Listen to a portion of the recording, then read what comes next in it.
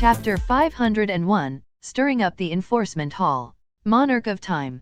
The enforcement hall disciples that were kneeling in front of Elder Kong all trembled when they heard his furious voice, but the young man who was in charge of reporting this matter, whose cultivation was at the peak of rank 8 in the nascent soul, still took a deep breath before he said seriously, "Elder Kong, it is like this. Many outer disciples were found unconscious on the streets near the area of the courtyards where the new disciples live.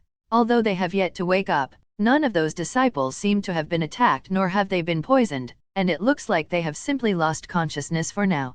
The young man who reported this didn't dare to raise his head and meet Elder Kang's furious gaze, as he simply narrated everything that he knew. He was simply unlucky enough to be the one who had to report things this time. However, the look on Elder Kang's face didn't soften after hearing the report, and instead, the white-robed elder looked at the disciples in front of him with the same cold look on his face before he asked in a mocking tone, "None of them seem to have been attacked? Is that your excuse as a member of the enforcement hall? Do you claim to have comprehended how every Dao and every unique physique works before you came to this assumption? More than 100 outer disciples are unconscious on the streets, and you dare to say that they are simply unconscious? If you don't investigate this and find out the reason behind this matter, every single one of you will be punished accordingly. Now scram." Elder Kang's tone had turned furious towards the end as his powerful voice and the unstoppable of a peak Dao King ended up shaking the entire enforcement hall. The disciples of the enforcement hall all left the room in a hurry after hearing Elder Kang's words, almost as if they had been pardoned, as they left the enforcement hall in a hurry. As soon as they left the hall, the disciple that had to make the report to Elder Kong had a murderous look on his face as he said in a furious voice, "I am curious to see which idiot dared to attack other disciples in broad daylight like that. Tao Zhang, make sure to report to me immediately once any of those idiots wake up." "Yes, leader." At the same time that this discussion was taking place among the disciples of the enforcement hall, inside the foggy space in the Stone of Time, Shenlong was still sitting cross-legged on the ground as he kept feeding middle-grade spirit stones to the heaven-swallowing vine, before it absorbed them and quickly filled the air around him with extremely pure qi. A little more than 2 days soon passed like this, while 21 days had already gone by in the foggy space in the Stone of Time until Shenlong finally opened his eyes. Raising his head with a smile on his face, Shenlong saw the 20 silver-colored balls of qi that were now floating inside the monarch's hourglass, as he had already entered the early rank 3 of the nascent soul. Since today was the day that Lu Mei's master and disciple ceremony was going to take place in the inner court, Shenlong didn't stay inside the foggy space any longer, as he closed his eyes and simulated himself returning back to his room. After taking a shower and changing himself into a pair of clean, yellow-colored outer disciple robes, Shenlong opened the door of the room and saw Lu Mei on the courtyard, sitting on the Death Eater's back with her eyes closed. The enormous Death Eater was slowly walking around the courtyard, while an army of 60 undead knights and 1,000 jade-white skeletons were marching behind it. Noticing Shenlong's presence, a brilliant smile soon formed on Lu Mei's face as she waved her hand, allowing the Death Eater and the rest of her undead army to disappear before she flew towards Shenlong and greeted him warmly. "Longji, Mei Yar, are you ready?" Shenlong looked at Lu Mei, who had a dazzling smile on her face as she stared at him, while a bright look flashed inside Shenlong's eyes at the same time. It was obvious that Lu Mei's control over her undead army had increased significantly in these past 2 days. The skeletons and the undead knights were now moving less raggedly and in an even more natural manner than before, while the Death Eater's aura of madness and cruelty was also suppressed to a certain extent.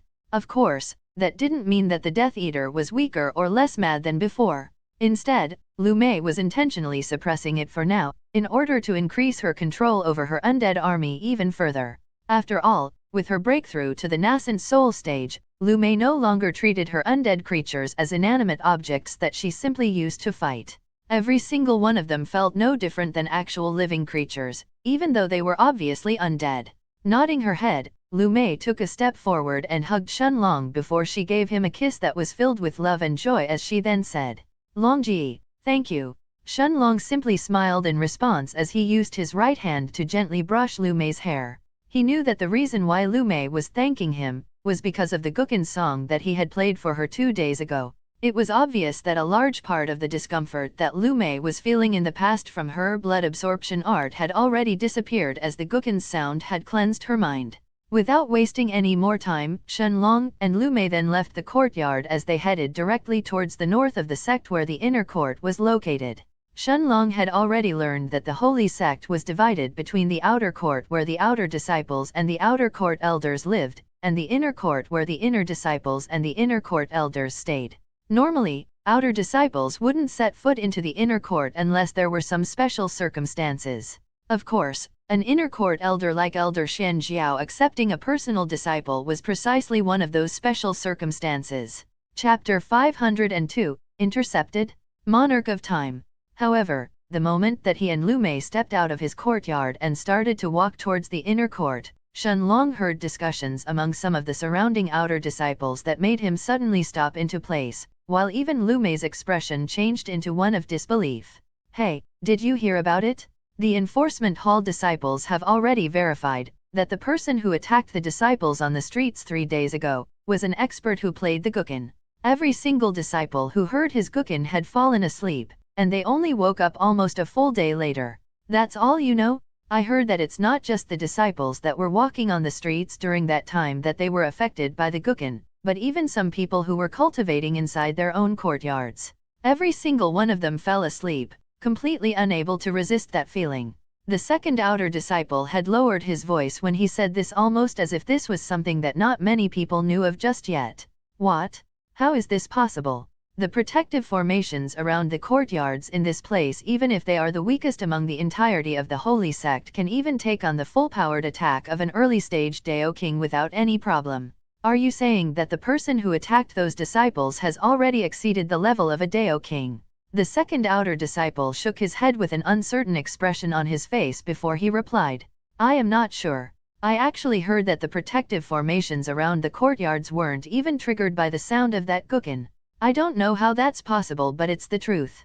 Additionally, the disciples who heard the guqin were not only unharmed in the end, but it seemed that their mental state even improved somewhat. However, the disciples of the enforcement hall are still looking for that person who played the guqin, and I am not sure what they want to do with him. Seeing Lu Mei turn her gaze towards him with a worrying look, Shenlong simply smiled and patted her head lightly, indicating for her that there was nothing to worry about, as they kept walking forward. Of course, Lu Mei instantly understood that the person that these disciples were talking about and the person that the enforcement hall disciples were also looking for was obviously going to be Shenlong. After all, who else had played the guqin 3 days ago and could possibly make everyone else relax and cleanse their minds, in the same way that Shenlong's guqin did with Lu Mei? Although Shenlong hadn't even thought that the sound of his guqin would actually escape his own courtyard and would spread on the streets around it, let alone that it would spread into the surrounding courtyards. After barely a moment of thinking, he realized that he had been negligent in this matter. With his skill and his memories of the guqin from his previous life, and as someone who had already reached the pinnacle of playing the guqin in the immortal dimension in the past, even if his cultivation was still at the early stages of the nascent soul, how could the protective formations around the courtyard ever match the profoundness of the sound of his guqin? This was a melody that even people in the immortal dimension couldn't hear at will. Even if these formations could actually block the full-powered attacks of early-stage Dao Kings, the sound of Shenlong's guqin was completely different. After all, the profoundness hidden inside it wasn't something that normal protective formations could block. Of course, this didn't mean that the sound of his guqin was actually stronger than the full-powered attack of a Dao King. Instead, it was the profoundness and the mystery of the magical sound that had already reached a level that was above this world. As these thoughts appeared in his mind, Shenlong realized that it was only natural for the sound of his guqin to escape the confines of his courtyard and even be heard by the surrounding outer disciples instead. Naturally, the effect that the guqin would have on those disciples who heard it wouldn't even be a tenth of the effects that it had on Lu Mei, but it was still something that allowed the people who heard it to benefit greatly. As the two of them walked towards the inner court, Lu Mei could no longer contain her worry that had already covered her face, as she asked in a concerned tone. Longji, are you sure that it's going to be all right? After all, in the Golden Treasures Hall a few days ago, there were plenty of disciples around us when Longji bought the silver guqin. Hearing Lu Mei's concerned voice, Shenlong smiled and held her hand as they walked forward, before he replied in a calm tone. Mei-er, don't worry. Even if someone reported it to the disciples of the enforcement hall, It's simply impossible for them to think that a disciple at the early rank 3 of the nascent soul could actually ignore the restrictions around the courtyards which can even block the attacks of Dao kings. At most, it will definitely attract some more attention to me, but it's nothing too important in the end. Even if people really learned about it, we are not going to stay low-key inside the sect to begin with. Lu Mei nodded her head gently while her left hand that was holding Shenlong's tightened in response. No matter what Shenlong decided, even if he wanted to fight against the disciples of the enforcement hall in the end, Lu Mei would always stand by Shenlong's side anyway. Shenlong and Lu Mei kept walking towards the north of the outer court, and half an hour later, the gigantic gates that separated the outer court and the inner court soon appeared in Shenlong's and Lu Mei's eyes. The enormous black gates were nearly 10 meters, 33 feet, tall, and were the only place where one could pass through to enter the inner court. And yet, although the gates were wide open, 2 disciples with yellow-colored robes and a badge with the words Enforcement Hall guarded it by both sides, not allowing anyone to step past it without permission. However, before Shenlong and Lu Mei could even reach the gates of the inner court, 2 young men dressed in yellow robes both appeared in front of them and blocked their path at the same time. Lu Mei's eyes widened in shock, while Shenlong's eyes narrowed, as they both recognized the 2 young men that appeared in front of them. The man in front of Shenlong was the prince of the Shengtian dynasty, Sheng Huang, while the young man in front of Lu Mei was the young lord of the Mercenaries Association of the Night Star Continent, Zhong Fang. Chapter 503, Intercepted. 2. Monarch of Time. Sheng Huang had a glimmer in his eyes as he stared at Shenlong, completely ignoring Lu Mei who was standing next to him, while a deep killing intent seemed to have involuntarily burst out from his body. Lu Mei's eyes narrowed when she saw this, and completely ignoring the fact that Sheng Huang had already advanced to the early rank 4 of the nascent soul, she took a step forward while her entire body overflowed with the aura of death.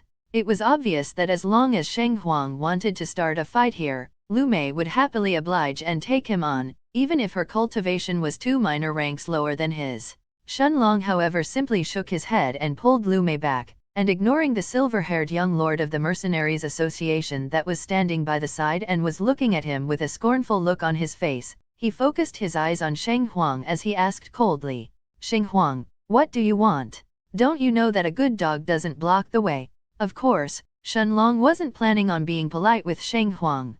Putting aside the fact that Sheng Huang appeared out of nowhere and blocked his way, just from the fact that this was the second time that he had showed his killing intent towards him was enough for Shenlong to treat him like an enemy. The killing intent in Sheng Huang's eyes became even more apparent when he heard Shenlong's provocative words, as he took a step forward and extended out his hand before he said, "Shenlong, hand over the star-rank sword that you took from the Dragon Lord's villa and I can let bygones be bygones between us. I know that you are definitely related to the 2 people on that black dragon who snatched the sword under my grandfather's nose from the core of the villa. Refuse to hand it over and I will let the elders of the sect know that you are related to someone who is connected with a dragon. Even if the elders of the holy sect are all saints, I am sure that at least one of them will be interested in finding out the whereabouts of a living dragon. He. Even if it's just an outer court elder that targets you, I am sure that you can imagine the results." Lu Mei trembled in anger when she heard Sheng Huang's blatant blackmail attempt that was obviously trying to force Shenlong to hand over the black sword that they had obtained from the Dragon Lord's villa, while the chubby Zhong Fang by Sheng Huang's side simply smirked. Of course, since neither of the 2 black-robed people that were on the black dragons back in the Dragon Lord's villa hadn't dared to fight against the old king of the Shengtian dynasty, Sheng Jun, Sheng Huang had already assumed that any normal outer court elder of the holy sect could simply take care of them all the same. As long as they learned of the existence of a living black dragon, Sheng Huang was certain that even if no inner court elders actually did anything about it, at least 2 or 3 outer court elders of the holy sect would be interested in this. And yet, Shenlong's expression didn't change as he kept staring at the prince of the Shengtian dynasty like he was looking at an idiot, and looking at Sheng Huang's extended hand that was still waiting confidently for him to hand over his black sword. Shenlong shook his head before he said in a mocking tone, "Why would I give my own weapon to you? What do you think I am? Your father? No, I doubt that even your father would actually give you a star-rank sword, even if he had one in his possession. Is this why you came here to beg, Uncle Shenlong?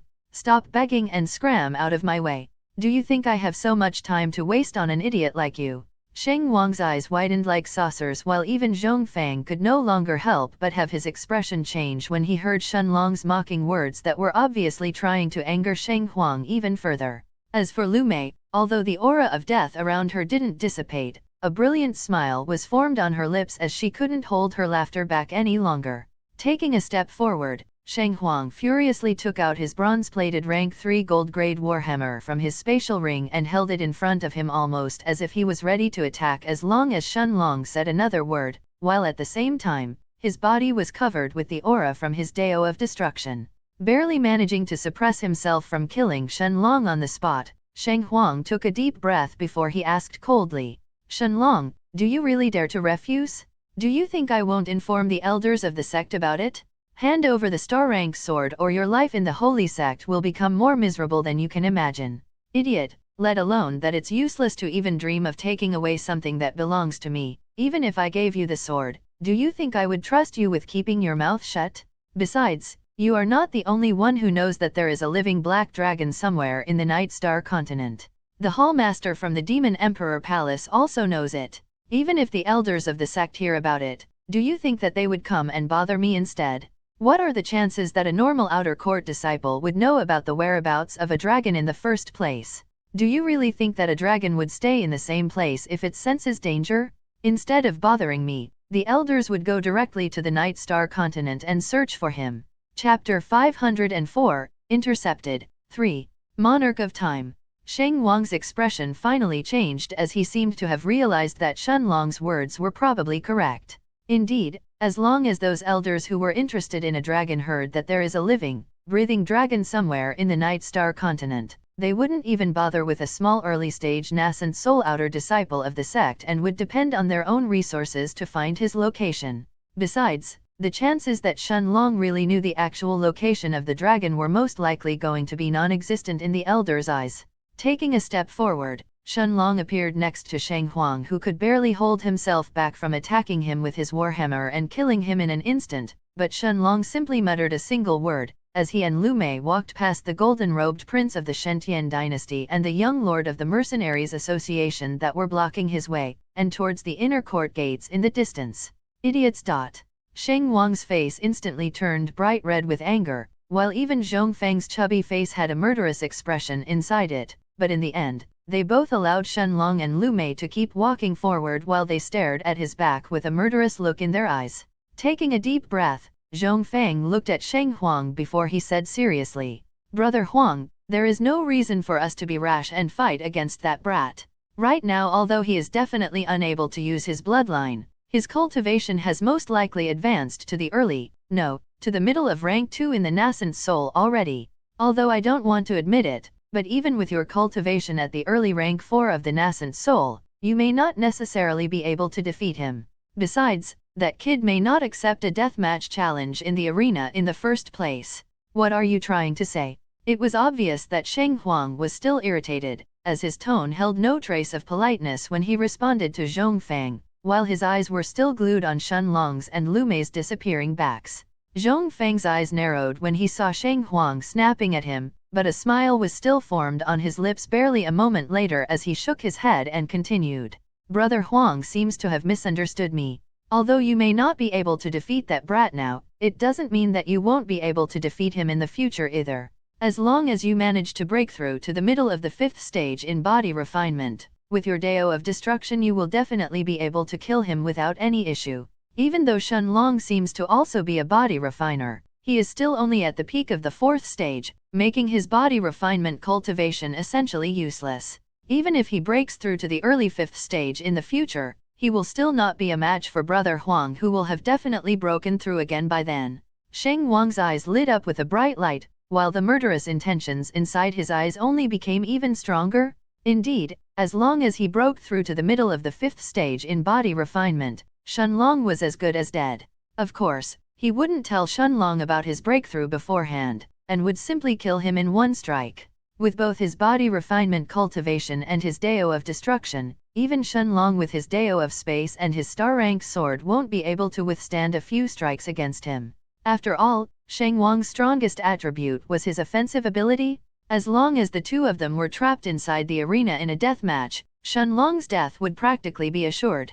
At the same time, Shenlong simply smirked as he felt the dense killing intent coming from Sheng Wang's gaze behind him as he and Lu Mei continued walking towards the inner court gates. No matter what, he wouldn't shy away from fighting against Sheng Huang to begin with. Since this prince of the Shengtian dynasty had not only shown killing intent against him twice already but had even eyed his black sword and tried to threaten him, there was no way that Shenlong would allow him to stroll freely in the sect. However, although Shenlong was certain that he was already stronger than Sheng Huang, in a situation where he wouldn't easily expose his Dao of Time, he wouldn't take this prince of the Shengtian dynasty who had already comprehended the Dao of Destruction lightly. A few moments later, Shenlong and Lu Mei had already arrived in front of the inner court gates, when the two disciples of the enforcement hall that were guarding the gates took a step forward before one of them shouted, "Halt! What are you doing here?" At the same time, the two disciples that were guarding the huge black gates both burst out with their auras that were at the middle of rank 9 and the peak of rank 9 of the nascent soul stage respectively, ready to attack as long as Shenlong and Lu Mei tried to trespass within the inner court. Waving her hand, Lu Mei took out a golden-colored token from her spatial ring and showed it to the two enforcement hall disciples in front of her, before she said in her usual apathetic voice, "I am the personal disciple of Elder Xian. I am here to complete the master and disciple ceremony with my master." The two disciples of the enforcement hall both trembled barely a moment later as they stared at the golden token in Lu Mei's hands that had the word Xian on it, before they turned their eyes towards Lu Mei herself, while looks of disbelief had covered their faces. Chapter 505, Senior Sister? Monarch of Time. The token in Lu Mei's hands was obviously the personal token of the inner court elder, Elder Xian. However, the two of them that were guarding the inner court's entrance today had already seen 4 other new outer court disciples that had been accepted as personal disciples by inner court elders and were going to complete their master and disciple ceremony with their respective masters. Could it be that there was going to be a 5th as well? The master and disciple ceremony was extremely important in the cultivation world. Only after the ceremony was completed would a disciple be formally considered a personal disciple. Otherwise, if there was no master and disciple ceremony between a master and his disciples, then those disciples can only be considered as in-name disciples at best.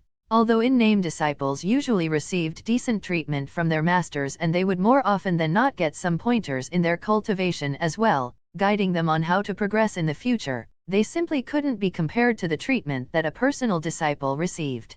A personal disciple would usually be able to cultivate using their master's personal techniques, they would often receive pointers in their cultivation, and they would also get plenty of resources, including but not limited to spirit stones, saint-grade cultivation techniques and martial skills, high-grade pills, or rare medicinal herbs, and even powerful weapons and protective artifacts. It wasn't an exaggeration to say that the status of an in-name disciple and that of a personal disciple were like the difference between the clouds and the mud.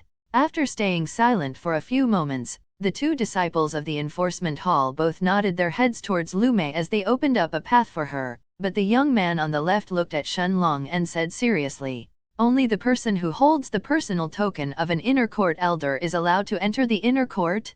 Stand back." Shenlong didn't respond to the young man from the enforcement hall, as Lu Mei's eyes narrowed before she said seriously, "Longji has already received permission from Master to enter the inner court along with me. If you have a problem with it, you can come along with me and meet Master yourself." Without waiting for a response, Lu Mei, who hadn't let go of Shenlong's hand, took a step forward, as she walked towards the inner court's gates.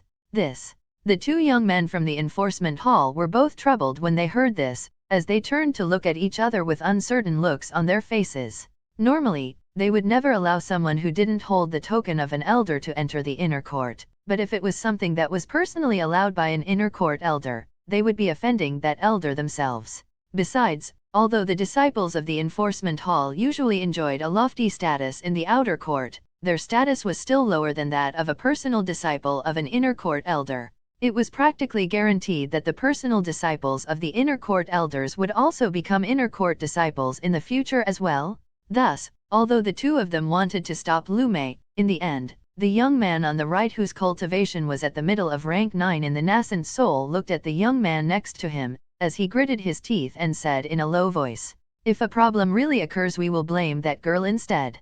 If she really used the name of an elder to sneak someone into the inner court, even Elder Xian will not let her go like that? The young man on the left nodded his head, as the two of them saw Shenlong and Lu Mei stepped past the huge gates and enter the inner court. Lu Mei had a pout on her face as she looked at Shenlong before she said seriously, "Humph, they thought they could stop Long Ji from coming with me? If they really insisted, I would go and bring master to teach them a lesson." Shenlong smiled at the angry-looking Lu Mei, who was obviously still in a bad mood due to their meeting Sheng Huang earlier, as he patted her head gently. At that moment, as soon as Shenlong and Lu Mei entered the inner court, a young woman dressed in yellow robes who was standing a few meters away from their location actually approached them at full speed as soon as she spotted them, appearing in front of Lu Mei in the blink of an eye. Even Shenlong was astonished by this woman's speed, causing him to look at her for a few more moments with a serious look on his face. This woman, who looked to be in her mid-20s, whether it was her face or her body, she definitely had an above-average appearance. As for her cultivation, from the aura coming from her body, Shenlong instantly understood that this woman was at the peak of rank 9 in the Nascent Soul. Her aura was even slightly stronger than the young man from the enforcement hall who was guarding the gates of the inner court just now as well. For some reason, Shenlong could feel that although the woman in front of him was smiling, she was no different than a magic beast that was ready to attack at any moment. This woman had a bright smile on her face. She looked at Lu Mei, and taking a step forward, she affectionately held Lu Mei's hands with her own before she said in a warm tone, "Hehe, you must be our new junior sister, Lu Mei. You really had the senior sister wait for a long time today. Hehe, our master said that you are beautiful, but you are even more beautiful than I imagined. Let me introduce myself. My name is Wei Yaling and I am a personal disciple of our master. Hehehe, you can call me Senior Sister Wei from now on." Chapter 506, Dong Ai. Monarch of Time. Wei Yaling then took out a golden token from her spatial ring and showed it to Lu Mei with the same unchanging smile on her face, before she continued. "Master sent me here to fetch you, junior sister. Hehehe, the truth is that master only has 4 personal disciples so far, well, 5 now that junior sister is also going to become one of us as well." Nodding her head, Lu Mei's expression finally softened somewhat after hearing Wei Yaling's gentle tone and seeing the word Xian on her token as well, proving that she was also a disciple of Elder Xian, before she too held her own token in her hands, showing it to Wei Yaling. "Senior sister, my name is Lu Mei and this is my husband, Shenlong." Shenlong cupped his hands at Wei Yaling, who in turn seemed to have shot him a curious look for a few moments, when a bright smile appeared on her face barely a moment later as she too cupped her hands in response. Hearing the excited tone that was filled with unconcealed pride as Lu Mei introduced her husband to her, made Wei Yaling a bit curious about the young man in front of her. However, as a peak rank 9 Nascent Soul Stage outer disciple and a personal disciple of an inner court elder, she wouldn't pay any attention to the new disciples that had just entered the sect. If it wasn't because Lu Mei was going to become her new junior sister, it was very unlikely that Wei Yaling would even know of her name until she advanced in the rankings of the Martial Roll of Honor, or if she became a member of one of the top 1,000 factions. Turning her eyes towards Lu Mei a moment later, Wei Yaling then said, "Junior sister, let's go? We shouldn't make master wait for too long." Lu Mei turned her eyes towards Shenlong, who nodded his head in response, before they both followed Wei Yaling as they walked through the inner court. A quarter of an hour later, their group arrived in front of a huge courtyard that was covered with many different flowers. Turning around, Wei Yaling looked at Lu Mei with a smile on her face before she said, "This is master's residence in the inner court. Let's enter inside." Wei Yaling then placed the golden-colored token in her hands with the word Xian on the entrance gates, as Shenlong then saw the gates slowly open as an enormous garden appeared in his and Lu Mei's vision. This garden was filled with countless trees and flowers, making it look like a place meant for immortals inside the holy sect. However, what shocked both Shenlong and Lu Mei weren't the many different trees and flowers around them. Instead, it was the extremely pure qi that had filled the courtyard.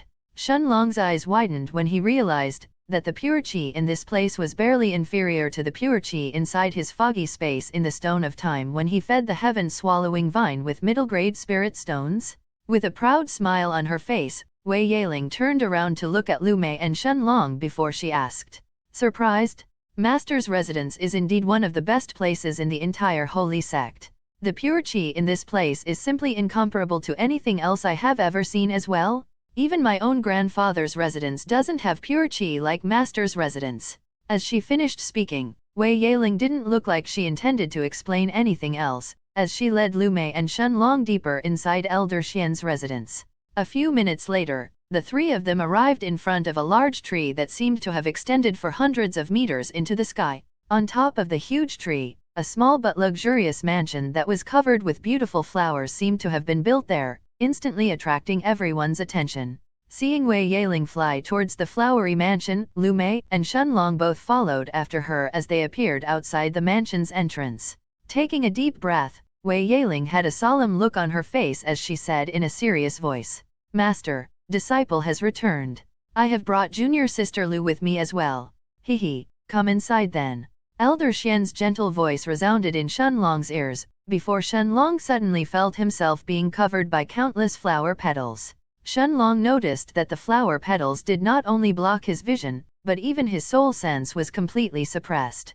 And yet, this state lasted for barely a few moments before the flower petals slowly fell to the ground one by one, revealing the scene in front of his eyes. At that moment, Shenlong saw that Lu Mei was standing by his left side while Wei Yaling had already taken a few steps forward standing next to a young woman behind Elder Xian. Elder Xian Jiao took a step forward and quickly appeared in front of Lu Mei with that same gentle smile on her face, while her limpid black eyes were staring at her with a satisfied look inside them. As for the young woman in yellow robes next to Wei Yaling, she seemed to have been studying Lu Mei with a curious look in her eyes, while Shenlong could practically feel the competitive spirit that was burning inside them. And yet, Lu Mei only threw a look at that young woman for a few moments, before she turned her attention towards Elder Xian that was standing in front of her. The beautiful middle-aged elder who had her black hair tied in a ponytail looked at Lu Mei and smiled before she introduced the two women behind her. "Hehe, little Mei, these two are your senior sisters from now on, but even though they are your senior sisters, your status is actually the same as theirs. You have already met with Yaling on your way here, so I don't need to introduce her. As for the girl next to her, hehe, her name is Dong Ai, and just like you, she entered the sect recently as well, just a few months ago." Chapter 507, Dong Ai's Outburst. Monarch of Time. Dong Ai puffed out her chest when she heard this while her gaze was fully focused on Lu Mei, almost as if she was studying this new junior sister of hers. As for Lu Mei, she also stared at this new senior sister of hers for a few moments with her usual apathetic gaze, before she turned her attention back to Elder Xian who was standing in front of her barely a moment later. Even though Dong Ai had a look in her eyes that was saying, "I am superior to you in every way and you have nothing else but looks to show off in front of me," Lu Mei didn't care about this challenging look in her newly acquired senior sister's face at all. Elder Xian's lips curved up into a smile when she saw this scene, but she didn't seem to be willing to solve a quarrel between her two newest personal disciples, as she turned around and sat towards the main seat of the hall. With a gentle look on her face, she looked at Lu Mei before she said with that same warm smile on her face, "Little Mei, the master and disciple ceremony is very simple. All you have to do is pour a cup of tea for your master and offer it sincerely. As long as your master accepts the cup and drinks the tea, you will formally be accepted as a personal disciple." Nodding her head, Lu Mei turned her eyes towards Shenlong for a moment, before she stepped forward, towards the already prepared cup of tea on the simple-looking, wooden table by Xian Jiao's side. Holding the cup with both hands, Lu Mei then carried it towards Xian Jiao's seat, before she kneeled down on both knees and offered it sincerely to her master. Elder Xian didn't conceal her expression of joy and approval that she had on her face, as she elegantly received the cup with both hands and drained it in one gulp. Her limpid black eyes then looked at Lu Mei who was by her side before she said smilingly, "Little Mei, stand up. Hehe, this elder sister is very proud to get a disciple like you." When Elder Xian said this, Shenlong noticed the yellow-robed Dong Ai's expression turn angry for a moment while a glint appeared in her eyes that she managed to quickly conceal, while even Wei Yaling's lips twitched slightly for a second. With her usual ice-cold expression that had softened ever so slightly as she looked at her master, Lu Mei stood up and bowed to Elder Xian as the final part of the master and disciple ceremony. "Hehe, since I have accepted a new disciple, it's only fair that I will give you a small welcoming gift as well." Using both of her hands, Elder Xian then carefully removed a small pendant that she was wearing on her neck, and handed it to Lu Mei under Dong Ai's and Wei Yaling's stunned eyes. Master. Sigh, junior sister is really lucky to be favored by master like this. Dong Ai was the first one to speak, as she looked at the small pendant in Elder Xian's hands with an unconcealed expression of jealousy on her face, while even Wei Yaling couldn't hide her envy as her words implied that their master clearly favored Lu Mei more than them. After hesitating for a moment, Lu Mei extended her hand, accepting her master's gift, before her eyes widened barely a moment later. Just from the chi fluctuations coming from the pendant in her hands, although Lu Mei didn't know what it was used for, it was obvious that it was an extremely rare treasure. Of course, something that Xian Jiao was wearing on her person couldn't be something of no value to begin with. Staring at the beautiful middle-aged woman in front of her who was still smiling warmly, Lu Mei bowed before she replied with a tone filled with gratitude. Thank you, master. Even Shenlong nodded his head as he looked at Xian Jiao, agreeing that this was how a master who valued their disciples should act. In comparison to Lu Mei's father, who could be considered half of Lu Mei's master and had only given her a half-assed cultivation technique as well as that martial skill that could create an ice pillar even though she was his own daughter, it was obvious that Xian Jiao valued Lu Mei much more. Even though he hadn't touched it himself, just from the mysterious runes and patterns on the pendant's surface, as well as the powerful chi fluctuations that were coming from it, Shenlong could accurately judge that it was most likely a defensive treasure that one couldn't buy with sect points inside the sect. No need to thank me. Didn't I say it already? This is just a welcoming gift for my youngest disciple. As she finished her words, Elder Xian turned her eyes towards Dong Ai and Wei Yaling before she said seriously, do the two of you really want to compare your assets with someone like Lu Mei? But master, even I didn't receive such a rare welcome gift from Ma. Junior sister, shut up. As soon as she heard Elder Xian's words, Dong Ai was the first one to step forward and complain, but surprisingly Wei Yaling's expression seemed to have suddenly changed as she snapped at her. And yet, the beautiful yellow-robed young woman's expression turned even uglier when she heard this, as she looked at Wei Yaling and said angrily, shut up? Why should I? Senior sister Wei, who do you think you are to tell me to shut up? Besides, I am only saying the truth here. Neither I nor anyone else aside from eldest senior sister has ever received such a welcoming gift from master, so why should she get master's pendant? Finally, Elder Xian's expression changed, and as the look in her eyes chilled, the entire room suddenly turned freezing cold as Xian Jiao's piercing gaze fell on Dong Ai's body that had suddenly stiffened. Chapter 508, Elder Xian's Real Reason. Monarch of Time. Ai, you dare to question my decision? Do you actually believe that I treated you unfairly 2 months ago when I handed you a complete Saint middle grade cultivation technique as a welcoming gift? Master, that is not what I meant. But, not what you meant? What you meant was clearly that the value of Mei's gift was above yours, isn't it? Dong Ai immediately fell silent when she heard this as she nodded her head with an unresigned look in her eyes. Indeed, in her eyes, the value of a complete Saint middle grade cultivation technique was nowhere near close to the value of the pendant that Lu Mei just received from their master. However, Elder Xian's eyes only turned colder when she saw her disciple's reaction before she continued. Ai, you complained about neither you nor any of your senior sisters aside from your eldest senior sister have ever received such a welcoming gift from me, but you didn't even stop to think what kind of background do you and Yaling really come from compared to Mei. Both you and Yaling come from influential families and are even the direct descendants of your own family line. You have been showered with the best resources ever since your birth, and you still dare to complain that my treatment towards you wasn't equal in value. In that case, let me ask you, Ai, what did you do with the Saint middle grade cultivation technique that I gave you? Did you only keep it for yourself or did you share it with your family instead? Dong Ai's face immediately paled when she heard this, as she lowered her head and said, I shared it. But master, even if I shared it, it is still not as valuable as master's pendant. Enough? Of course I knew that you would share it with your family and that in turn, your family would reward you for it. After all, practically every single influential family that is adjacent to our holy sect sends its descendants and disciples here, in hopes that they will become stronger. Did you think that I didn't know how valuable a Saint middle grade cultivation technique is to a family? Even if your family has 10 Saint low-grade cultivation techniques, I know that you at most will have 1 or 2 that have reached the middle grade, and yet I still gave you the technique without forbidding you from sharing it with your family since that was my welcoming gift to you. How many spirit stones, protective artifacts, and rare pills did your grandfather give you to reward you for bringing home a saint middle grade cultivation technique?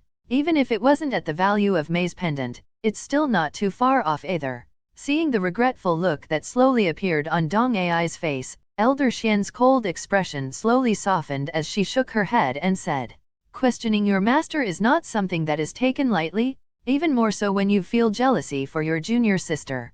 "Yes, master."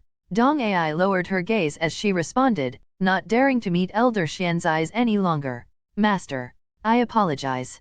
I also felt some envy in my heart when I saw Master giving your pendant to junior sister. If Master punished Ai, then I should be punished too. Junior sister, I apologize." Dong Ai raised her head in surprise, but she still shook it defiantly barely a moment later, almost as if she was unwilling to accept Wei Yaling's charity, while Lu Mei had the same cold expression on her face as she nodded her head, accepting Wei Yaling's apology. Being envious after seeing something that you want being given to someone else wasn't easy, and this was something that Lu Mei also understood herself as well, so it wasn't hard for her to accept Wei Yaling's apology.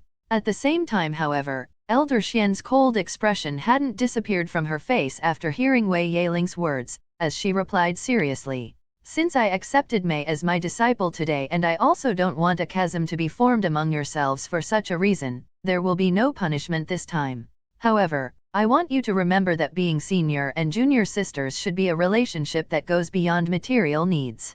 It should be a form no different from blood-related sisters." Turning her attention towards Lu Mei, Elder Xian's gaze turned gentle as she looked at the small pendant in her hands and started to explain in a gentle tone, almost as if she wasn't speaking to Lu Mei but her own child instead. "Little Mei, this pendant was something that I got from my master as a present, and I am now handing it to you. This is a protective artifact that I have been carrying with me for many years. It can protect you twice from the attack of anyone at the Dao Emperor realm and below. Even if you are attacked by someone who is at the late stages of the Dao Emperor realm, this pendant will still save your life twice. As for the specifics, since I never had the heart to use it, I can't tell you how it works." Shenlong's eyes widened when he heard the description of the pendant and was surprised by how valuable it actually was, while Dong Ai had an even more fervent look in her eyes as she stared at it, almost as if she was staring at a treasure that she couldn't lose no matter what. As for Wei Yaling, she nodded her head, but there was still a shocked look in her eyes, almost as if she hadn't expected it to be this valuable after all. Wei Yaling and Dong Ai already heard that in the past, their master had given a peak rank 1-star weapon to their eldest senior sister when she accepted her as a disciple. Although they were descendants of powerful families, neither of the two girls was qualified to hold a peak rank 1-star weapon.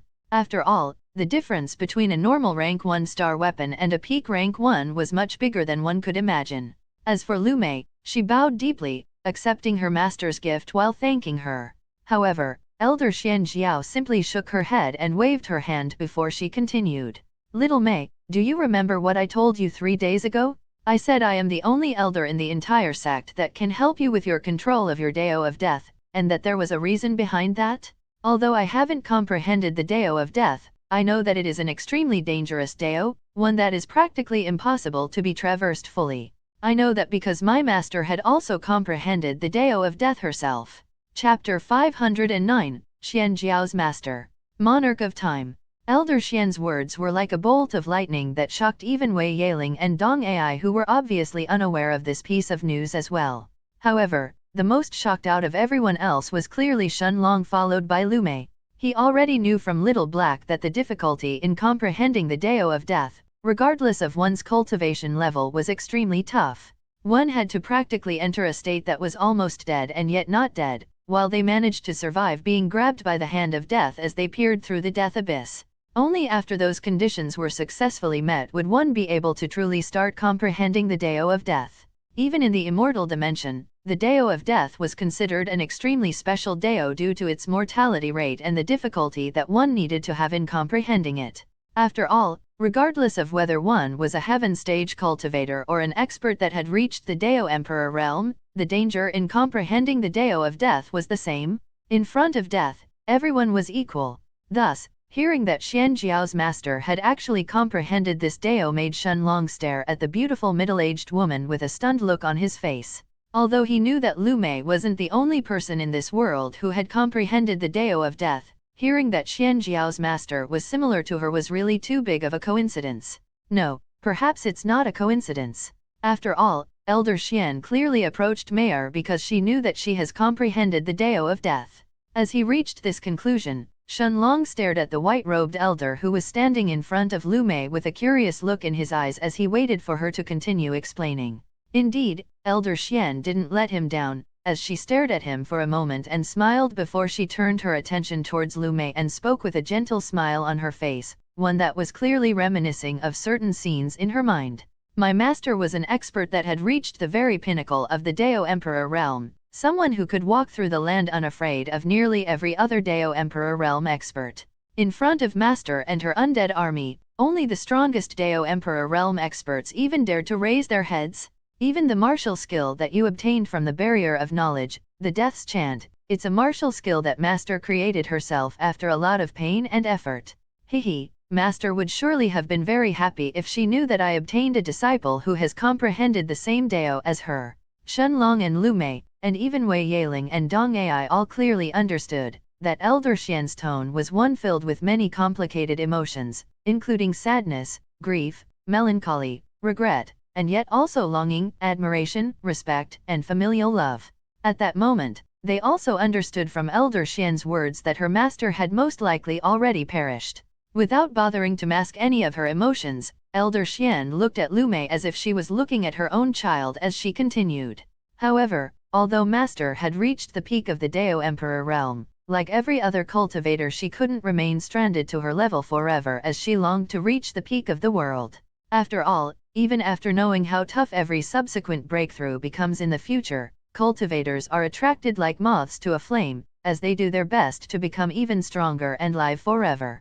So, one day, Master decided to try and break through to the level above the Dao Emperor realm.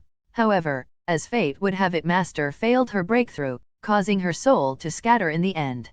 Although Elder Xian tried to say this with the most gentle tone, almost as if she was a mother who was telling a story to her own children, allowing Dong Ai and Wei Yaling to listen from the side, the warm tears that rolled down her cheeks betrayed her inner heart that was clearly in pain. And yet, no one dared to interrupt this powerful Dao Emperor who continued speaking barely a moment later. My master was my only family, the person who raised me from nothing and gave me everything in this world. Even though I wanted to try and cultivate in the same Dao as Master, she always forbid that without a second thought, saying that the Dao of Death isn't something you can consciously cultivate, but instead it is only a small chance that you need to be very lucky to grasp. Shenlong listened attentively at Elder Xian's words, but he didn't agree with the last part of her master's words. He already knew from Little Black that in the immortal dimension, there was a crazy powerful family who had every single one of its disciples and descendants cultivate in the Dao of Death. Of course, it also wasn't wrong to consider the Dao of Death a lucky Dao that only the few really lucky ones could survive from and comprehend in the end. Unable to notice the almost non-existent change in Shenlong's expression, Elder Xian, who still had her eyes entirely focused on Lu Mei, then continued. The reason why I said that I could guide you through your control of the Dao of Death was precisely because Master imparted with me her knowledge and experience. Although she forbid me from ever trying to cultivate in this Dao, she hoped that her experience could prove useful to me, and perhaps even allow me to break through to the level above the Dao Emperor realm in the future. So little Mei, I will tell you everything that my master taught me about the Dao of Death, so pay close attention to it. After all, even though your fate said that you have hopes of becoming an immortal in the future, you do not understand the dangers of the Dao of Death just yet. But before that, the rest of you can all get out. Chapter 510, The Balance of the Sex Territories. Monarch of Time. Neither Dong Ai nor Wei Yaling were surprised after hearing that Lu Mei's fate held some chances of becoming an immortal. After all, nearly every single disciple in the top 100 rankings of the Martial Roll of Honor possessed an immortal fate as well, and even Dong Ai and Wei Yaling also had immortal fates too, and the same went for their two senior sisters that weren't present today. Of course, if the two girls knew that Lu Mei's fate had actually created a tiny crack on the ball of fate during her test, then their expressions would definitely be completely different than they are right now. After all, the news of Lu Mei cracking the ball of fate and Shenlong completely shattering it had only started to spread throughout the holy sect recently. and the most powerful outer disciples wouldn't pay any attention to such news, while even those who heard it would treat it as nothing more than a baseless rumor. How could the sex ball of fate shatter so easily after all? However, what the two girls were most surprised about was when they heard Elder Xian expelling them all from the room and keeping only Lu Mei inside. Without so much as even the slightest ability to resist, the two girls and even Shen Long were all sent outside the mansion, staring at the luxurious mansion on the huge tree in front of them with complicated expressions in their eyes. Only Shen Long had a calm look in his eyes as he sat down cross-legged on the ground and waited for Lu Mei to come out. Stomping her foot down angrily, Dong Ai stared at the mansion on the large tree in front of her as she asked angrily, "Why did we have to leave? Aren't we all martial sisters? Why does Lu Mei get to be the only one who hears more things about Master's master instead?" Wei Yaling looked at her junior sister and shook her head before she said in a disappointed tone, "I also wanted to hear more about it, but it's only natural that Master wouldn't permit us to do so. After all, Lu Mei has comprehended the same Dao as our Grand Master, so it's only normal that Master allows her to learn more about it. Besides, junior sister, you clearly understand that Master is definitely going to dote more on junior sister Mei than she does with you or me. In her eyes, junior sister Mei is probably the same as eldest senior sister." Shen Long opened his eyes when he heard this, as he stared at the two women next to him who were discussing things between them without caring about his presence. Dong Ai's expression turned even uglier when she heard her senior sister's words, as she stared at him with an angry look in her eyes before she responded angrily, "This is unfair. Coming from a powerful background should have been something that should make Master happy for her disciples and not wary. Doesn't it simply mean that we can get stronger faster when we come from powerful clans or families that are willing to support us instead of being rogue cultivators without any backing and resources? Why should Master simply favor junior sister Mei more than us then?" Although Dong Ai's tone was angry, it was obvious that she also understood what Wei Yaling meant by this, but she simply wasn't willing to accept this. At the same time, she struggled to say the words junior sister Mei, but she still did so in the end. Shaking her head, however, Wei Yaling didn't even look at her junior sister any longer, as she turned her eyes towards Shen Long and said seriously, "Actually, this is not a secret, which is why neither I and junior sister Ai don't care if you hear about it from us or not.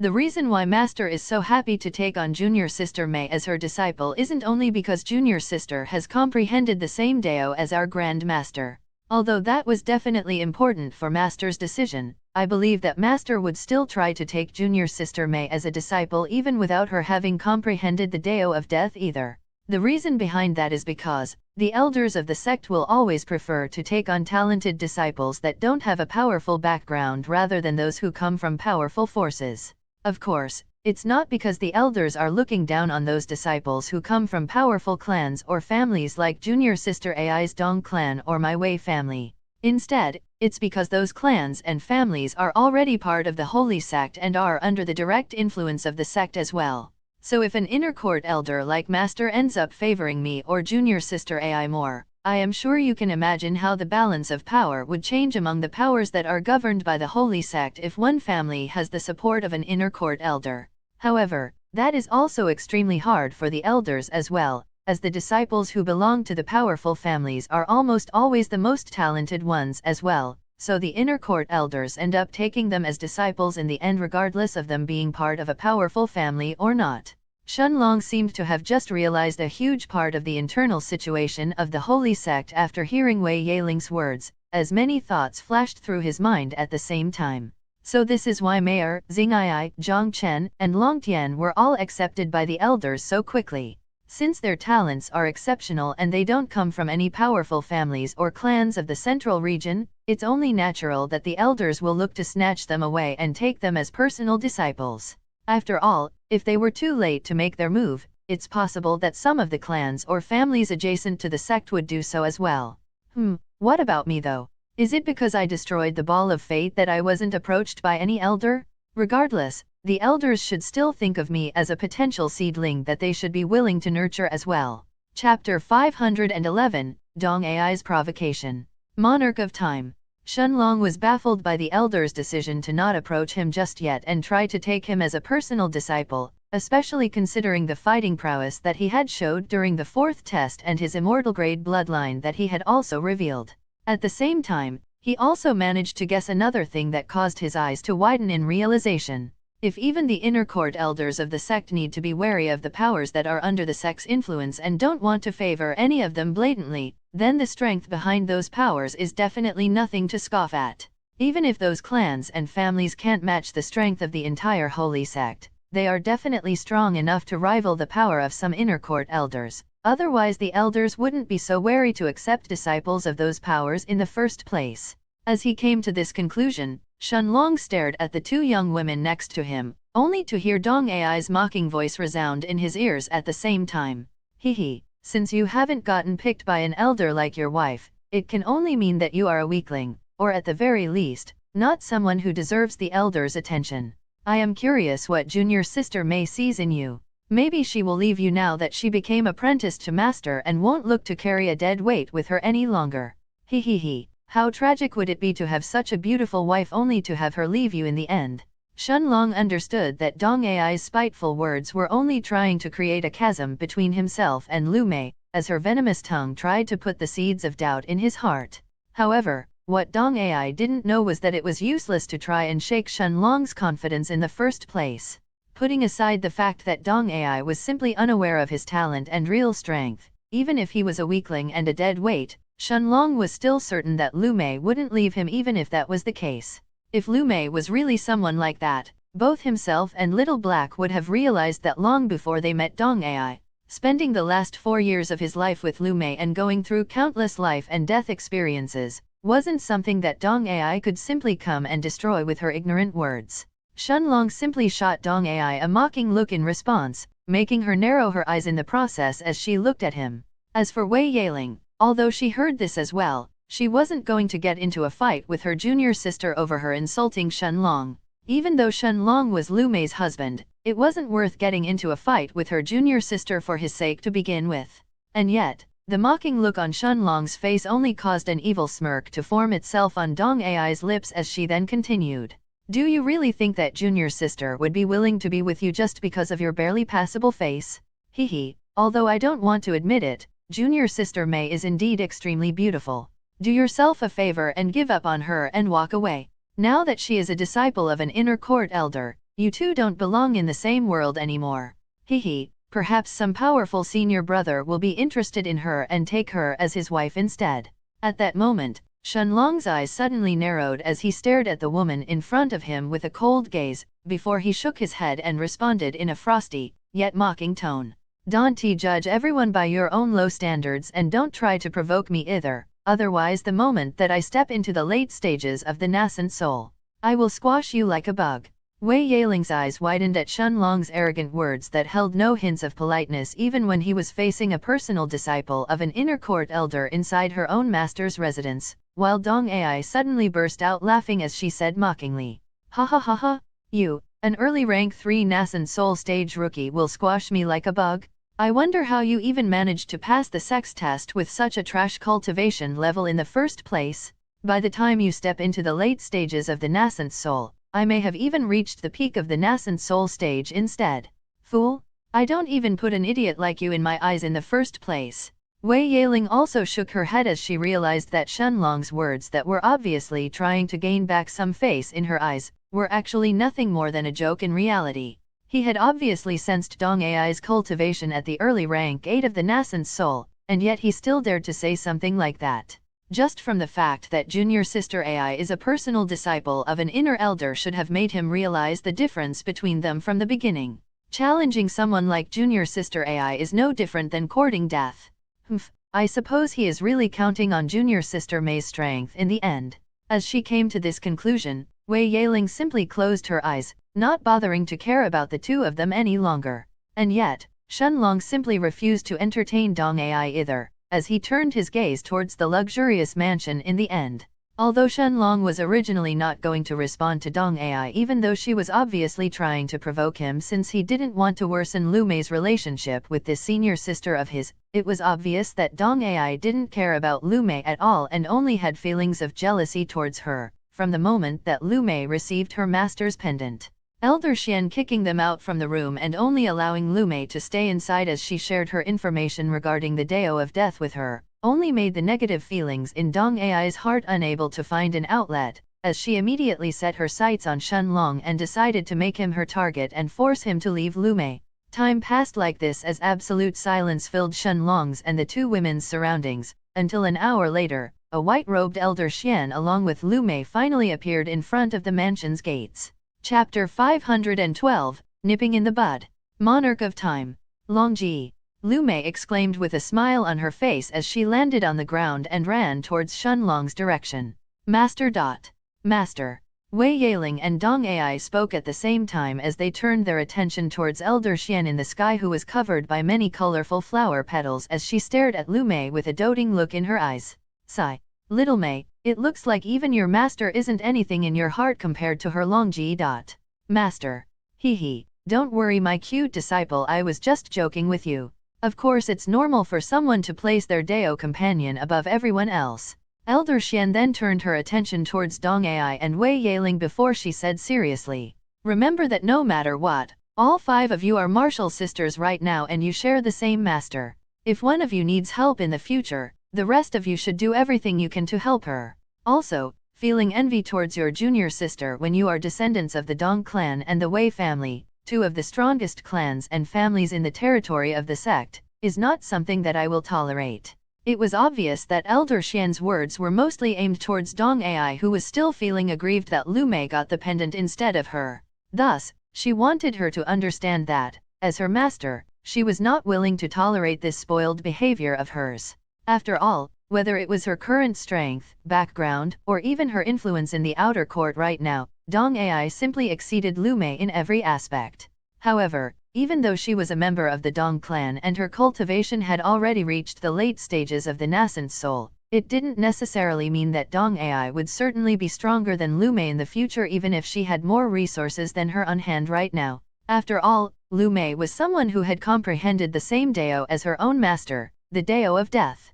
Elder Xian already knew some things about the terror of this Dao, and she didn't want her 2 youngest disciples to be at odds with each other simply because of pettiness and envy. Even if they couldn't work together, she didn't want them to be enemies at the very least, since she knew that it wasn't uncommon for disciples of the same master to end up killing each other over a quarrel. Whether she lost Lumei or Dong Ai, that wasn't a sight that Elder Xian was willing to see in the future, so she decided to destroy such thoughts from the very beginning. Dong Ai nodded her head a moment later as she looked at Elder Xian, but her eyes still glimmered with a bright light. As for Lumei, she was somewhat surprised when she heard her master's words, as she looked at Elder Xian and asked curiously, Master, I remember that senior sister Wei also mentioned that Master had 4 personal disciples before me, but Elder Xian clearly understood what Lumei meant. Since she had 4 personal disciples, it shouldn't only be Wei Yaling and Dong Ai who were present here today. Shaking her head, the beautiful white-robed elder had an apologetic smile on her face as she replied, Your master is sorry, little Mei. I know that you should have met your 2 senior sisters today during your master and disciple ceremony, but your 2 senior sisters are both inner court disciples who are outside of the sect in an important sect mission. However, you will be able to meet them in a few months from now. Hehe, I am sure that your eldest senior sister would be very happy to meet you as well.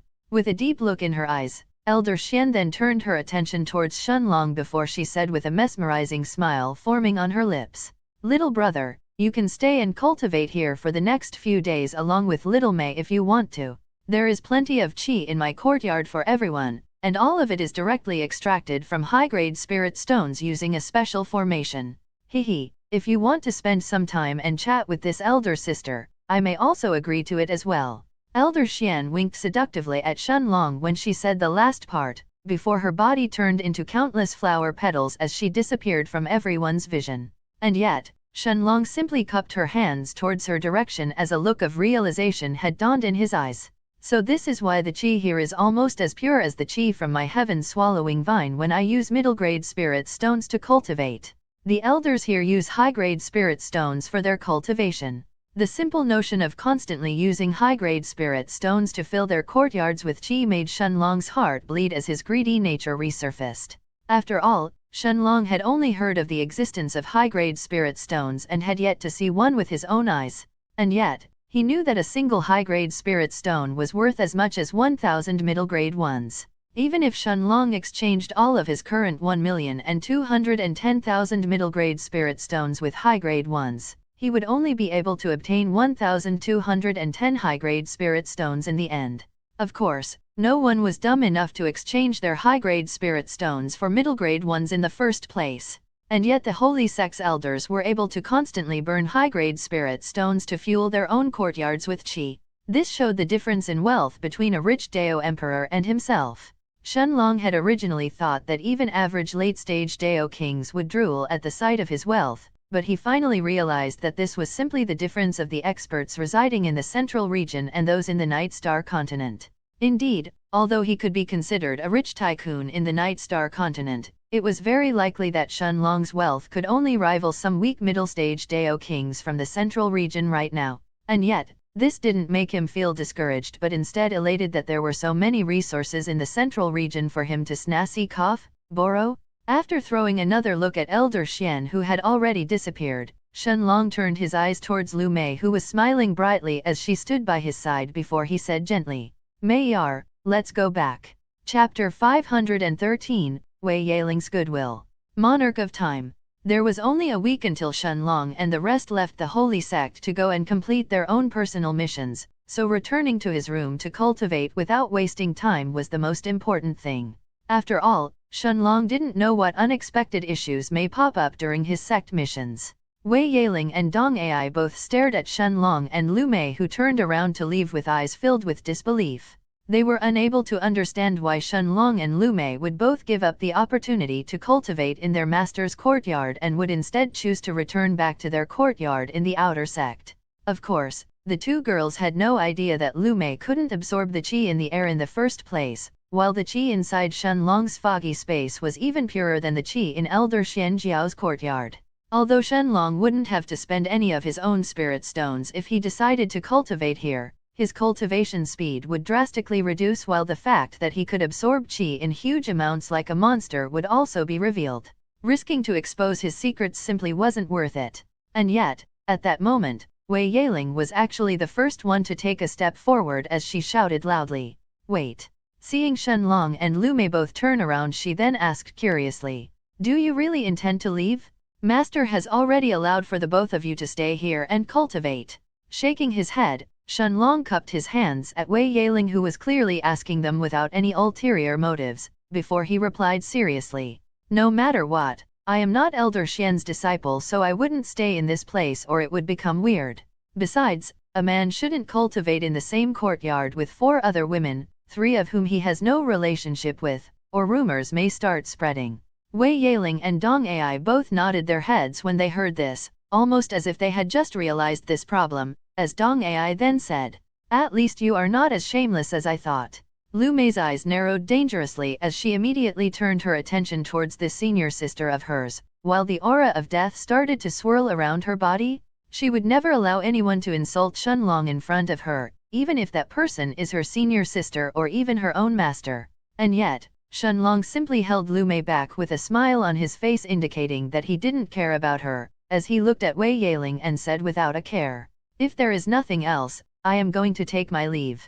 Wei Yaling nodded her head, not caring too much about the quarrel that Shenlong seemed to have with Dong Ai, as she turned her attention towards Lu Mei and said, "Junior sister, I won't insist that you stay here if you don't want to. I only have one thing to say. If you want to join a faction, you can always join Xinjia's faction. Just mention my name and say that I invited you and you can join the faction without any issue." Her faction is ranked 23rd within the top 100 factions rankings, so junior sister will be able to obtain plenty of resources this way, as well as get plenty of support within the section. Contrary to what Wei Yaling had expected, however, Lu Mei simply shook her head and thanked her before she rejected her offer without a second thought, as she said, "Senior sister, thank you for your goodwill, however, I have already joined Longji's faction and I will not leave." Wei Yaling was instantly rendered speechless, obviously not having expected Lu Mei's rejection, but she still nodded her head reluctantly a moment later as she said, "Don't worry junior sister, I understand. Remember that if you ever need help, you can still ask for help from Xinjia's faction using my name. At the very least I will personally come to help you." Although she didn't understand why Lu Mei would want to stay in Shenlong's faction when she could enter a faction in the top 30 of the outer court, Wei Yaling still didn't pressure her to change her mind. She had already explained everything that she had to, so the choice was Lu Mei's. Of course, Lu Mei immediately realized that Wei Yaling was trying to form a good relationship with her this way. However, no matter what happened, she would never leave Shenlong's faction to join another one. Even if everyone else left, she had already decided that she would be the one who would stay by his side. At that moment, Dong Ai wanted to throw a mocking remark towards Lu Mei for joining Shenlong's faction that would never even reach the top 1000, but remembering her master's words earlier, she barely held herself back from insulting Shenlong again in front of her junior sister. Of course, Dong Ai didn't know that Shenlong really intended to crush her the moment that he entered the late stages of the nascent soul. He had already sensed her hostility both towards him and Lu Mei, and he wasn't planning to allow that situation to continue. As for how he was planning to take care of her, that was an entirely different issue. He couldn't outright kill her as the sect clearly forbade killing anyone outside of death matches in the arena, and Shenlong wasn't confident in assassinating her using his Dao of space without getting caught from the sect. After all, he didn't yet know the full capabilities of a Dao Emperor, and if they had a way to find out about that, and he wasn't willing to risk his life just to kill Dong Ai to begin with.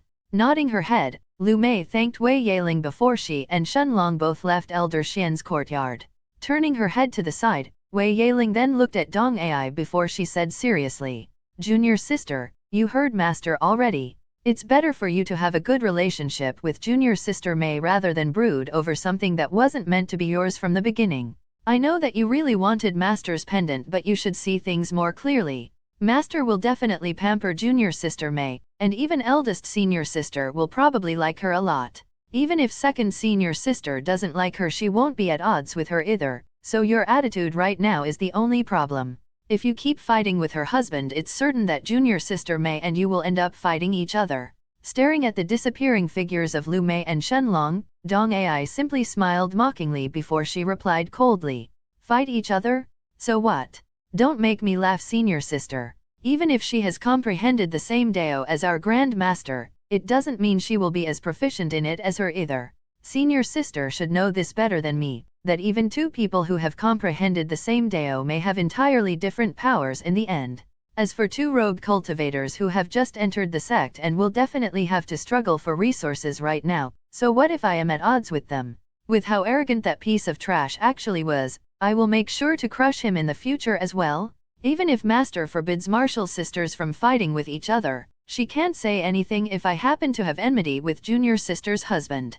He. Of course, if junior sister Mei intends to give me a certain pendant to fix our relationship, I may actually agree." Chapter 514, Waking Up. Monarch of Time.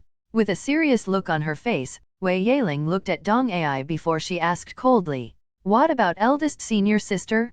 Wasn't she a rogue cultivator that was found and raised by master?" It was obvious that Wei Yaling was trying to warn Dong Ai, and yet the beautiful yellow-robed woman simply laughed before she responded with a mocking tone. Ha, senior sister, do you really think that every single rogue cultivator is like eldest senior sister? Even among inner court disciples, and even among the sex core disciples, how many can be mentioned in the same breath as eldest senior sister? Even if junior sister Mei has comprehended a rare Dao, that's all there is to it? Besides, although eldest senior sister may have indeed been a rogue cultivator in the beginning, wasn't she raised by master using the best resources that master had on hand?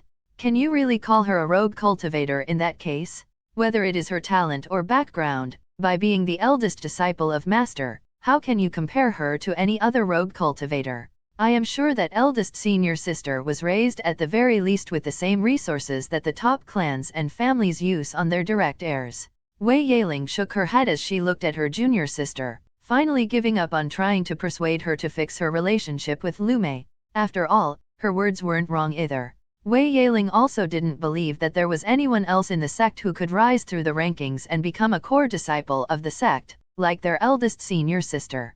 Even Lu Mei would most likely be unable to replicate this feat. After all, only the absolute best of inner disciples, in both their cultivation level, talent, and fighting strength, could obtain the title of core disciples in the sect, and their eldest senior sister was precisely one of those peak geniuses. At the same time that this situation was taking place in Elder Xian's courtyard, Shenlong and Lu Mei passed through the inner court's gates as they returned back to the outer court. With her arms both holding Shenlong's right arm affectionately, Lu Mei raised her head and stared at him straight in the eyes before asking curiously, "Longji, did something happen between you and senior sister Dong?" Hearing Dong Ai call Shenlong shameless had made Lu Mei extremely furious earlier. If it wasn't because Shenlong had held her back, Lu Mei wouldn't have cared about Dong Ai's status as her senior sister and would have immediately gone to confront her. Shenlong however simply pulled Lu Mei closer into a hug when he heard this, and as they continued to walk towards his courtyard he simply shook his head as he said in an uncaring tone, "She is just an annoying girl, nothing more than that." Lu Mei nodded without asking more about what had happened. If Shenlong didn't want to mention it, it was probably nothing too important in his eyes. Instead, the two of them kept walking for nearly an hour until they arrived back in the courtyard and entered the room. As soon as they stepped inside, Lu Mei looked at Shenlong, and without holding anything back she started to narrate everything that happened from the moment that Elder Xian expelled him and her two senior sisters from her mansion. "Longji, actually, when Master sent everyone outside, she taught me what her master had taught her about the Dao of Death. It seems that Grand Master's experiences are somewhat similar to what I experienced after I broke through to the nascent soul. Master said that I shouldn't treat my summons as soulless creatures, and instead I should look at them as living beings. However, Master also said that I should never use my Dao of Death when my spiritual strength is close to depletion, otherwise if my skeletons escape my control, I will become their target instead. It seems that this happened to Grand Master once, and she only escaped out of luck." Shenlong nodded his head when he heard Lu Mei's narration about what she had learned from Elder Xian, before he actually fell silent for the next few moments. It was obvious that Lu Mei had come to a similar conclusion regarding the first part of her experience, as she had already started to treat her undead creatures like being with a soul instead of inanimate objects. As for the second thing that Lu Mei mentioned, this seemed to be more like a warning rather than direct advice on how to use her Dao of Death. Well, Elder Xian's master was a peak Dao emperor, so her experience with her Dao of Death must have definitely been much vaster than Lu Mei's. However, even though it was obvious that Elder Xian only wanted the best for Lu Mei, Shenlong wouldn't take everything that she said for granted, and instead, he had already decided to ask Little Black about this as well. After all, it was very likely that Little Black would know a few more things regarding Lu Mei's Dao of Death too. However, Lu Mei would have to wait until Little Black had completely digested the energy inside the Dragonstone first. After a round of arduous dual cultivation on their bed, Shenlong and Lu Mei both took a shower before Shenlong entered the foggy space in the Stone of Time to cultivate further. There was only a week left before his group all left the sect to go and complete their personal sect missions, and Shenlong was planning to spend this time condensing his 21st ball of qi, as well as completely purifying the previous 20 qi balls, bringing them all at the same level. As for Lu Mei, she was planning to further enhance her control of her undead creatures. Entering the foggy space in the Stone of Time, Shenlong took out more than 10,000 middle-grade spirit stones and fed them to the heaven-swallowing vine in front of him. The pure qi coming from the enormous vine instantly filled the air around him, as Shenlong closed his eyes and started to cultivate without a second thought. Days quickly passed like this, and as the seventh day arrived in the real world, inside the foggy space in the Stone of Time, Shenlong was suddenly woken up by the excited roar of a panther, causing a smile to slowly form itself on his lips. Chapter 515, Day of the Gathering. Monarch of Time. Turning his eyes towards Little Silver, Shenlong felt its aura that had now reached the middle of rank 6, causing his smile to become even wider. Although Shenlong knew that Little Silver's breakthrough had high chances to succeed since Little Silver had already absorbed enough energy during the past few years by eating an almost uncountable number of stalks of dragon blood grass from the herb garden, Shenlong also knew that there was a very big risk of danger involved when a magic beast tries to break through to a level that has already exceeded its natural limits. After all, although it was extremely rare, it wasn't impossible for a silver-winged panther king to reach the early rank 6 from the peak of rank 5 if it chanced upon a fortuitous opportunity. However, reaching the middle of rank 6 was an entirely different matter, as it had already exceeded Little Silver's natural limits. Of course, if it somehow managed to obtain the beast core of a middle or peak rank 6 magic beast, it would have also been possible for Little Silver to break through that way as well, but the danger of the breakthrough would still have been there no matter what. Nudging its big head on Shenlong's left arm, Little Silver acted like an excited puppy as it looked at him instead of a ferocious middle-rank 6 magic beast. After all, if it wasn't for Shenlong's Guqin, even with the energy that was accumulated inside its body after eating so many stalks of rank 5 dragon blood grass, it was unknown if Little Silver would have successfully broken through. Shenlong smiled wryly as he raised his hand and rubbed the top of the Black Panther's head softly, before he stopped feeding middle-grade spirit stones to the heaven-swallowing vine at the same time. After all, it was already time for Zhang Chen, Xie Xing'ai, and Bai Longtian to all arrive by now, so Shenlong knew that he had to return back to his room. In the past nearly 70 days that he had spent cultivating in seclusion, Shenlong had used up more than 60,000 middle-grade spirit stones to condense the 21st ball of qi, as well as purify his previous 20 qi balls and bring them to the same level as the 21st. Even though he didn't manage to enhance the purity of the qi inside the 18th, 19th, and 20th qi balls, he still managed to completely purify the previous ones. With the enhanced purity of his qi balls, Shenlong was certain that he could now use his Thunder God Slash at least 8 times consecutively before he ran out of qi. At the same time, along with his cultivation increase, the power of the Thunder God Slash had also increased, so using a Saint low-grade martial skill 8 times consecutively, even if it was just the first stage of that skill, was something unheard of even for middle-stage nascent soul cultivators, let alone an early-stage one like Shenlong. Closing his eyes, Shenlong then imagined himself leaving the foggy space in the Stone of Time as he returned back to his room.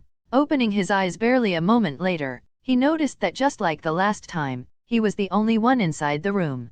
After changing his sect robes into a set of new ones, he opened the door of the room, only to see Lu Mei sitting with Xie Xing'ai in his courtyard chatting joyfully with each other, while Zhang Chen and Bai Longtian were also sitting cross-legged on the ground with their eyes closed.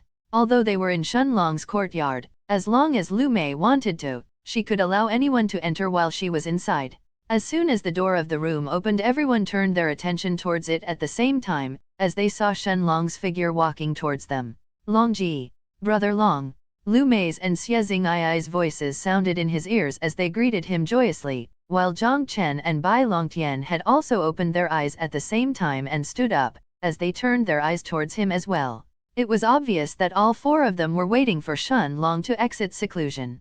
Looking at the members of his faction that had all gathered in his courtyard, a smile appeared on Shenlong's face as he then asked, "Are you all ready?" Nodding in response, Lu Mei, Xie Xing'ai, Zhang Chen, and Bai Longtian all stood up at the same time, while bouts of excitement filled their hearts. "Let's go to the assignment hall to choose our missions first." As he finished speaking, Shenlong walked out from his courtyard as he led the way to the assignment hall. Of course, forget about their excited expressions, even Shenlong himself was looking forward to the sect's missions. Although they were just missions that would give sect points and nothing more, Shenlong wasn't planning to spend his entire life inside the holy sect, and he looked forward to these missions instead. After all, as a cultivator, he wanted to explore the entirety of the central region and not stay holed up in this place. Even though the D-rank personal missions would almost exclusively be contained within the territory that was controlled by the Holy Sect, and wouldn't allow any of them to go too far away from those limits, for the 5 of them who had never been in the central region before, this was still a completely new place that they could explore. Half an hour later, Shenlong's group arrived in front of the huge building at the center of the outer court, while his eyes were once again greeted by the 2 eye-catching words that were plated in gold above the building's entrance. As always, the assignment hall was filled with life, as hundreds of outer disciples were coming and going from its entrance at every moment. Without any hesitation, Shenlong then led his group inside the huge building, as they walked directly towards the building's depths, towards the huge, black mission board in the distance. Chapter 516, Choosing a D-rank mission. Monarch of Time. Just like the last time that he and Lu Mei came here, Shenlong saw more than 100 disciples standing in front of the mission board looking for missions that they wanted to choose. Without needing him to say anything, Zhang Chen and Bai Longtian both took a few steps forward at the same time, as they focused their eyes on the huge black board in front of them. Seeing that Lu Mei and Xie Xing'ai had turned their eyes towards him, Shenlong looked at the two peerlessly beautiful women who instantly attracted a lot of attention from the disciples around them and said, Mei Yar, Xing Ai, don't choose any missions where the enemies are above the early rank 5 of the nascent soul. Although Shenlong was certain that both Lu Mei and Xing Ai wouldn't choose any missions that were impossible to complete, he still decided to remind them to be careful about this. For Xing Ai, who had already broken through to the early rank 4 of the nascent soul and had entered the middle stages of the nascent soul, Shenlong knew that it was possible for her to defeat a normal peak rank 4 nascent soul stage cultivator that didn't come from a sect without many issues. As for where her limits lied, Shenlong guessed that she could probably defeat an early rank 5 nascent soul stage cultivator as well in a head-on fight, albeit with some difficulty. After all, in the cultivation world, it was common knowledge that cultivators who belonged to sects or powerful clans and families would almost always be much stronger than other cultivators at the same level as them who had no backing. The reason behind that was the rare cultivation techniques and martial skills that they could use, that normal cultivators that didn't belong to powerful forces would almost never be able to touch in their lives. This was also the reason why Dong Ai looked down on Shenlong and Lu Mei for being rogue cultivators. After all, the difference between a mystic grade and a saint grade cultivation technique was much more important than one would think. Just the difference in speed of the absorption of qi between a normal saint grade cultivation technique and a mystic grade one would make countless cultivators willing to kill for it, as a single saint low grade cultivation technique allowed a cultivator to absorb qi 50% faster compared to someone who was training in a mystic high grade cultivation technique. This 50% increase may not sound like a lot, but it would make an enormous difference if one had to cultivate for 2 years or 3 years in order to break through to the next stage.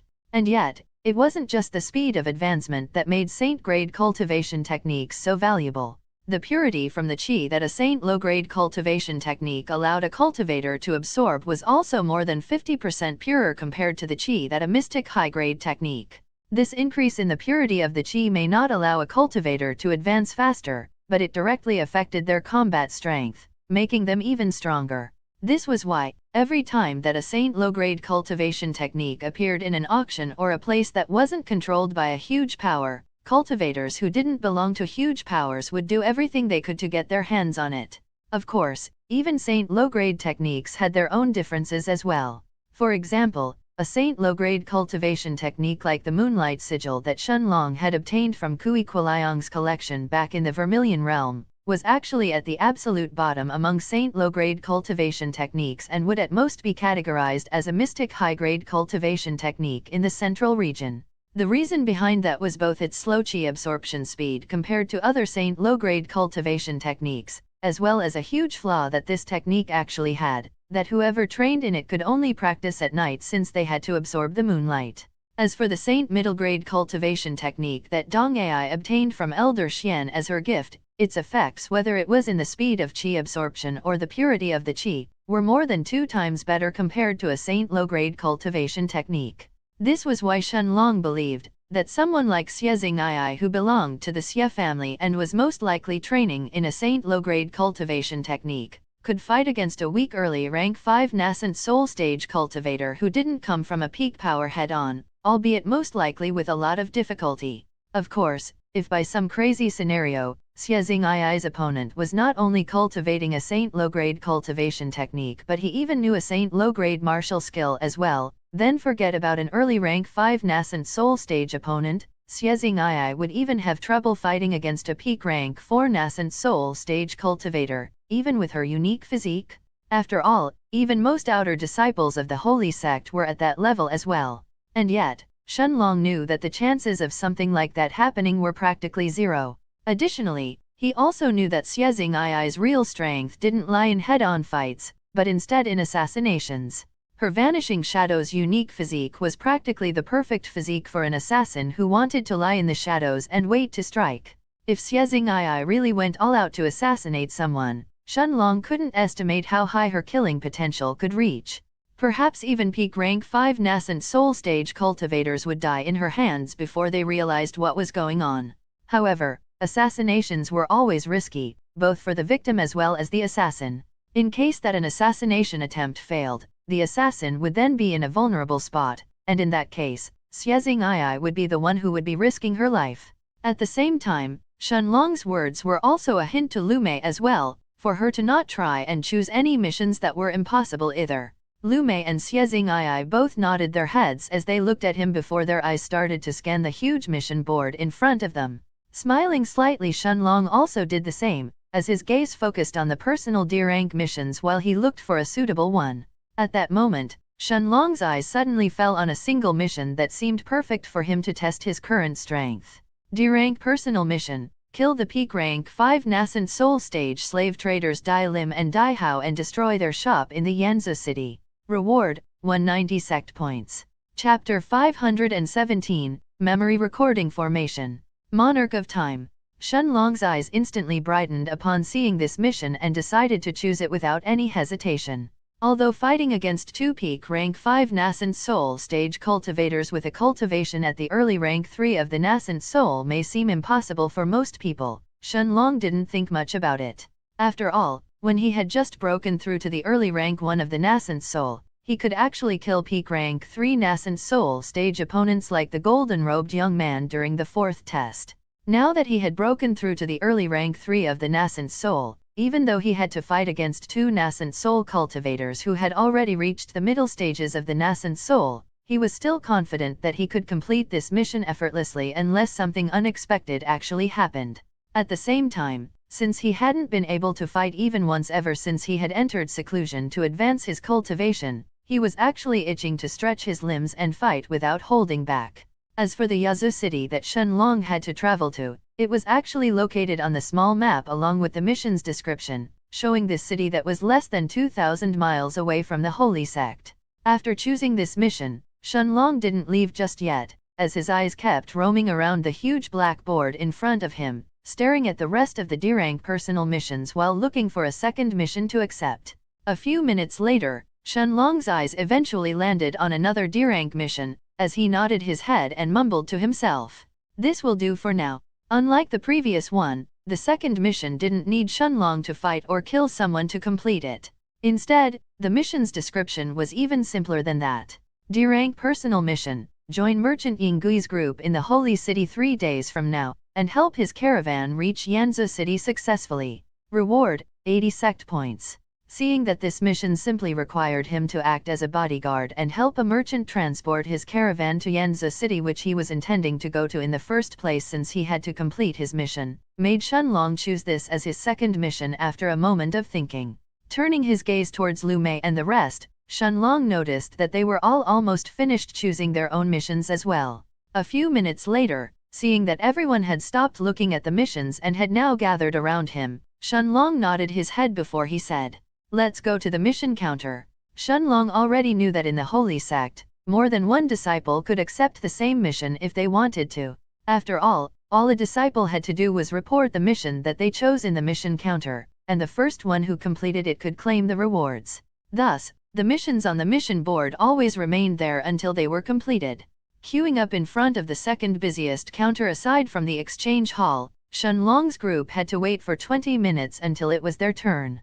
Looking at the young man in front of him who was wearing yellow-colored robes like everyone else working in the assignment hall, indicating that he was an outer disciple, Shenlong took out his sect-identifying token before he explained which missions he wanted to accept. The young man behind the counter accepted Shenlong's token, before he asked in a curious voice barely a moment later, "Is this your first time accepting a mission?" Shenlong nodded his head after hearing this question, while his face had a curious look that he didn't bother to hide. The young man behind the mission counter had a good-natured smile as he pointed at Shenlong's token before he explained seriously, "It is obvious that you haven't used your memory recording formation.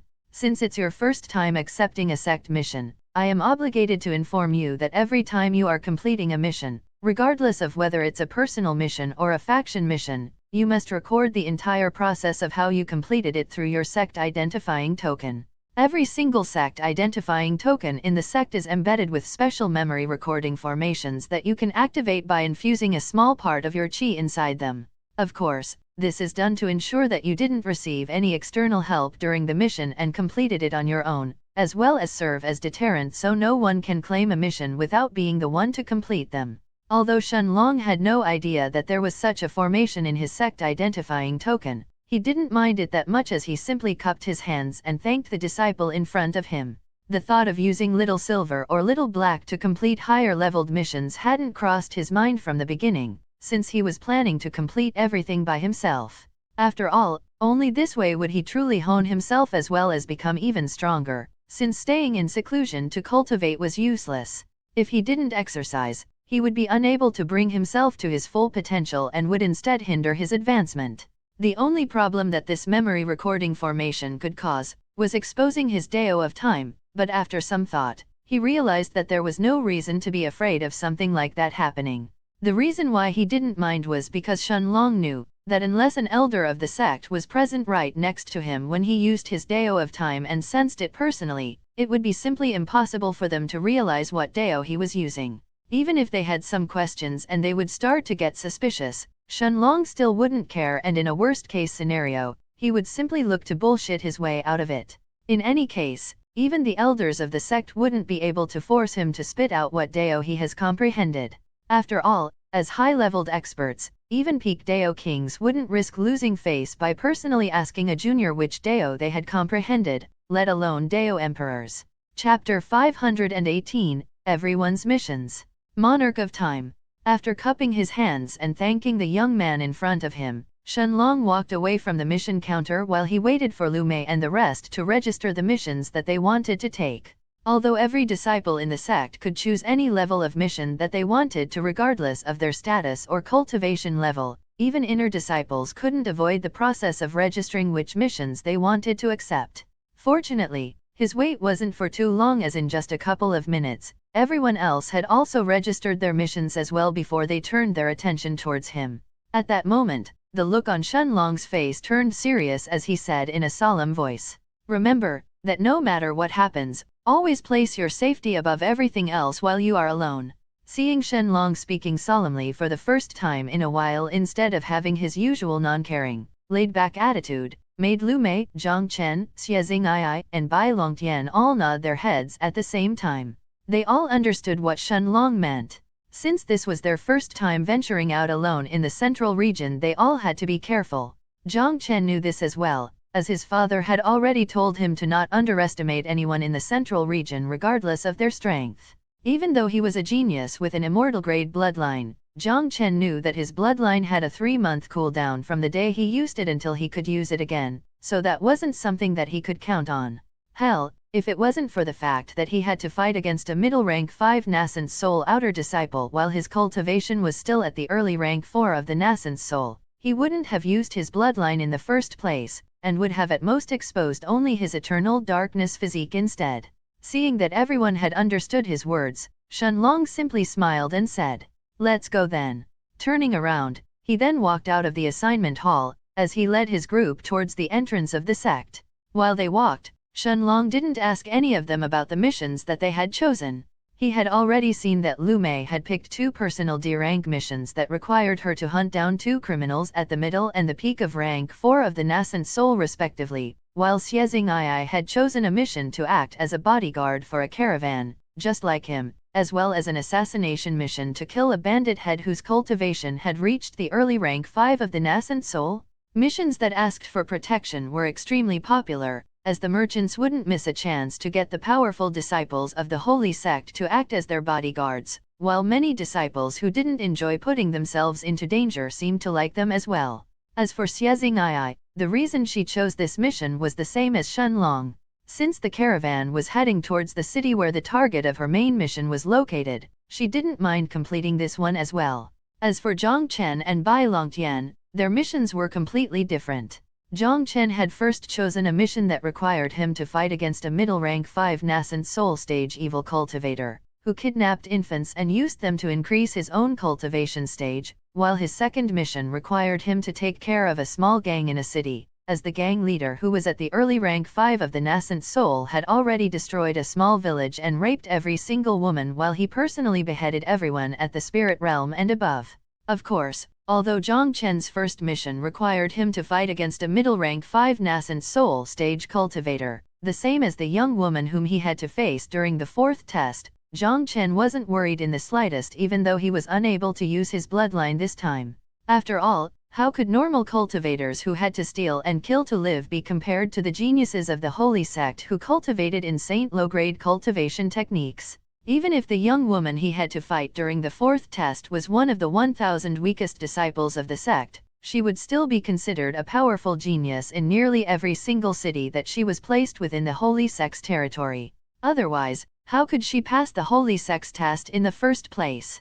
As for Bai Longtian, he had simply chosen to join the squad of a group of adventurers and help them hunt a middle-rank 5 magic beast, as well as help guard a small sect and protect them from any attacks, while the head of the school attempts her breakthrough to the nascent soul stage. Surprisingly, these 2 missions that he had chosen were ones that almost no other outer disciple wanted to pick.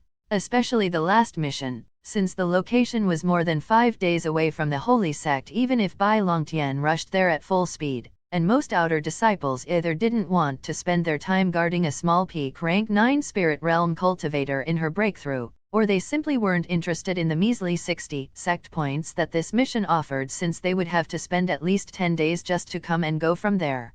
However, Bai Longtian didn't seem to mind this as he accepted this mission with a face full of joy, making Zhang Chen shoot him a side glance in the process. Of course, Shenlong had seen all of this but he wouldn't interfere with anyone's mission. Whether Bai Longtian wanted to hunt magic beasts or guard someone during her breakthrough, or even go and hunt down gang heads like Zhang Chen, that was completely up to him. Although his personality seemed to be an amiable, easygoing one in the first place, Bai Longtian's choice of hunting a middle-rank 5 magic beast showed that he still intended to train himself during these days that they were going to leave the sect. The 5 of them kept walking, and 45 minutes later, they arrived in front of the familiar wooden gates that they had passed through the first time, when they entered the sect. Chapter 519, Splitting Up. Monarch of Time. It seemed that the gates of the holy sect were wide open, allowing anyone to pass through at will. Unlike the floating cloud sect, Shenlong realized that the holy sect didn't try to restrict any disciple's freedom. If someone wanted to leave, the sect wasn't going to beg that person to stay. Of course, no one was dumb enough to even think of leaving the sect in the first place.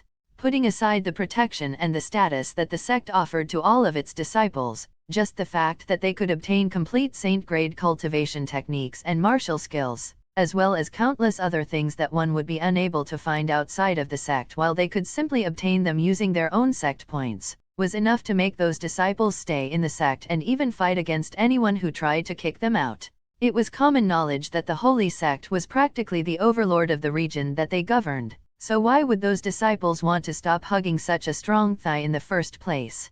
And yet, obtaining average saint low-grade cultivation techniques and martial skills was only something that the weaker outer disciples looked forward to, as the stronger disciples who belonged in the powerful factions of the outer court had already set their eyes towards the rewards that they could obtain through the faction wars. After all, every single disciple with even a little bit of strength and who had already reached the rank 6 of the nascent soul, would always set their eyes towards the bountiful rewards of the top ranks in the faction wars that would make anyone's gaze drip with envy. The faction wars was the ultimate competition among outer disciples in the holy sect, its intense only being matched by the top fights of the martial roll of honor. The reason why Shenlong had decided for them to venture out of the sect right now, was precisely for them to become stronger and complete a few missions for themselves before they started completing faction missions, making their factions eligible to participate in the faction wars as well. Of course, even if he could, Shenlong wouldn't join the faction wars right now anyway, since he knew that the strength of his faction wasn't enough to compete even with any factions at the middle of the pack, let alone those at the top 100 faction rankings. At best, Shenlong knew that they would be able to win against the weakest factions at the very bottom of the sect, and even that would probably be a stretch. Stepping through the gates, Shenlong's group soon arrived in front of the sect's gates, where the same 2 white-robed elders as the last time were standing guard as well. The elders were standing there with their eyes closed and they didn't seem to care about Shenlong's group or the other 3 groups like Shenlong's that were entering and leaving the holy sect. Standing in front of the enormous palace gates of the holy sect at the top of the mountain, Shenlong gazed at the enormous city at the foot of the mountain that could barely be seen from their current location. A few moments later, he turned around and looked at Lu Mei and the rest before he said seriously, "Let's split up. We will meet each other again here 1 month from now." Seeing that Shenlong didn't say any fancy words and simply relayed that they should meet each other again in front of the holy sect's gates 30 days later made Zhang Chen the first one to respond, as he nodded his head while he looked at him and said with a serious look in his eyes, "All right. Just remember that it doesn't matter what Dao you have comprehended, as you are not invincible either. You can't die before I go to the immortal dimension, so make sure to take care of yourself." Without saying another word, Zhang Chen didn't even look at Lu Mei, Xie Xing'ai, or Bai Longtian. And after staring intently at Shenlong's eyes for a few moments, a pair of pitch-black wings sprouted from his back as he flew towards the north without any hesitation. A smile was formed on Shenlong's face as he saw Zhang Chen's disappearing figure, while he understood that the words that he had simply said just now were a warning for Shenlong to take care of himself properly.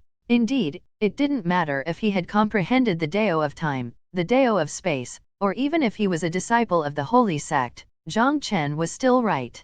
Even with his monarch's eternal body, Shenlong wasn't invincible. Bai Longtian was the next one to move as he looked at Shenlong and smiled good-naturedly before he said, "Brother Long, like senior brother Zhang said, make sure to take care of yourself as well." Turning his eyes towards Lu Mei and Xie Xing'ai, he then continued, "Sister Mei, Sister Xing'ai, you should take care as well. I will see you all in 1 month from now. I hope that all of us will be stronger by then as well. Good luck." After throwing one last look at Zhang Chen's figure that had almost disappeared on the horizon, Bai Longtian smiled even further while a look filled with fighting intent appeared in his eyes, before he actually flew towards the west. Seeing that there were just the 3 of them left, the stunning golden-haired beauty felt her face heat up as she stared at Shenlong, while even her ears had started to turn red, as she lowered her head and said gently, "Brother Long, I will see you in 1 month. Take care of yourself as well. Sister Mei, you take care as well." Without waiting for a response, Xie Xing'ai then soared into the sky with a red face, as she actually headed towards the southwest. Seeing that there were just the 2 of them left, Lu Mei walked up to Shenlong and hugged him gently, almost as if she was trying to take in the warmth of his body and integrate it into her own before she planted a kiss filled with love and affection on his face and said, "Longji, I will see you in 1 month." Chapter 520, Splitting Up, 2. Monarch of Time. Lu Mei didn't tell Shenlong to take care of himself, and simply said these simple words before she hugged him even tighter than before. This was the second time that she and Shenlong were going to split with each other, but Lu Mei understood that this was something that couldn't be avoided. At the same time, although she didn't like being split away from Shenlong, she knew that this was also a chance for her to advance her cultivation as well using her blood absorption art. Nodding his head, Shenlong placed his hands around Lu Mei's waist and held her tightly as well, only letting her go a full minute later. Looking at Lu Mei's enchanting black eyes that seemed to be able to capture the soul of every man and woman alike, he simply smiled before he said, "Mei Yar, don't worry, I will be waiting for you here 1 month from now." A dazzling smile broke out on Lu Mei's face when she heard this, and with these thoughts in mind she didn't delay any longer, as she rose to the sky and flew towards the east. Shenlong's lips curved up as he stared at Lu Mei's disappearing figure before he actually started to fly towards the east as well. Barely a moment later, instead of heading towards the holy city that was located directly below the holy sect, at the foot of the holy mountain. After opening up a distance of more than 20 miles between himself and the holy mountain, Shenlong turned his eyes towards Lu Mei's figure that was still visible in the distance ahead of him and waved his hand, as the figure of a black panther that was more than 4 meters, 13 feet, tall appeared in front of him. Patting Little Silver's head gently, Shenlong sent a mental command to the black panther in front of him, who immediately turned its attention towards Lu Mei in the distance ahead of it. After whimpering for a few moments, almost as if it was saying that Shenlong shouldn't attract too much trouble while he was by himself, Little Silver flapped its silver wings, chasing after Lu Mei, who was going to disappear from his eyes in the next few moments. Shenlong stared at Little Silver's figure that flew forward like a bolt of black and silver lightning as it tore through the sky, while he heaved out a sigh of relief. Of course, the reason why Shenlong sent Little Silver to follow after Lu Mei was to make sure that Lu Mei would stay alive even if she somehow ended up attracting more trouble than she normally would. No matter what, Lu Mei was too important to Shenlong for him to gamble with her life and let her roam around the central region completely unprotected. At the same time, Shenlong knew that sending Little Silver to protect her in the shadows was even better than sending Little Black. As a silver-winged panther king, Little Silver was innately used to lying in the shadows and hunting for prey. Thus, protecting Lu Mei secretly until her life was really about to be taken away was the best form of protection that Shenlong could offer her. After all, despite the difference in their strength between Little Black and Little Silver, Shenlong knew that it was impossible for Little Black to stay low-key even if Shenlong asked the Black Dragon to protect Lu Mei. The moment that someone heard of the existence of a living Black Dragon, it was likely that all hell would break loose in the entire holy sect, and perhaps in the surrounding territories as well. Besides, although Little Black had started to warm up to Lu Mei in the past 3 years, Shenlong knew that it was impossible for the Black Dragon to act as a bodyguard for anyone else other than him. However, it didn't matter too much since Shenlong knew that he couldn't expose Little Black's existence in the first place. Besides, although Little Silver had the strength of a newly advanced middle rank 6 magic beast, Shenlong knew that even middle-stage Dao Kings wouldn't be able to fight against it head-on. Unless Lu Mei really offended a crazy peak-stage Dao King who didn't care about anything, there was practically no one and nothing that would be able to harm her, especially considering that she was a personal disciple of an inner court elder of the holy sect. Of course, Shenlong didn't tell Lu Mei about it because he was certain that she would refuse if she knew about him sending Little Silver to protect her. Since Little Black was still asleep, Lu Mei wouldn't accept Shenlong not having anyone to protect him just so that she would stay safe by herself. As for the reason why Shenlong had to fly for more than 10 miles away from the holy mountain before he let out Little Silver from the Stone of Time, it was because he was still wary of the 2 white-robed Dao Kings who were standing guard in front of the holy sect's gates. As peak-stage Dao Kings, the 2 elders would definitely be alerted if a middle-rank 6 magic beast appeared in front of their eyes out of nowhere. At the same time, although Shenlong knew that the soul sense of a peak-stage Dao King could easily cover an area of 10 miles around them, it was impossible for anyone to keep their soul sense active at all times. Using the soul sense to spread it around one's body was extremely tiring and consuming towards one's spiritual strength and wasn't something that anyone could keep doing for long durations of time after all, especially if one had to cover large areas and observe everything that happened. So the 2 elders would only pay attention to anyone who approached the holy sect's gates and wouldn't give a damn about the rest. Finally, after Lu Mei's and Little Silver's figures completely disappeared from his eyes, Shenlong turned around and cast his gaze back at the holy mountain, before his eyes were focused on the enormous city at the holy mountain's foot. With a look of curiosity as well as excitement in his eyes, Shenlong didn't hesitate as he flew straight towards the famous holy city at the foot of the mountain. Chapter 521, The Holy City. Monarch of Time. Since he had just arrived in the central region for less than a month, Shenlong didn't know anything about the city situated at the foot of the holy mountain aside from the fact that it was called the Holy City. Of course, since the city had such a name and it was also located directly in front of the mountain where the holy sect was located, anyone would realize that the city had a connection with the holy sect and it may even be managed by the sect directly. 20 minutes later, Shenlong had already descended the gigantic holy mountain and had circled around the periphery of the holy city as he arrived in front of the city's entrance. Although Shenlong had guessed that the holy city was probably just as big as the biggest city in the Night Star continent, the Heaven's Dome City, after arriving in front of the huge city gates and seeing the hundreds of luxurious carriages lining up one after the other to enter the city, he realized that this city was much more bustling than the Heaven's Dome City instead. Thousands of cultivators were lined up in front of Shenlong as they waited to enter inside the city as well, while the city guards on top of the city walls as well as those in front of the city gates who were responsible for allowing cultivators to enter made sure to keep everyone in order. The heavy breathing of the magic beasts that were pulling the carriages as well as the fervor and excitement of the cultivators who were about to enter the city for the first time gave an entirely different atmosphere to this city. Just like the rest of the cultivators, Shenlong queued up in front of the city gates as he waited for his turn to come. Even though there were thousands of cultivators lining up on foot as well as hundreds of carriages by their side, the guards in front of the city gates were extremely efficient, and in just an hour, it was already Shenlong's turn. Stretching his hand out, the guard looked at Shenlong with an impassive face and said seriously, 100 middle grade Spirey. Slap. Before he could finish his words, the guard felt someone slap him at the back of his head, making him turn around and stare at the guard that was standing behind him furiously. However, before the first guard could open his mouth and berate his friend, The second guard looked at him with an angry look on his face before he turned his attention towards Shenlong and spoke while cupping his hands. "Young lord, please forgive this idiot and go ahead. As a disciple of the holy sect, of course you don't have to pay anything to enter the city." The first guard, who had a furious look on his face, immediately turned around when he heard the words disciple of the holy sect. And yet, the moment he noticed that Shenlong was indeed wearing the robes of an outer disciple of the sect, his face turned pale in an instant. He had actually disregarded a disciple of the holy sect? Whether it was the weakest outer disciple or not, or that the guard was at the peak of rank 1 of the nascent soul, it didn't matter in the slightest. This guard already knew that any disciple of the holy sect had more authority than him in the city, so asking for payment from Shenlong was no different than asking for payment from his direct superior.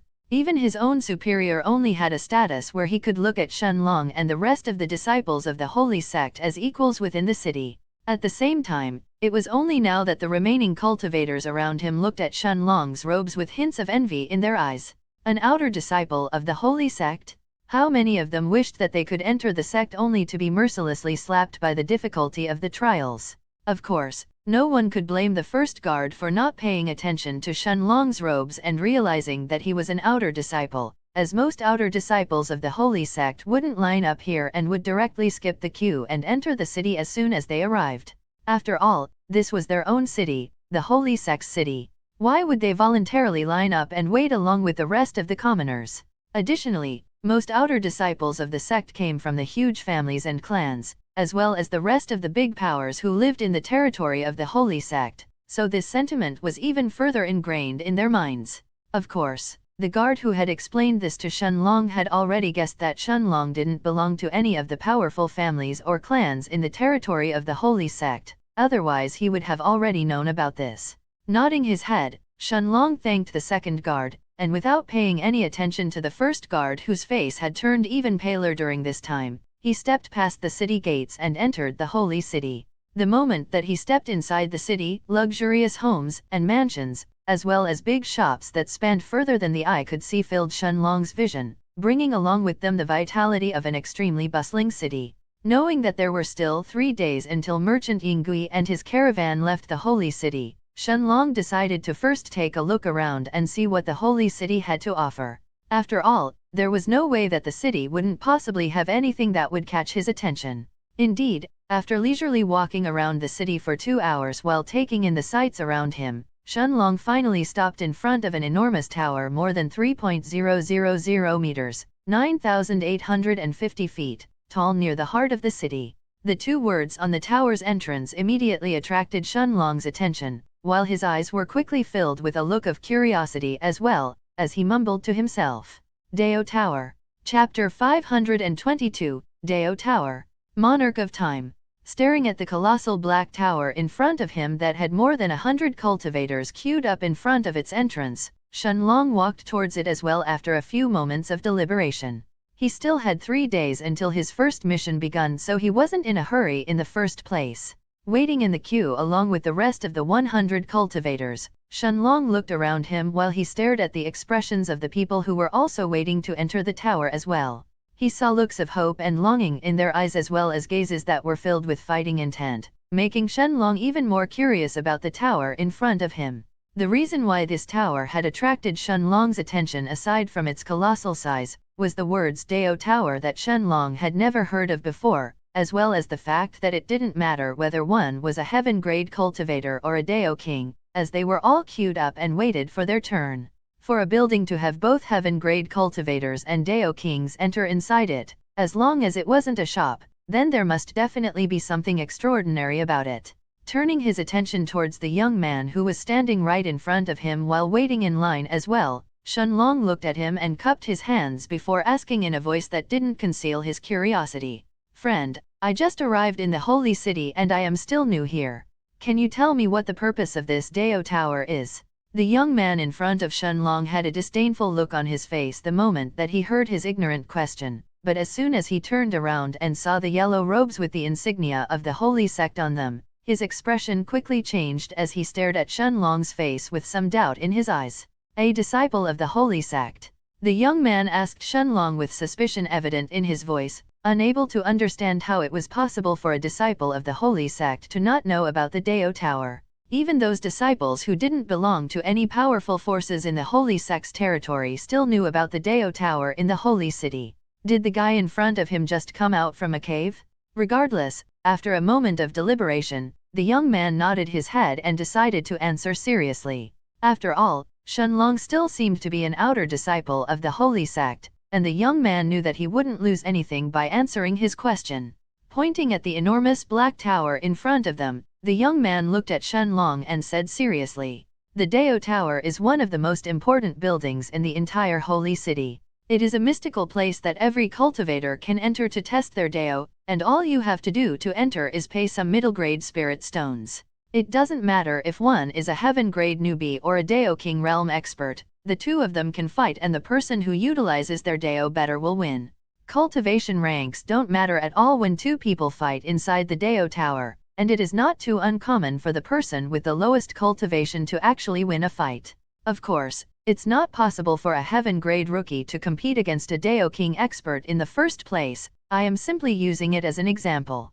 The young man in front of Shenlong, whose cultivation was at the peak of rank 1 in the nascent soul, had a look of fervor in his eyes as he looked at the tower in front of him, and after taking a deep breath a moment later he actually continued with an even more excited look than before. However, the most exciting thing about the Dao Tower isn't just that you can fight experts above your level using the Dao that you have comprehended, but that the Dao Tower in the Holy City is actually connected with the rest of the Dao Towers in every major city in the rest of our central region. Shenlong's eyes widened when he heard this as he stared at the colossal black tower in front of him with a look of disbelief. He didn't need the young man in front of him to explain the last sentence as he immediately understood what that meant.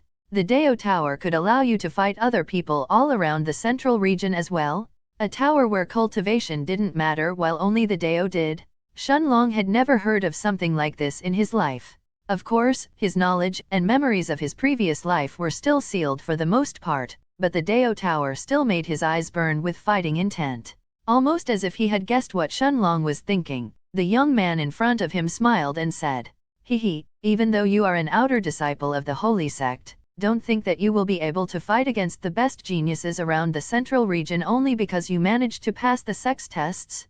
Practically every single disciple of the holy sect come and train themselves in the Dao Tower when they want to train, and I have heard that even inner disciples and even the legendary core disciples do so as well, but I don't think that any of them have ever reached the top rankings of the Dao Tower. Of course, if any of the core disciples have reached the top rankings is not something that anyone would know, but if someone can do it, it's only them. It's impossible for you or me to do so, so I suggest you stop dreaming." Chapter 523, Dao Tower, 2. Monarch of Time. The young man stared at Shenlong's yellow robes with hints of envy in his eyes, but his words still hammered down mercilessly, uncaring if they were going to ruin his hopes of ever glancing at the people in the top ranks of the Dao Tower. And yet, Shenlong merely smiled at the young man's attempt to lower his confidence while a powerful fighting intent appeared inside his eyes as he stared at the enormous tower in front of him, while watching the line moving forward slowly. The young man harumphed when he saw Shenlong's smile, making him feel like he was being mocked while inwardly he thought to himself, "Just wait until you enter the Dao Tower.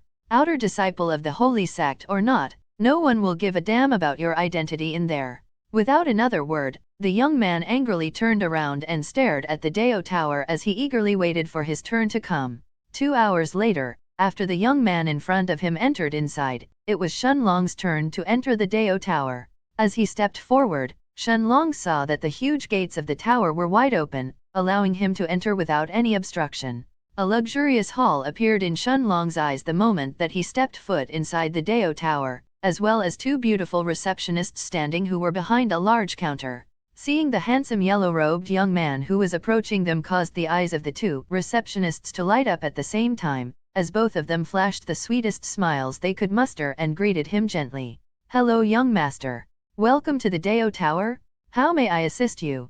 The receptionist on the right looked at the woman next to her and pouted when she realized that she had taken the initiative to offer her assistance first. Shenlong simply smiled at the 2 receptionists, before walking towards the one on the left a moment later and asked her, "It's my first time visiting the Dao Tower. Can you explain the rules for me or tell me anything else that I need to take note of? With pleasure, young master. The young woman's gaze heated up even further when she noticed the yellow robes that Shenlong was wearing that indicated that he was actually an outer disciple of the holy sect. Pointing at the huge staircase in the distance, she then started to explain. The Dao Tower has more than 9,000 rooms split into different floors, and you can use any room that you want without any restrictions. Every room is the same, so it doesn't matter which one you choose. Additionally, you can stay inside a room for as long as you want, but to use a room you are required to pay 5,000 middle grade spirit stones. Young master should be careful and shouldn't leave the room unless you are certain that you are going to leave the Dao Tower as well, otherwise you will have to pay 5,000 middle grade spirit stones again to enter inside. Since it is your first time coming to the Dao Tower, we will give young master your personal tower token.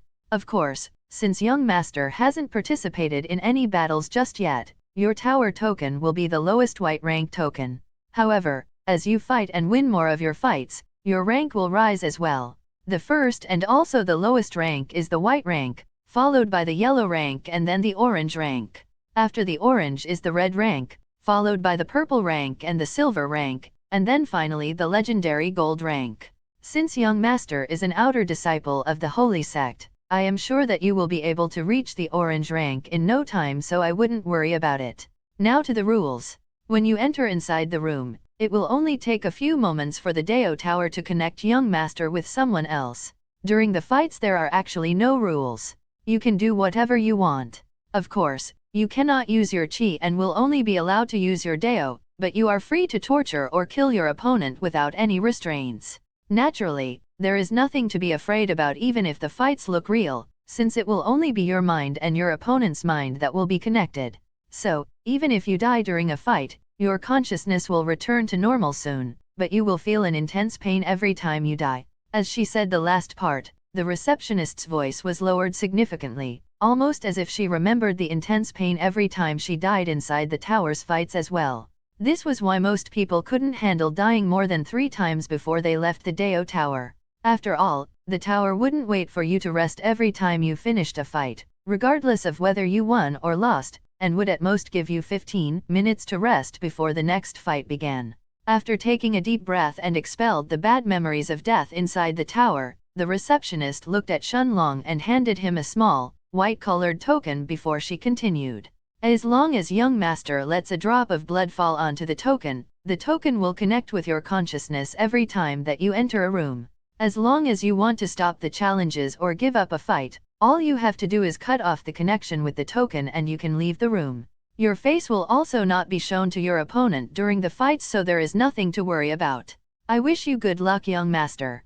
There was a flirtatious tone in the young receptionist's words as she said the last sentence, but despite her pretty appearance, Shenlong simply nodded his head as thanks before he walked towards the huge staircase in the distance that led him to the next floor. The receptionist pouted that she couldn't get more of a reaction from him, while the other receptionist next to her simply laughed in response. At the same time, arriving on the first floor, Shenlong saw nearly 100 doors, all of which were closed, while their entrances were filled with 5,000 middle grade spirit stones. Seeing that there was no room available on this floor, he continued to walk upwards towards the second floor.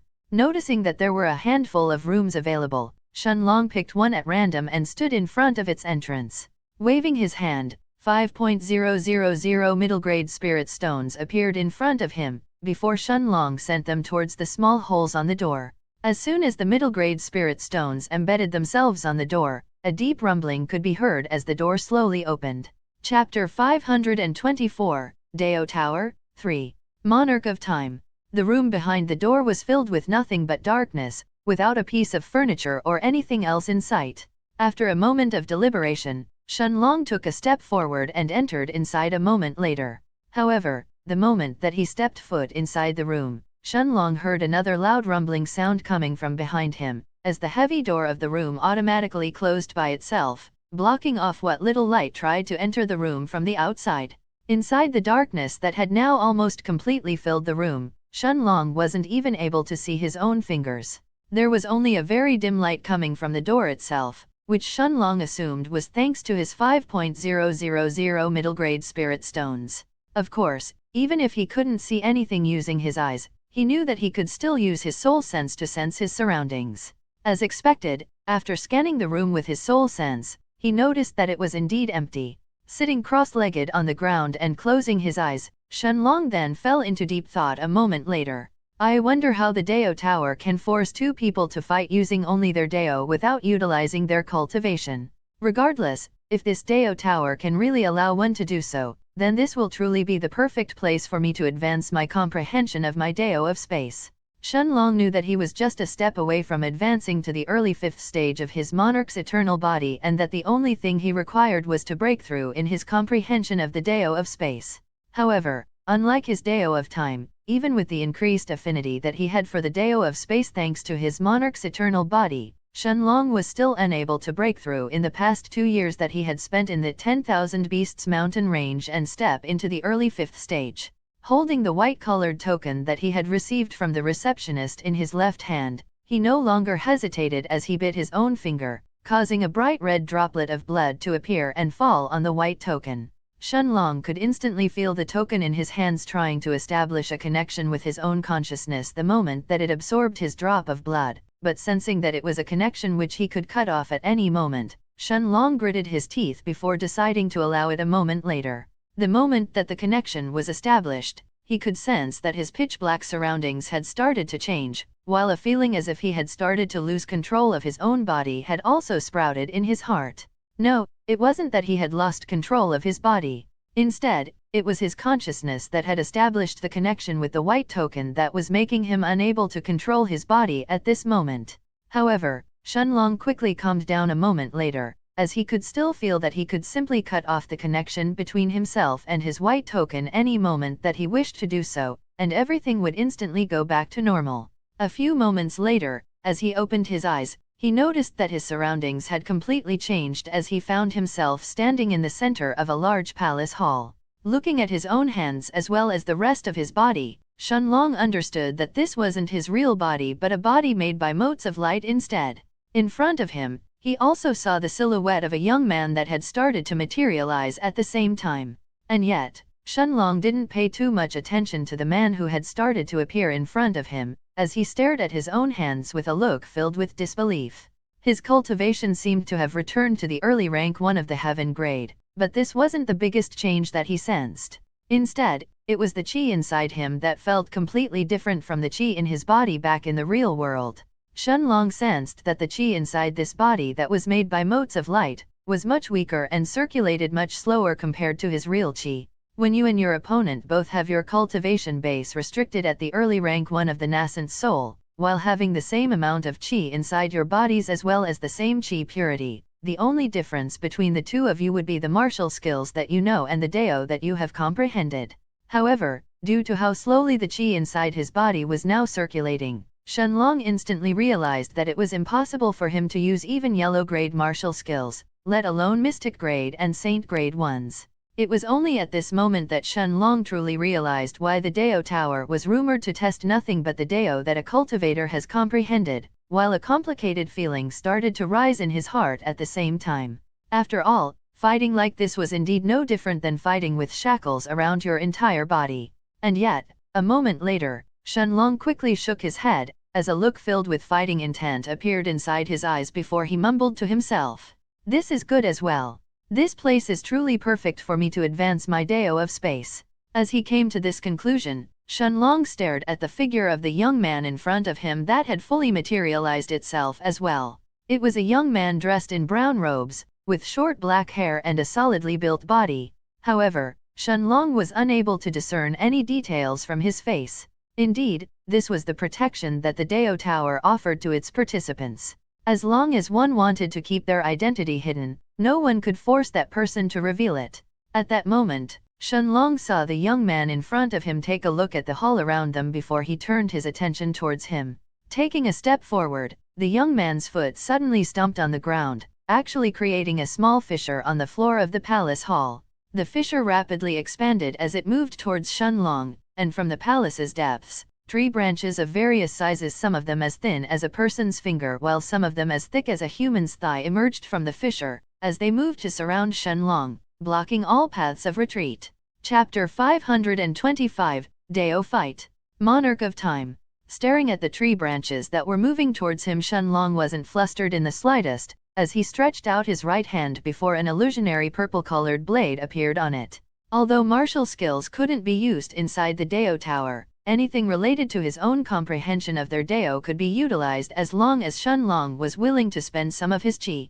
This meant that although he couldn't use martial skills like the Gale Steps, or his Thunderbolt Finger, or the only Saint low-grade martial skill that he knew, the Thunder God's Slash, things that Shenlong had comprehended through his own Dao, like the spatial blade in his hand, his blink, or opening a space tier with his own hands, everything that was related to his own Dao, regardless of whether they originally required Shenlong to use his chi or his body refinement energy to be activated, could now be used inside the Dao Tower.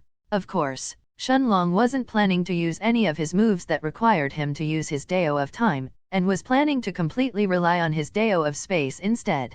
Staring at the tree branches that were about to completely submerge him in their attacks, Shenlong didn't hesitate as the spatial blade in his right hand started to cut through them like a scorching blade cutting through snow. The tree branches couldn't provide the slightest resistance in front of the purple spatial blade, and regardless of whether it was the thicker tree branches or the small and thin ones, they were all cut down all the same as Shenlong advanced towards the young man in brown robes. The young man's body trembled when he felt his strongest attack being destroyed from the inside without him being able to do anything. Although he tried to summon more tree branches, it was obvious that his attempt was futile as Shenlong simply cleared them faster than they emerged from the ground while he moved towards him. And yet the only thing that he could do was stick to this same plan.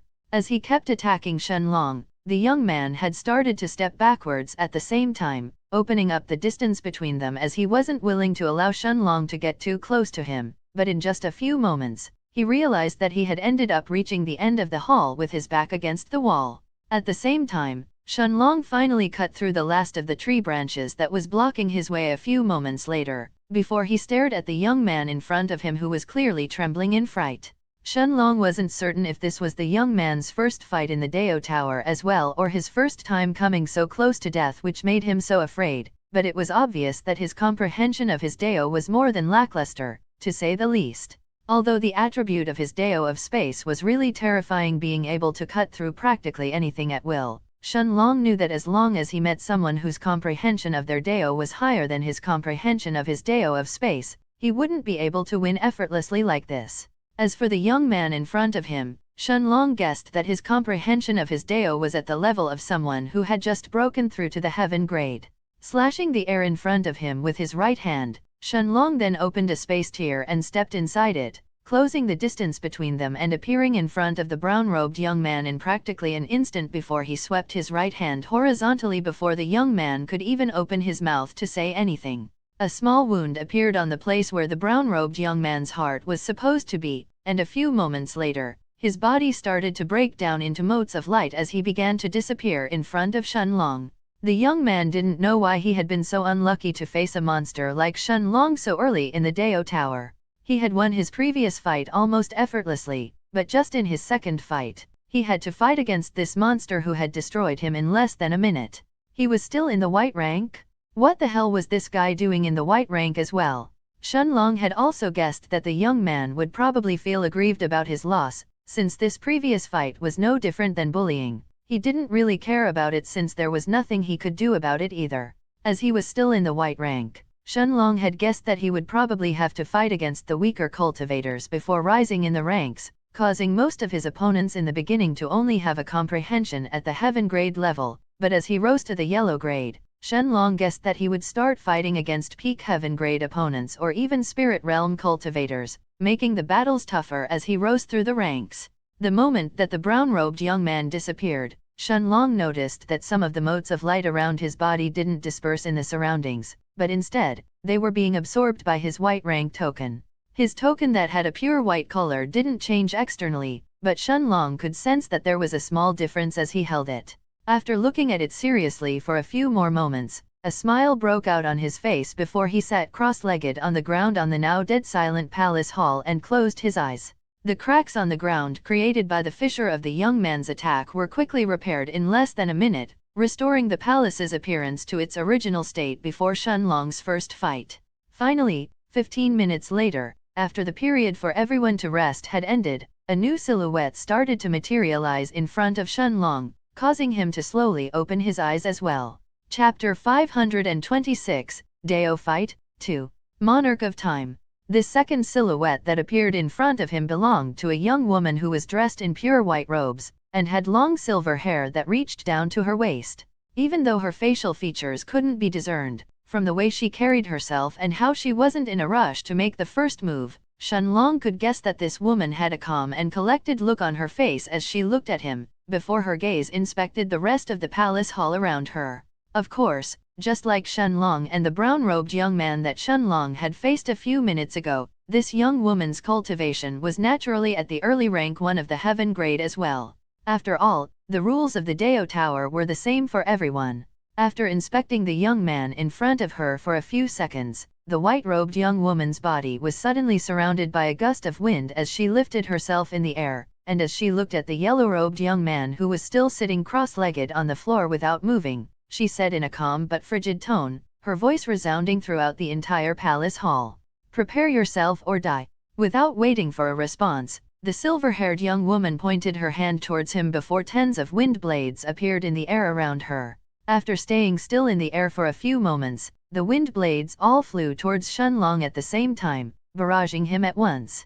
With a calm smile on his face, Shenlong looked at the young woman in front of him who was hovering in there confidently as she waited for her attack to land, before he calmly raised his right hand and punched the air in front of him once, creating a large space tear the size of a normal person. The silver-haired young woman took a step back in disbelief as she saw her wind blades all disappear inside the space tier that Shenlong had casually opened with a single punch, but before she could even process what was going on, her wind blades had already appeared from behind her. Before the silver-haired young woman had enough time to realize what happened and move out of the way, her body was riddled with wounds and holes as her own wind blades ended up tearing her apart. Falling on the floor of the palace hall with her consciousness on the verge of fading, the young woman raised her head with extreme difficulty to look at the yellow-robed young man who was sitting opposite to her and had yet to move a single step since their fight started.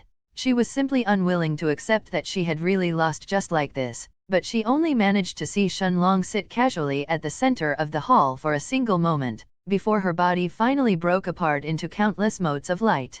Of course, what the silver-haired young woman didn't know was that the reason why Shenlong didn't move from his seat was in order to place more pressure on himself.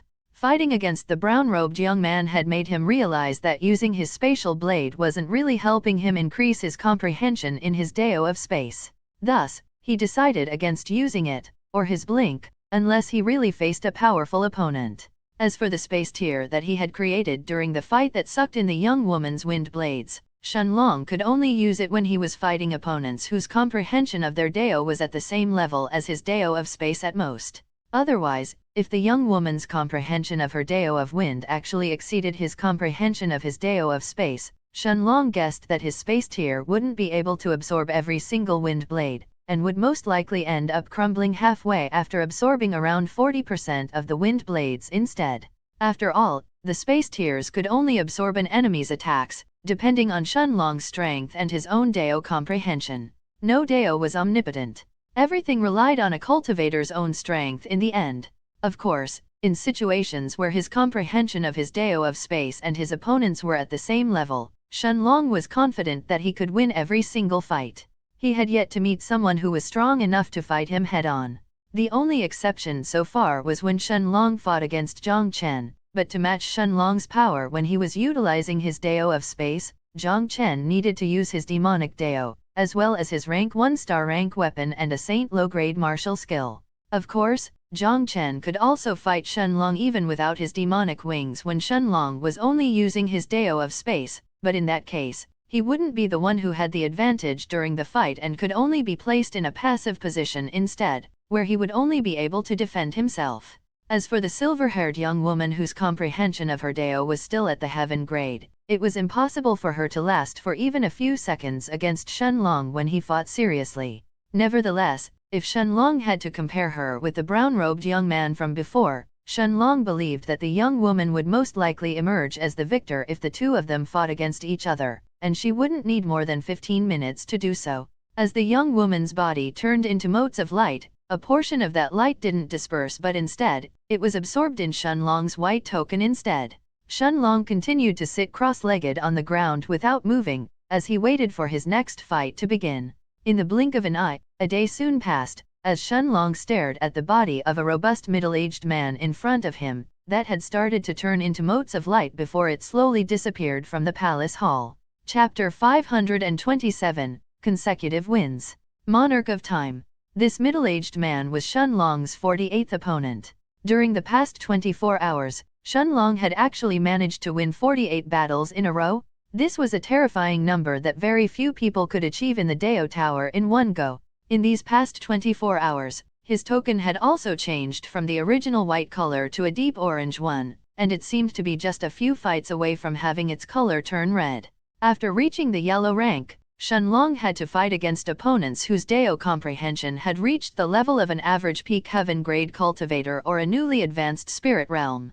Of course, in front of Shenlong's Dao of space that was just a step away from reaching the standard of a newly advanced nascent soul stage cultivator, none of them could actually last for more than a couple of minutes. However, after reaching the orange rank, the opponents that Shenlong had to face became even stronger, as every single one of them had reached the standard of a normal middle or late stage spirit realm cultivator, causing Shenlong to feel much more pressure fighting them while sitting cross-legged on the ground. As for the robust middle-aged man that Shenlong had just faced, his Dao comprehension was just a step away from breaking through to the nascent soul stage as well. In this fight against the middle-aged man, Shenlong had actually failed to block some of his attacks as well, causing him to suffer pain similar to what he would have felt in the real world from them. And yet, despite being hit in the chest 3 times and being placed in this situation of immense stress, Shenlong's eyes lit up as he looked at the unmoving body of the man in front of him. At the same time, as the middle-aged man's body started to disappear, a few of the motes of light coming from his body were absorbed by Shenlong's orange-colored token, bringing it one step closer to red.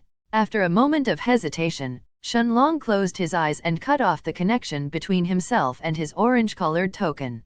His surroundings quickly changed as he suddenly felt himself disappearing from the large palace hall, before he returned back to his dark room of the Dao Tower barely a moment later. Although Shenlong was confident that he could probably reach the red rank after a few more fights using only his Dao of space, despite the fact that the difficulty of the opponents that he had to face had already increased exponentially. After 24 hours of non-stop fighting and after this last fight with the robust middle-aged man, an intense feeling had started to appear deep inside him, as Shenlong could feel that his comprehension of space had started to change.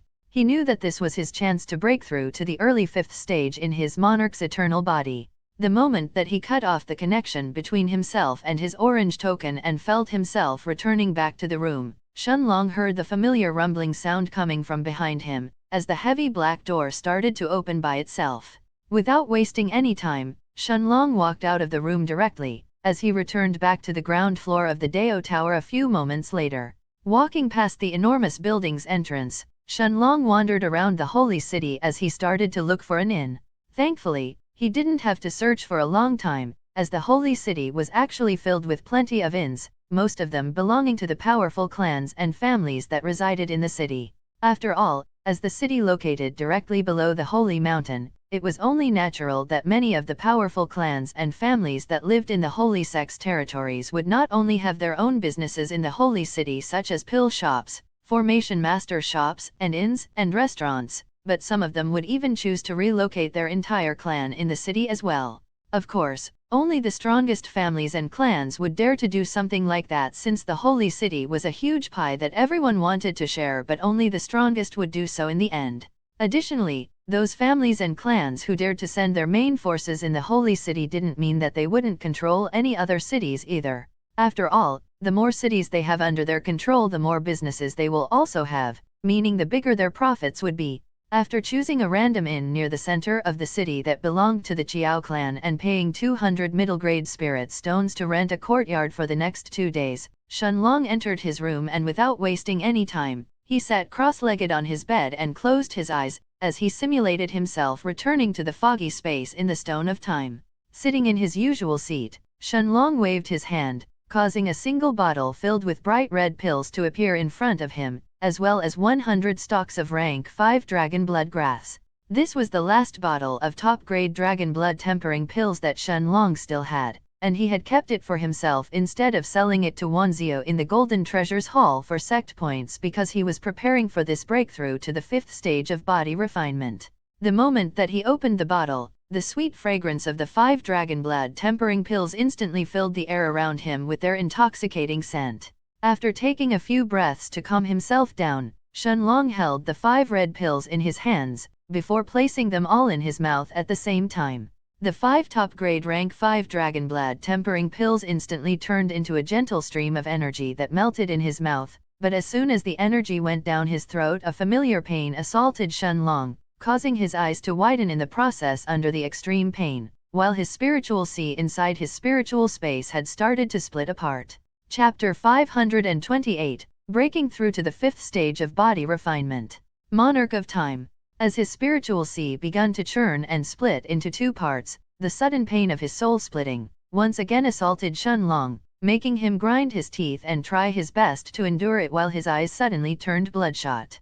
This indescribable pain in his soul was the only thing that neither Shen Long nor any other cultivator could defend against it, no matter what. This was why attacks directed towards one's soul were considered to be extremely dangerous. If your soul, your spiritual strength and your spiritual sea weren't strong enough to endure it, forget about losing your body, even your soul would be snuffed out. And yet, along with the soul-splitting pain, Shen Long also felt an intense sensation of hunger from every fiber of his being, almost as if his body was a hungry beast that had starved for countless years and was now demanding energy. Fortunately, Shen Long had already predicted this, as he started eating the stalks of dragon blood grass that he had already prepared and had placed in front of him before he started his breakthrough without holding back, not caring about his appearance in the slightest. Large amounts of energy started to fill his body the moment that he consumed the first stalk of dragon blood grass, but just as the energy entered his body, it quickly disappeared. And yet, Shen Long didn't stop, as he kept eating stalk after stalk of the crimson-colored grass without caring about any of this. He could sense that the energy from the dragon blood grass that he was consuming was being split into 2 parts. One part was absorbed by his body, enhancing his tendons, his muscles, his bones, and even his own blood, while the other half was transformed into spiritual energy and was absorbed by his spiritual sea that was split into 2 halves. Even after he had consumed more than 30 stalks though, Shen Long still felt that he had barely made a dent in the insatiable feeling of hunger inside him. Without any other choice, he could only continue eating until he completely filled his stomach. It was only 2 hours later and after he had consumed nearly 90 stalks of dragon blood grass that he finally felt his body being full. However, this wasn't the end just yet, as changes were also taking place inside his spiritual sea as well. The huge, illusionary sea made of spiritual energy that was previously split into 2 halves was gradually merging together into one gigantic spiritual sea that was twice the size of the original. At the same time, Shen Long could feel his comprehension of his Dao of space advancing even more and at a terrifying rate, while his affinity with the element of space was also increasing without any signs to stop. This process continued for more than a week until Shen Long finally opened his eyes. Even without standing up from his seat, he could now sense that his body was filled with limitless amounts of energy, as he finally reached the early 5th stage in body refinement.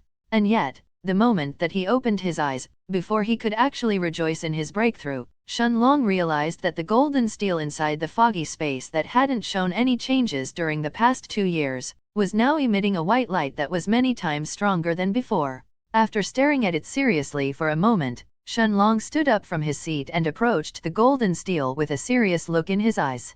He was actually feeling a little hesitant to touch this golden steel since everything that was related to the Stone of Time had always subjected him to a certain degree of danger in the past, but after remembering that this steel had only appeared after he had returned from that magnificent white palace with the golden staircase that had allowed him to break through again in his body refinement, he took a deep breath before he placed his hand on the steel's surface.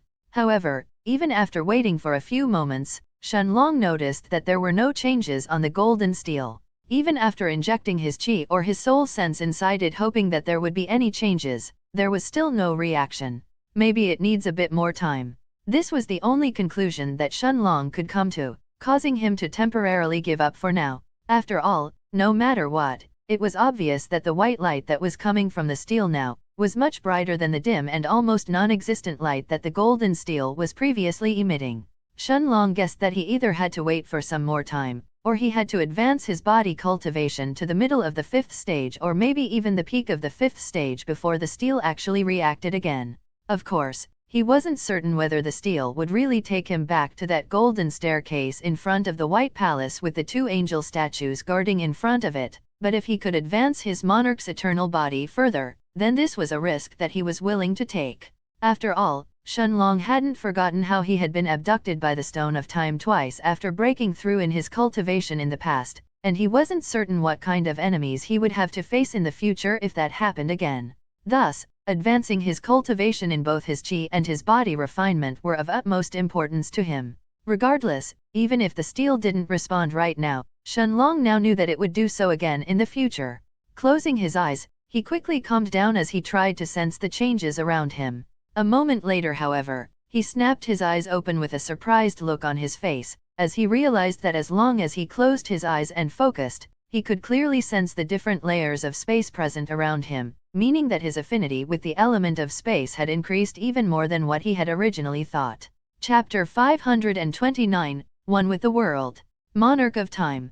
Closing his eyes for the second time, Shenlong then spread his soul sense around his surroundings before he mumbled in a low, almost inaudible voice.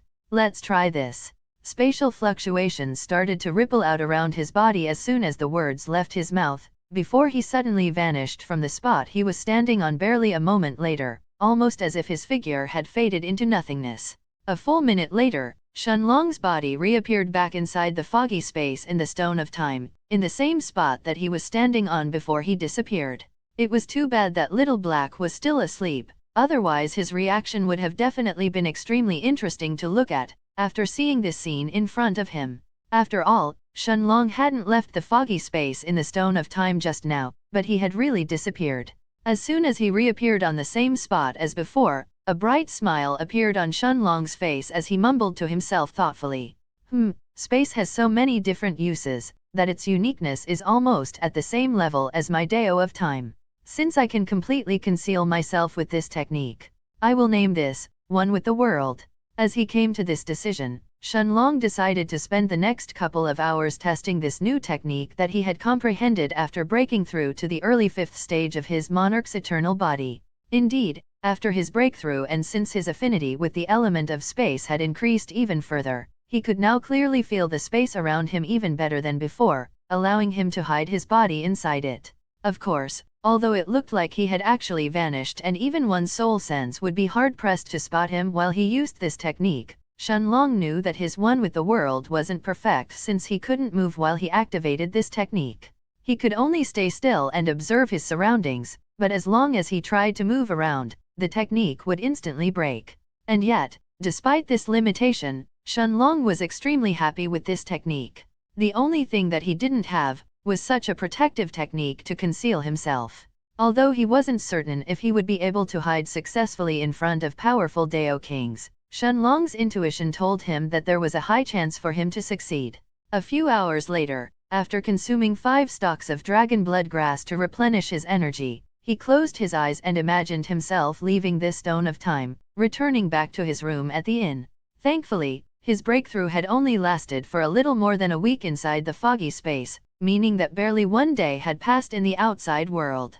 Although he knew that he still had more than half a day left, Shenlong decided to leave the inn before that and take a quick look at the rest of the holy city, as well as go and meet with the merchant Yingui after that. After all, according to the second mission that he had accepted from the assignment hall, there was less than a day left until Yingui's caravan left for Yanzhou City. Shenlong spent the next 4 hours touring through the shops of the holy city, especially pill shops, in hopes that he could find some rare medicinal herbs.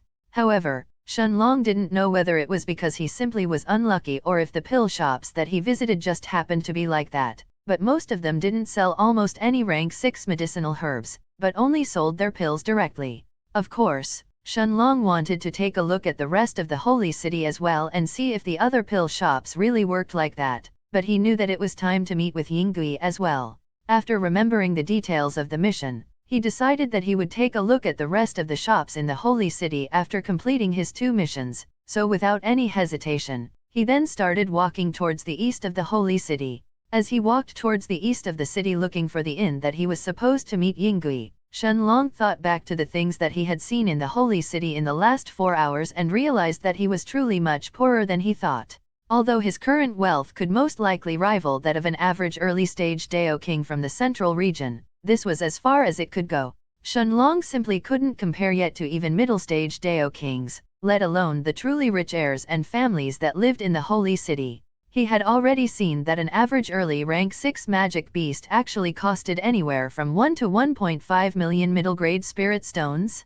This meant that as long as an average middle-stage Dao king was strong enough and he managed to capture a living early rank 6 magic beast, he could actually make as many spirit stones as an average early-stage Dao king had managed to gather throughout his life. Of course, this was the price for a living early rank 6 magic beast and not a dead one. Otherwise the price would drop by many times. Capturing a rank 6 magic beast alive was also much tougher than one would think, as most magic beasts were almost impossible to be subdued, and would rather fight to the death than submit to humans. Naturally, if middle-stage Dao kings could make 1 million spirit stones so quickly, Shenlong couldn't even fathom how rich the late-stage Dao kings would be, or even the Dao emperors. It was only now that he started to understand why elders like Elder Xian could burn high-grade spirit stones to fill their courtyards with qi effortlessly. And yet, not only did this not make Shenlong depressed, but it actually made him so happy, that any passerby who happened to see the evil smile on his face would end up feeling shivers all over their body before they scurried as far away from him as possible. With so many resources available in the central region, why wouldn't Shenlong ever be happy? Chapter 530. Meeting Yingui, Monarch of Time. At the same time, in these last 4 hours that he toured through the holy city, Shenlong also learned about the existence of some cultivators who were called beast tamers. Beast tamers could subdue beasts much easier than normal cultivators, and they could even tame those magic beasts much faster than them and even have them follow them into battles, earning the title of beast tamers. Of course, also knew that there were such people in the Night Star continent as well, and even in the desolate east, but they were so few and far between that he never paid any attention to them. However, in the central region, beast tamers weren't any less important than alchemists or formation masters. High-level beast tamers were actually treated with the same importance by the powerful families and clans as well as the other forces in the central region, that everyone longed to become a beast tamer as well. However, although beast tamers enjoyed a high status, it wasn't easy for someone to join their ranks.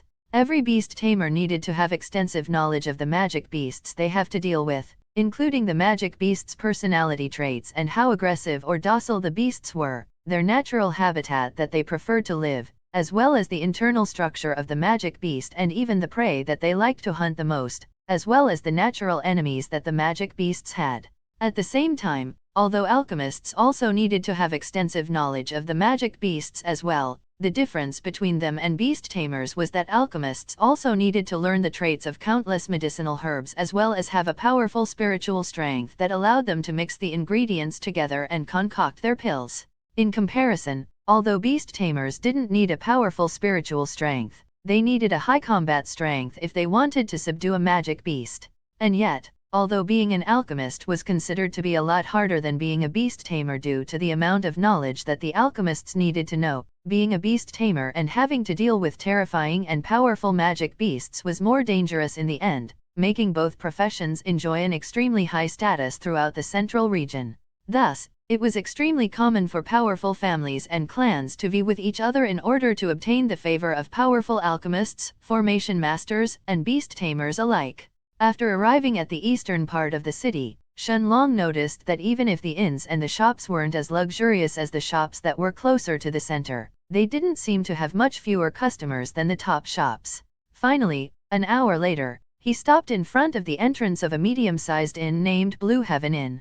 Shenlong knew that he was supposed to meet merchant Yingui here today if he wanted to join his caravan and join the Holy Sect's mission. Before entering the inn, Shenlong first took out his sect identifying token and infused his qi inside it, immediately activating the memory recording formation. Then, without any delay, he stepped past the inn's entrance and entered the inn. A fat, middle-aged woman with her hair tied up in a bun approached Shenlong the moment that he entered the inn. and as soon as she spotted his yellow-colored robes which indicated that he was an outer disciple of the holy sect, she smiled brightly before asking, "Welcome young lord, can I help you?" Since Shenlong seemed to be an outer disciple of the holy sect and the woman knew that most disciples of the sect usually enjoyed an extremely high status everywhere within the holy sect's territory, she didn't think that the young man in front of her had actually chosen her in to stay and would most likely be here looking for someone. Indeed, nodding his head at this woman whom he assumed was most likely the innkeeper, Shenlong then asked curiously, "Thank you, is merchant Yinggui staying here?" The woman nodded her head with the same smile on her face as her eyes lit up in realization after hearing Shenlong's question, before she pointed towards the depths of the inn and gestured for him to follow after her before she replied, "Of course. Senior Yinggui is staying in his own courtyard. I was told that if a disciple of the holy sect really arrived, I should lead you to his courtyard right away. Please follow me." Without any delay, the young woman led Shenlong to Yinggui's courtyard. A couple of minutes later, Shenlong arrived in front of one of the largest courtyards in the inn, before the innkeeper's voice resounded in the air. "Senior Yinggui, your guest has arrived." The gates of the courtyard opened promptly a few moments later, as Shenlong saw a short, almost obese middle-aged man with a fat nose, big lips, and a greasy forehead, walking towards him with a smile on his face. With just a glance, Shenlong easily guessed that this was probably the man who had registered the mission, Yinggui. His cultivation was at the rank 1 of the spirit realm, which wasn't impressive for someone of his age, but it was still the norm for a merchant who mostly focused on traveling around instead of fighting or cultivating.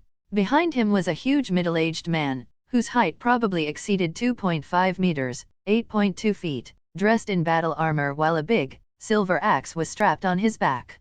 The visual difference between Yinggui and this man who was following behind him made the gigantic man look even more imposing, deterring anyone who would even think of approaching close to him. Even though Shenlong had also grown taller in the past 4 years, his height that had reached 1.8 meters 5.10 feet made him look like a kid in front of this man as well. However, as Yinggui approached Shenlong with a smile on his face, the robust middle-aged man frowned when he saw him. Chapter 531, Bad Luck. Monarch of Time. Welcome, my name is Yinggui and this is the head of my guards Zhou. I am very happy that you accepted the mission. Haha, I wasn't sure if someone would really accept it in time. Yinggui didn't lose a single moment as he introduced both himself and the head of his guards with a passionate expression as he looked at Shenlong, while gesturing for him to enter his courtyard at the same time. Although Yinggui knew that protection missions like this were popular among the outer disciples of the holy sect, what he had said was also true. He had to leave for Yanzhou City right away, and he wasn't certain if an outer disciple of the holy sect would accept the mission in time. If he wasn't lucky enough, he could only leave 3 days later with only the power of his normal guards. Nodding his head, Shenlong looked at the smiling Yinggui before he took out his golden-colored token that he had placed in his robes and showed it to him, as he introduced himself.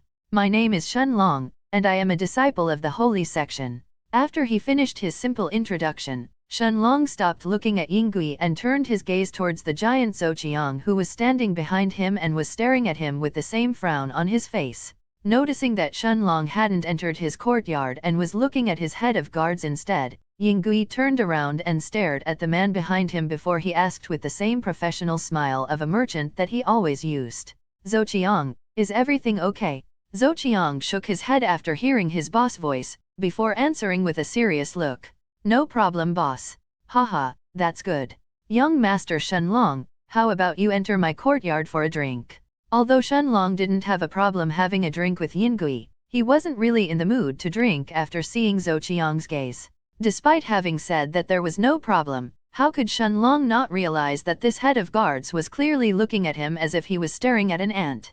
With just a glance, he quickly realized that the reason behind this was his cultivation that was at the early rank 3 of the nascent soul. Of course, Shenlong wouldn't hide his cultivation this time, since there was simply no reason to do so. However, after seeing the frown that turned into a gaze of contempt and utter disregard from the peak rank 5 nascent soul cultivator behind Yinggui a moment later, there was no way that he would simply accept Yinggui's offer to drink together. Thus, he shook his head before he responded with his usual cold voice, "No need. Let me know when you plan to leave for Yanzhou City instead." Yinggui immediately noticed the tense atmosphere between the two men, and after turning around to shoot a stern glance towards Zhou not understanding why his head of guards was trying to antagonize a disciple of the holy sect, he looked at Shenlong with the same smile on his face before he replied. I was simply waiting for young Master Shenlong to join our group so we could leave. Since you are here, we can leave right away.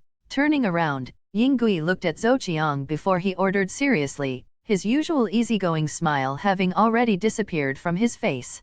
Gather the guards in front of the inn. We are leaving for Yanzi right away. What Yingui had said to Shenlong was the truth.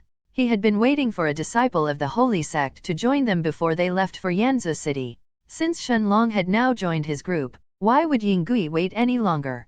Especially since it was obvious that Shenlong wasn't willing to waste any time chatting.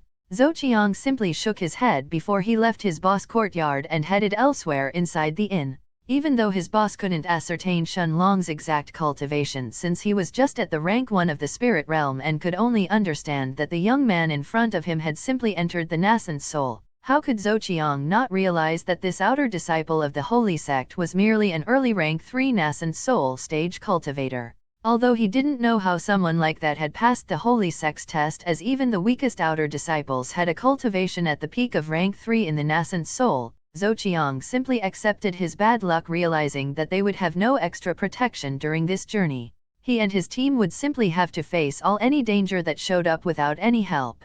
If there was time, Zhou would have told Yingui to simply send Shenlong back and wait for some other disciple of the holy sect to accept the mission, but he knew that something like that wasn't possible for 2 reasons. Firstly, today was already the 3rd and final day that his boss was willing for anyone who accepted the mission to show up, and if no one eventually did, they would still leave the holy sect by themselves. Thus, even if his boss actually rejected Shenlong's help, it would just be Zhou and his team in the end. As for the second reason, Zhou already knew that the holy sect would never accept anyone questioning the capabilities of its disciples. The only way for someone to reject the help of a disciple of the holy sect would be to cancel the mission, but canceling the missions wasn't free. To ask for the help of an outer disciple, Zhou knew that his boss had to pay a certain fee to the holy sect, and using that fee, the sect would reward the disciples who completed the mission. But if Yingui really cancelled the mission, he would still have to pay half of the fee. The only way to reject Shenlong would be if another outer disciple of the holy sect showed up for the same mission. In that case, Yingui would be able to choose between the 2 disciples. Shaking his head, the giant 2.5 m tall giant cursed his bad luck of getting the weakest outer disciple of the holy sect, as he went to gather his team. 10 minutes later, Shenlong, who had already walked to the entrance of the Blue Heaven Inn, saw 14 men walking behind Zhou as they all stared at him and Yingui, who was standing next to him. Chapter 532, Yingui's Preparations. Monarch of Time. Nodding his head, Yingui looked at his team of guards that had quickly gathered in front of the inn's entrance, before turning his head to the side to look at Shenlong and saying humbly, "As young Master Shenlong can see, I only have 15 guards. Normally, they would be more than enough to protect me and the items that I transport from any thieves, but this time things are slightly different. Hehe, I will explain everything to young Master Shenlong after we leave the city." Originally, Yingui was about to explain his situation to Shenlong before they left the Blue Heaven Inn, but seeing that there were plenty of pedestrians who were looking at his 4 carriages with looks of curiosity, he decided against saying anything until they left the holy city in case anyone ends up lusting over his merchandise. Finishing his words, Yingui then jumped atop the first carriage, before he gestured for Shenlong to sit on the second one. As for Zhou, he didn't pay any attention to Shenlong or his boss, as he had the 14 men who were walking behind him to completely surround the carriages, while he himself walked in the front. Shenlong noticed that all of the guards from Zhou team were between the early rank 1 and the peak of rank 3 in the nascent soul, with only Zhou himself having reached the middle stages. The guards had curious looks in their eyes as they inspected Shenlong as well, dumbfounded by his cultivation base that was only at the early rank 3 as well. They had already heard from their boss that there was a chance for a disciple of the holy sect to join them in their journey this time, and they were hoping that it would be someone at the early rank 6 of the nascent soul, or if they were unlucky, someone at the early or middle rank 5 in the nascent soul. They couldn't believe that they were so unlucky to get someone who was even weaker than some of them, let alone their captain. Ignoring the looks on the guards' faces, Shenlong took a look at the 4 carriages in front of him, and without declining Yinggui's offer, he sat atop the second carriage. At the same time, Shenlong also noticed that every single carriage was being pulled by 4 massive magic beasts at the middle of rank 4 that resembled cows, while the carriages themselves were completely covered, each of them with a white piece of cloth that made it impossible to see what was inside them.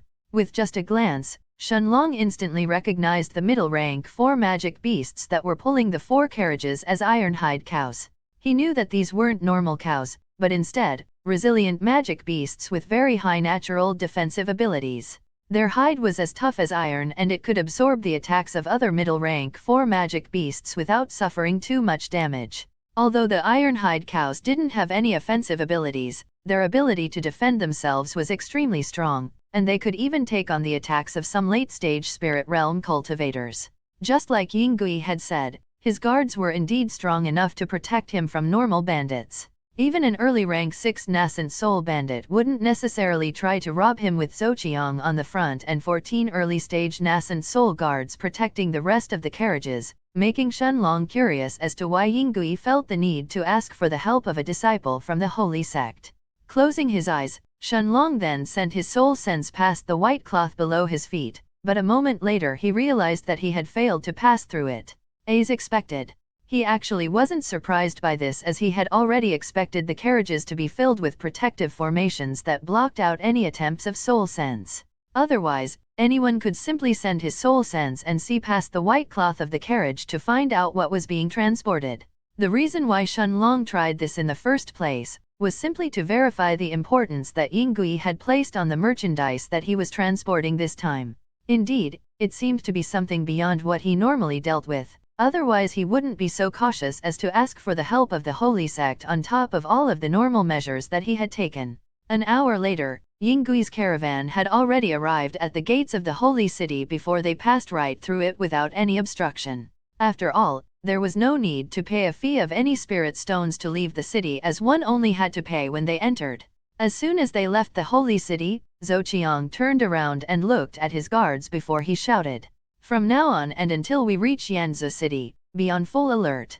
Yes, Captain. Even Shenlong had to admit that Zouqiang was a captain who was respected by his troops and had above-average leadership abilities. Unfortunately, this didn't really increase his image in Shenlong's eyes. Regardless of how good a captain he may be, intentionally offending someone who came to help him would only end up harming him in the end. Not caring about the orders that Zouqiang was giving as he arranged the rest of the guards, Yingui smiled brightly as he turned around and looked at Shenlong before he then said, "Young Master Shenlong, let me explain why I asked for your help. Unfortunately, I couldn't explain this while we were still in the holy city as there were too many people around us." As he finished speaking, after checking and making sure that they had opened up a sizable distance between themselves and the holy city and that there were no other cultivators around them, Yingui raised the white sheet that was covering his own carriage, revealing the scene inside. As soon as Yingui lifted the sheet, Shenlong realized that what he was riding on wasn't a normal carriage, but instead a small prison. And inside this very prison, a beast that resembled a dog, with pitch-black fur and orange eyes appeared in Shenlong's vision. Chapter 533, Biting More Than He Could Chew. Monarch of Time. This beast was even larger than the rank 4 ironhide cows that were pulling the carriages, as it kept clawing with its front feet at the cell non-stop, trying to destroy the bars. Its eyes were filled with endless killing intent, obviously unwilling to stay trapped in this place, while every single one of its attacks ended up slightly shaking the entire carriage. However, it didn't matter how hard the beast clawed at the cell bars as the protective formations lit up every time they were attacked, completely absorbing the damage inflicted on them. Even from a distance away, Shenlong could clearly sense that this magic beast had actually reached the peak of rank 5, as he asked in a voice that didn't hide his surprise. A peak rank 5 solar hound. Young Master Shenlong is truly knowledgeable? Indeed, this is a rare peak rank 5 solar hound. Yingui's eyes instantly lit up when he saw that Shenlong had immediately recognized the magic beast, as he praised him with a truly sincere expression on his face. Of course, solar hounds were extremely rare rank 5 magic beasts, whose rarity to find them was at the same level as a silver-winged panther king. However, the reason why Shenlong was shocked wasn't just due to how rare this magic beast was, but how did Yingui manage to get his hands on it in the first place? After all, even the strongest person on his caravan, Zhou Qiang, was only a peak rank 5 nascent soul stage cultivator. Even with his entire team of guards as support, Zhou Qiang wouldn't be able to fight against a solar hound who was still at the middle of rank 5, let alone a peak rank 5-1. Hurriedly covering the carriage with the white sheet, afraid that someone would see the peak rank 5 solar hound, Yingui first looked around to make sure that no one was watching them before he heaved out a sigh of relief. A self-mocking smile appeared on his face a moment later, and almost as if he had guessed Shenlong's thoughts, he then explained.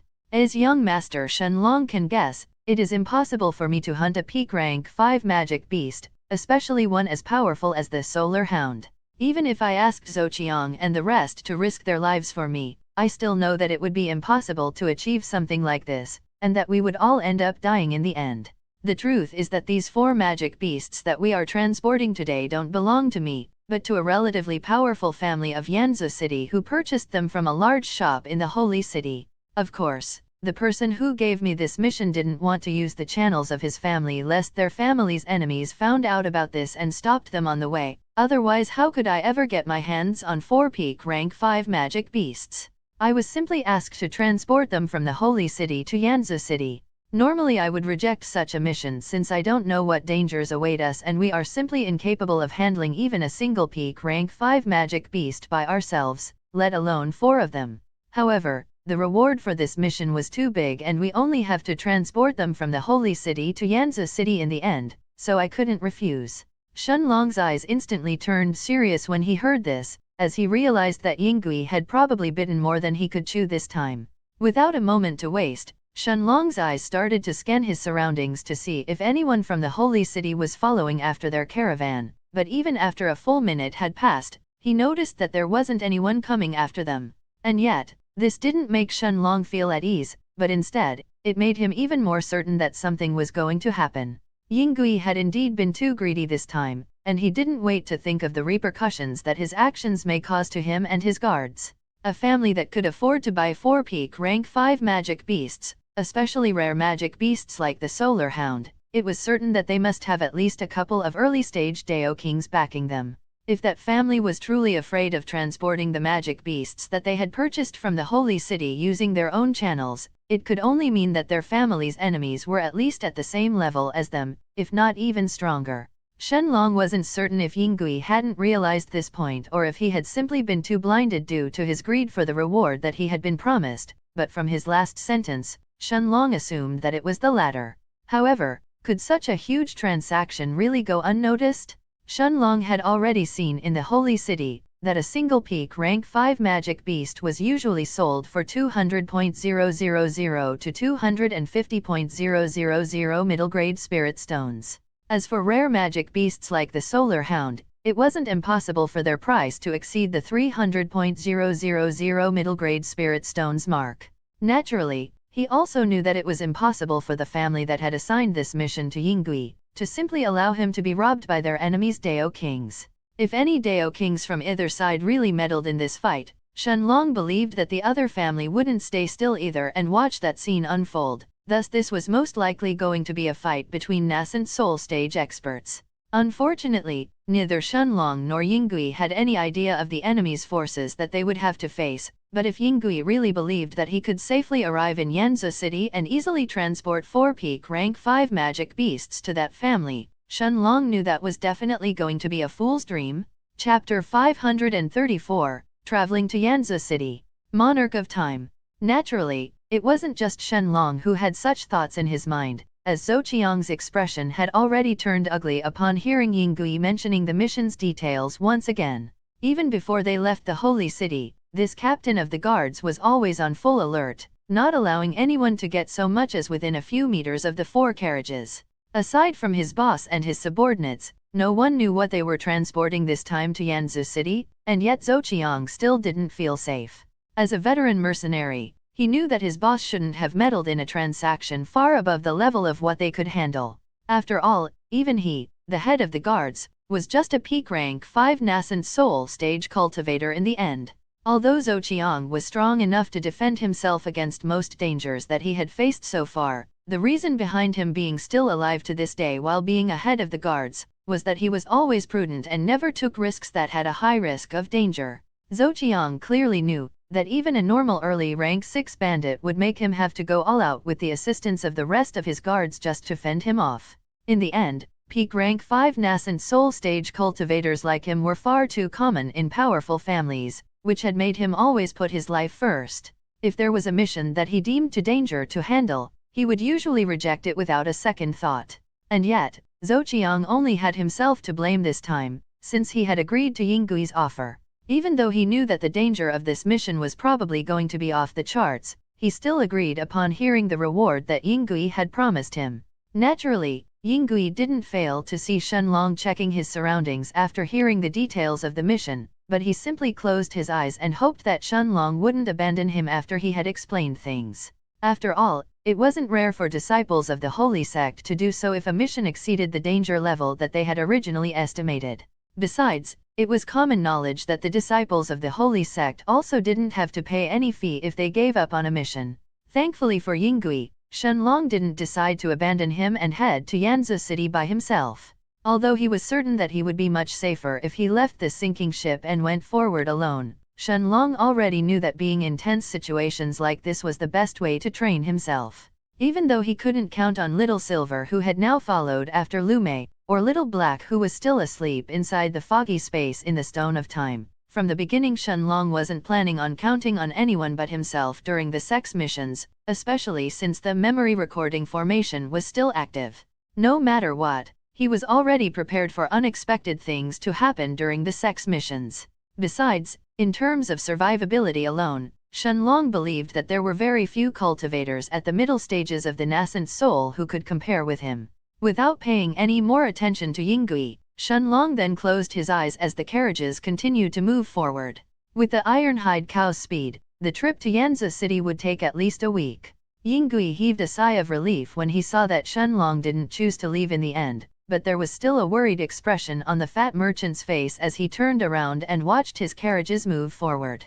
After all, it would be a lie to say that Yinggui himself wasn't worried about this journey, with or without Shenlong's presence along with his guards. He was the one who knew exactly what kind of family he was dealing with, making the pressure that he felt even more intense. However, along with this pressure, a look of greed had also appeared deep in his eyes, as he looked forward to the reward he would obtain upon completing this mission.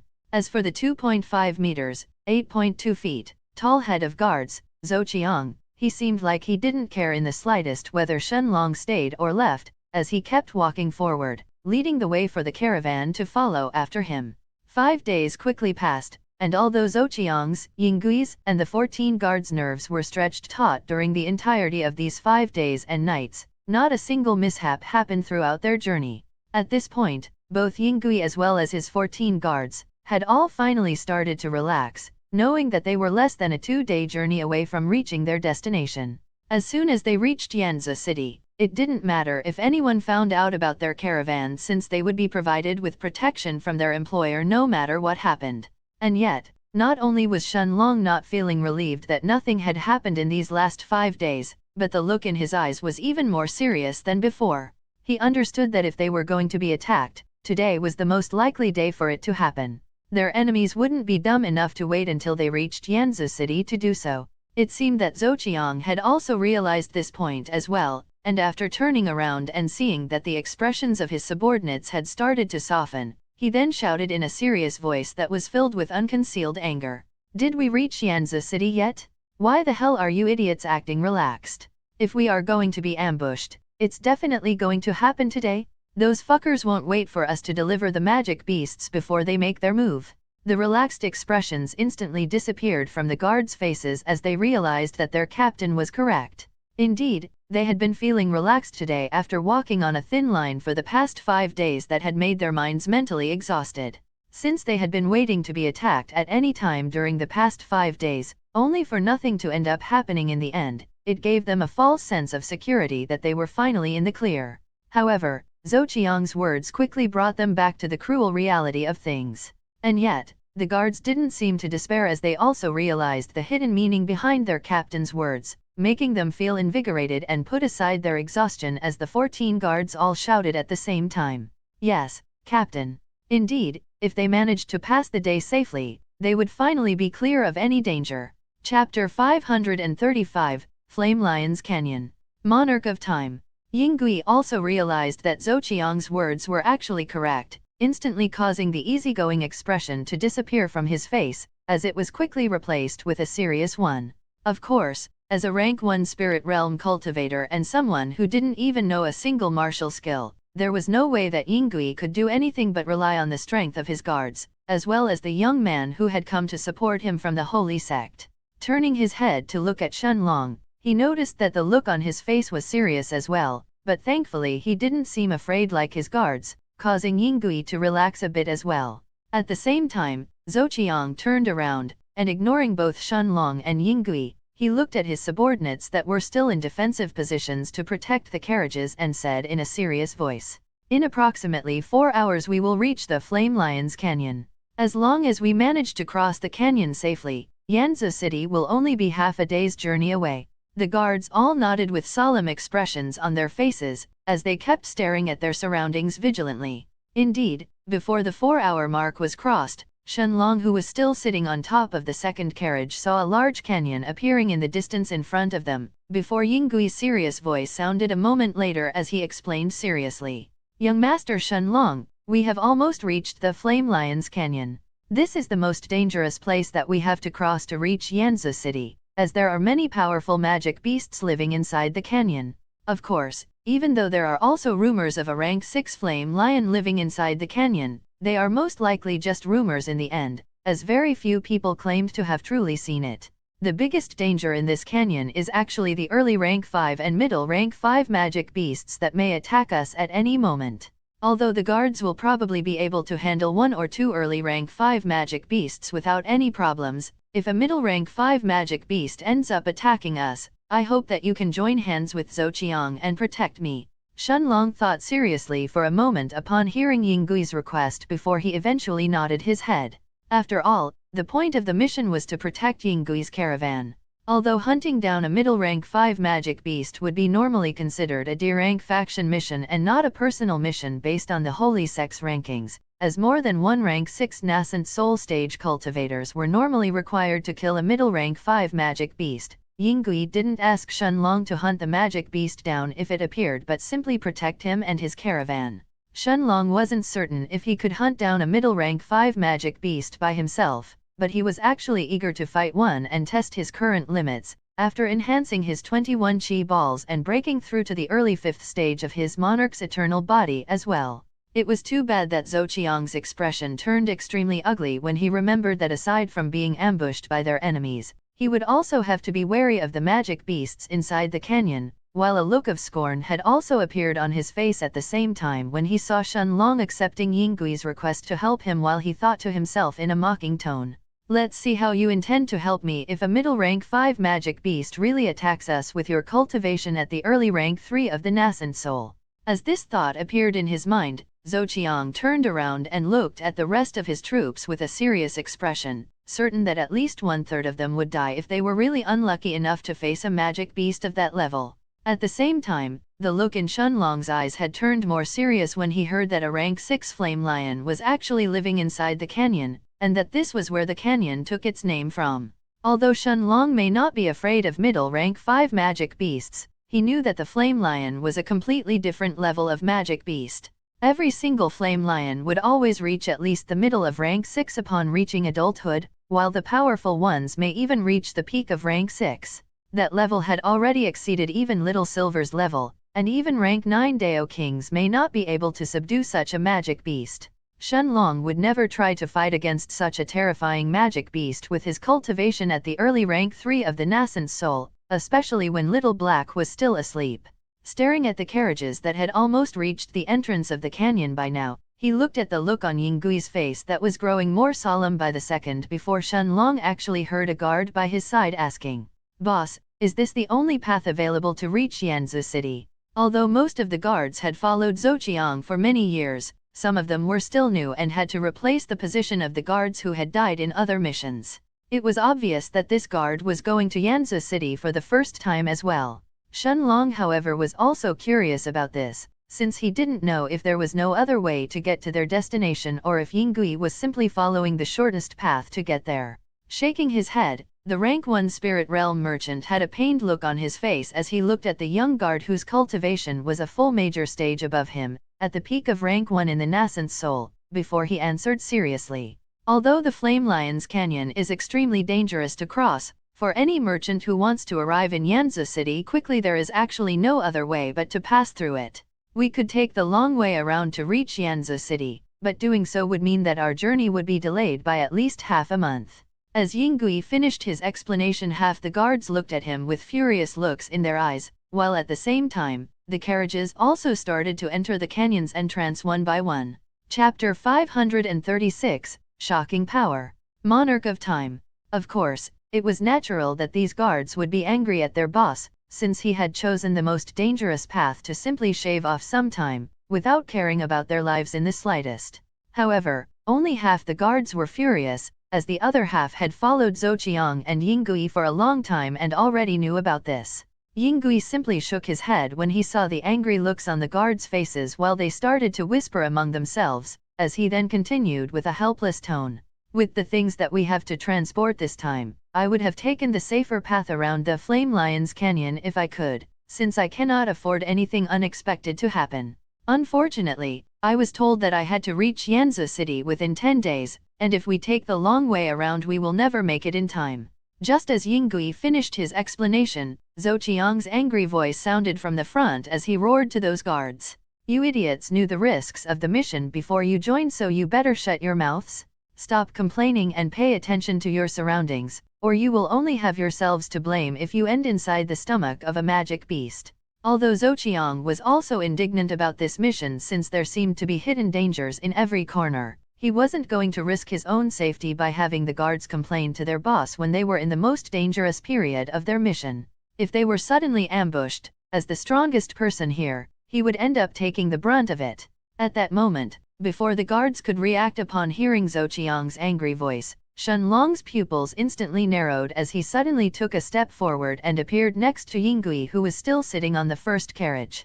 With his right hand clenched, he quickly punched the air in front of him without holding back his strength, before a loud booming sound was heard in everyone's ears.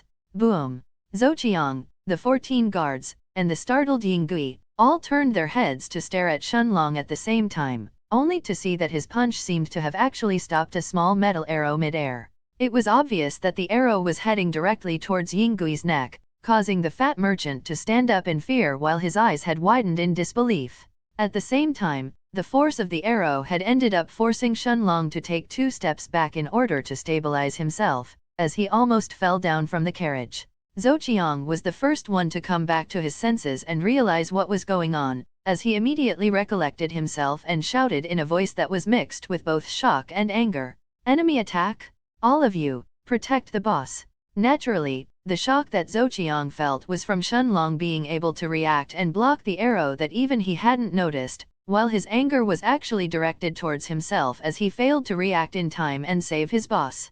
He knew that if Shenlong hadn't stepped in this time, Yingui would have definitely turned into a corpse with an arrow on his neck by now. As the head of the guards, this was a mistake that Zhou Qiang wasn't allowed to make. Oh! Shenlong and the rest all heard a surprised voice coming from their right, but before they could all take their positions to protect Yingui, 3 consecutive sounds could be heard piercing through the air, one after the other. Swoosh! Swoosh! Swoosh! 3 metal arrows instantly emerged from the same location as the first one that Shenlong had blocked, but unlike what everyone expected, the arrows didn't all head towards Yingui. Instead, only the first arrow was directed towards him, while the second one was actually flying towards Zhou Qiang. As for the third arrow, it was flying towards the guard closest to Yingui below the first carriage. Without any hesitation, Shenlong immediately circulated his Monarch's hourglass, while his eyes instantly turned golden at the same time. Monarch's domain. Shenlong's voice was cold as he activated his first Monarch's domain without holding back, before he punched the second arrow that was once again trying to take Yingui's life.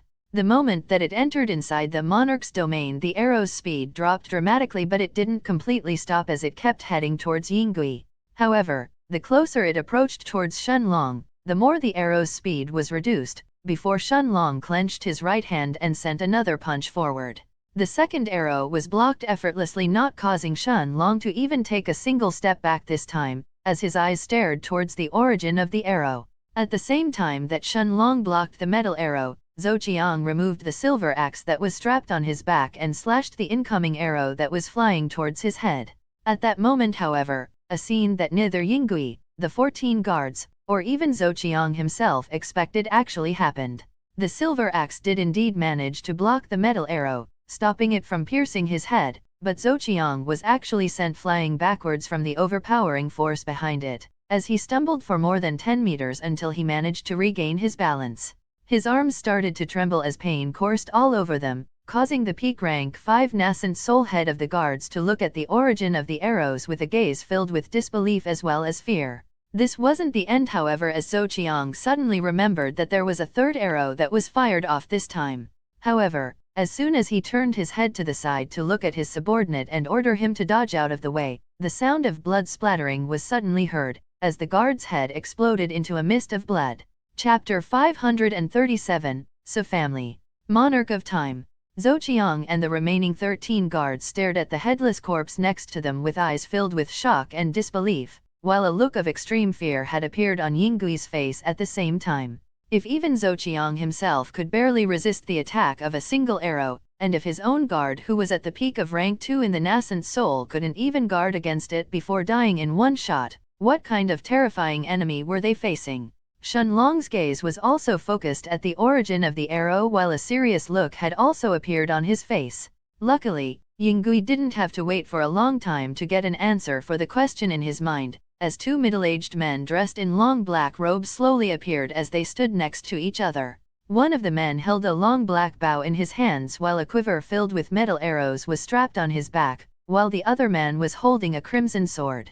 However, what made both Zhou Qiang and his remaining 13 guards despair was that the middle-aged man who was holding the crimson sword was a middle-rank 6 nascent soul stage expert, while the man with the arrow was actually at the peak of rank 6 in the nascent soul.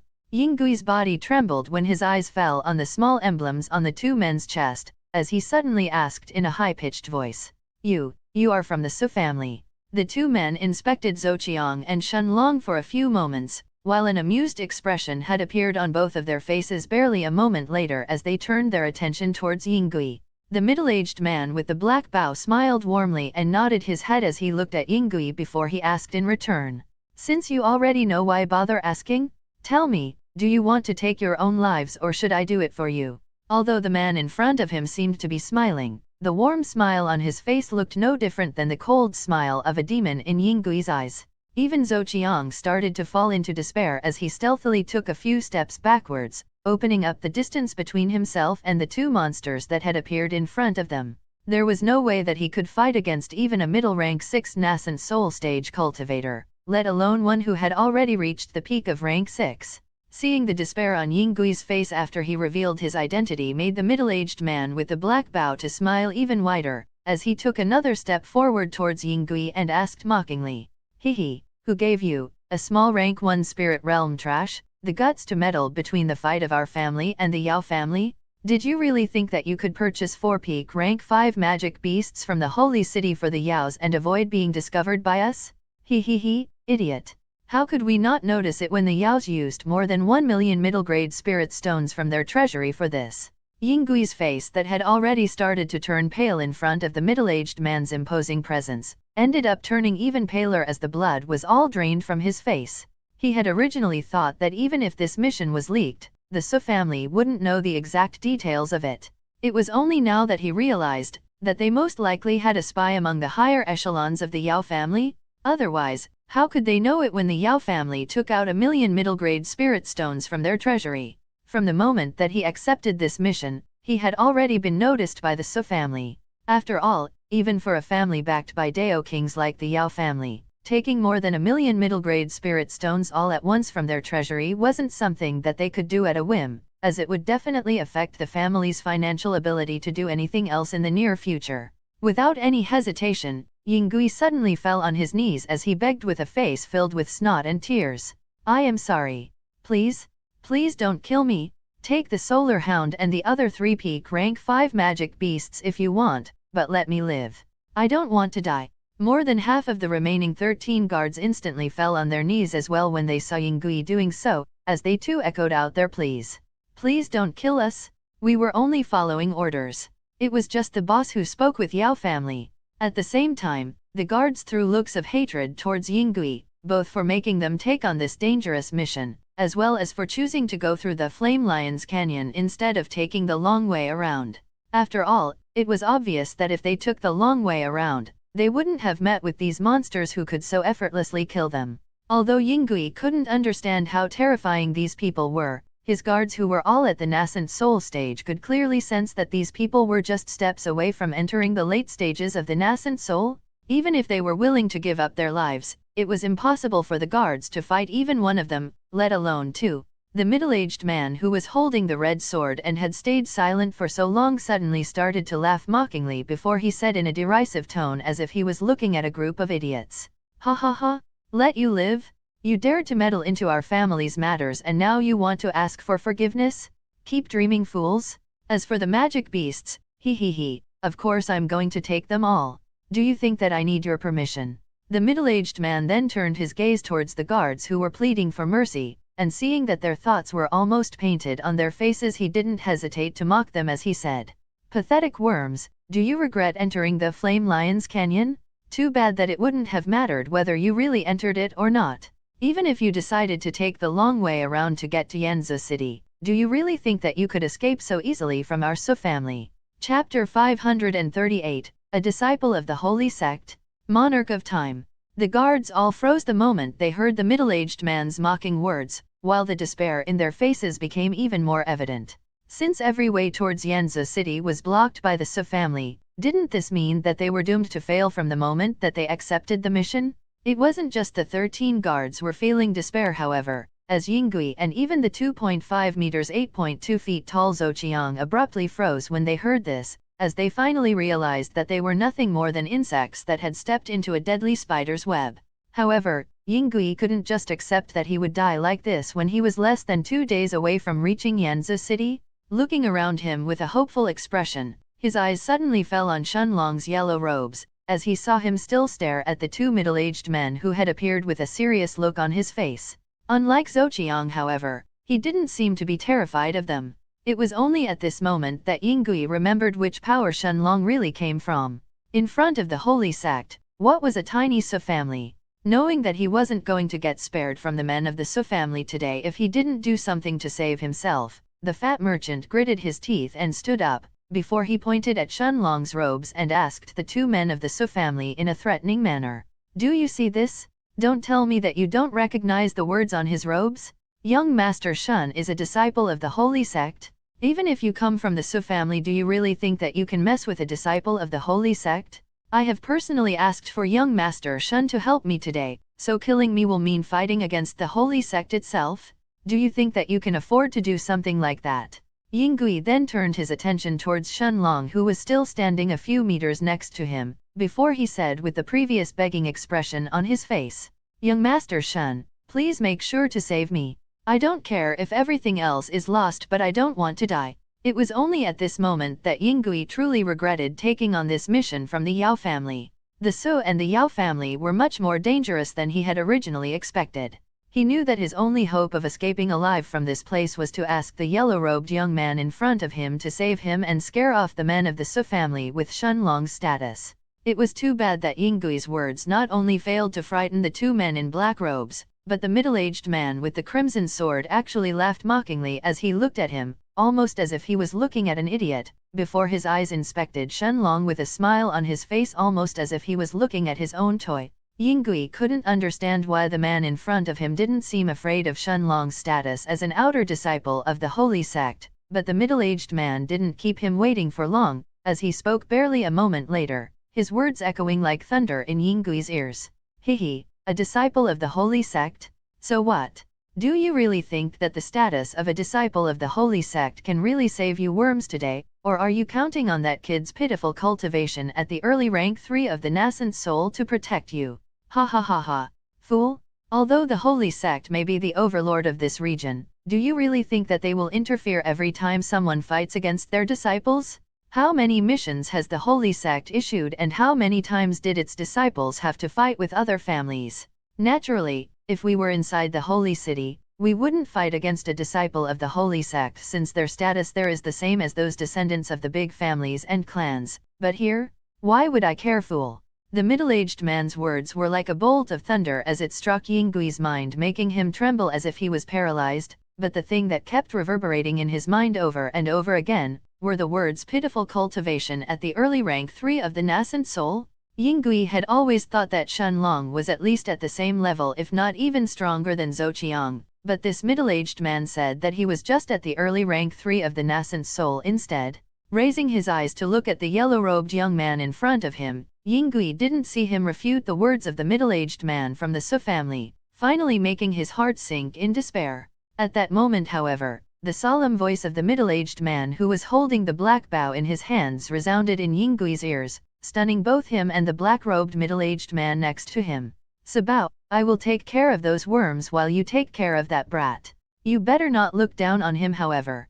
Regardless of how low his cultivation is, he still managed to block 2 of my arrows that were at 80% strength, and he is still standing.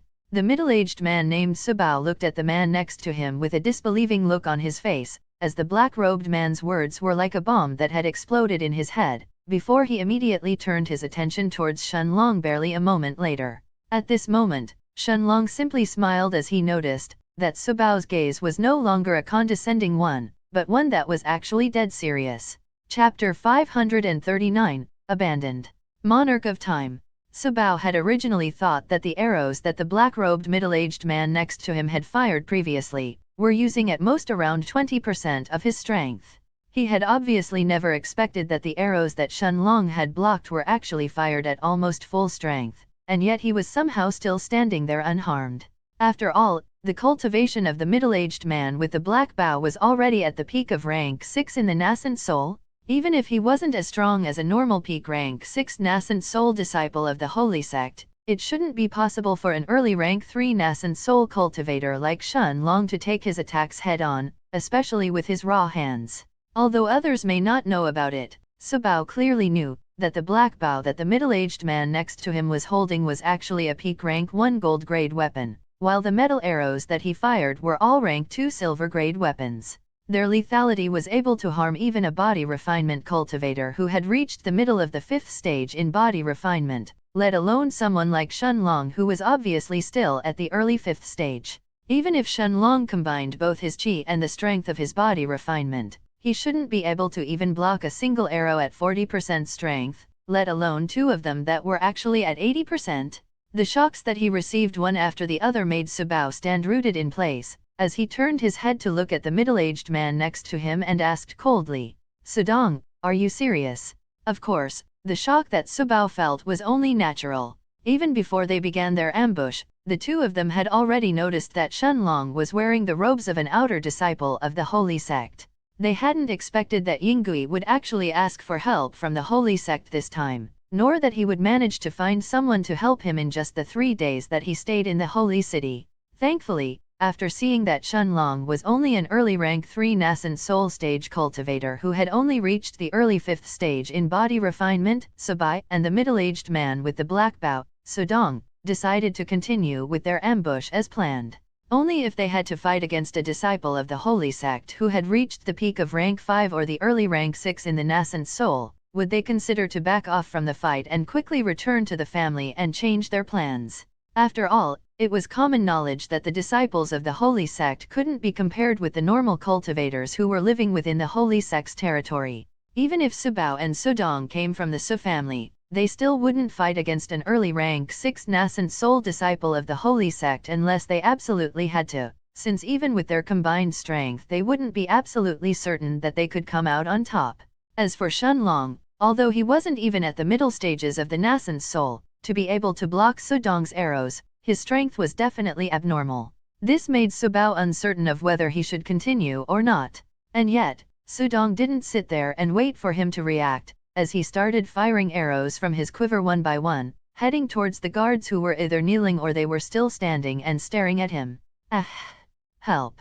The guard's cries instantly woke Subao from his stupor, as two heads suddenly exploded into a mist of blood almost at the same time. Staring at the headless corpses, Zhou Qiang no longer waited until his turn arrived, as he ran at full strength towards the entrance of the Flame Lion's Canyon. It was too bad that he couldn't escape from Sudong's eyes, as the black-robed middle-aged man instantly narrowed his eyes when he saw him trying to escape, and after killing 3 more guards with his arrows he actually chased after him. Naturally, the remaining 8 guards didn't care that Zhou Qiang was being chased by the peak rank 6 nascent soul middle-aged man, and instead they actually rejoiced, as they headed deeper inside the Flame Lion's Canyon without any delay. They weren't dumb enough to return back to the canyon's entrance since both Zhou Qiang and that terrifying man named Sudong were there, so heading deeper inside the canyon was their only chance to escape, leaving behind only Shenlong, Yinggui, as well as the middle-aged man with the red sword Subao. As for hoping that either Shenlong or their captain could win against those enemies, they'd rather cross this terrifying canyon all alone than base their chances on something like that. Yinggui wanted to escape inside the canyon as well after seeing his guards all do so, but unlike his guards who were all at the nascent soul stage, he remembered that his cultivation was only at the rank 1 of the spirit realm. Forget about an early rank 5 magic beast, even if a single rank 4 magic beast appeared in his way during this time, he would definitely end inside that beast's stomach. And unfortunately, Yinggui clearly knew that rank 4 magic beasts were more than common in the Flame Lion's Canyon. Thus, the only thing he could do was slowly back away from the carriage, as he allowed Shenlong to fight with Subao. His only hope now was that Shenlong could magically win this fight. Even if that seemed impossible, Yinggui knew that there was nothing else that he could rely on. His head of guards had already abandoned him and even his remaining 8 guards had done so as well. Right now even an average spirit realm cultivator could probably take his life, let alone monsters from the Su family like Subao and Sudong who clearly hated him for meddling in their business. As for Subao, he didn't care about those small fries at all, as his eyes were only focused on Shenlong who was staring back at him, as well as the 4 carriages with the peak rank 5 magic beasts.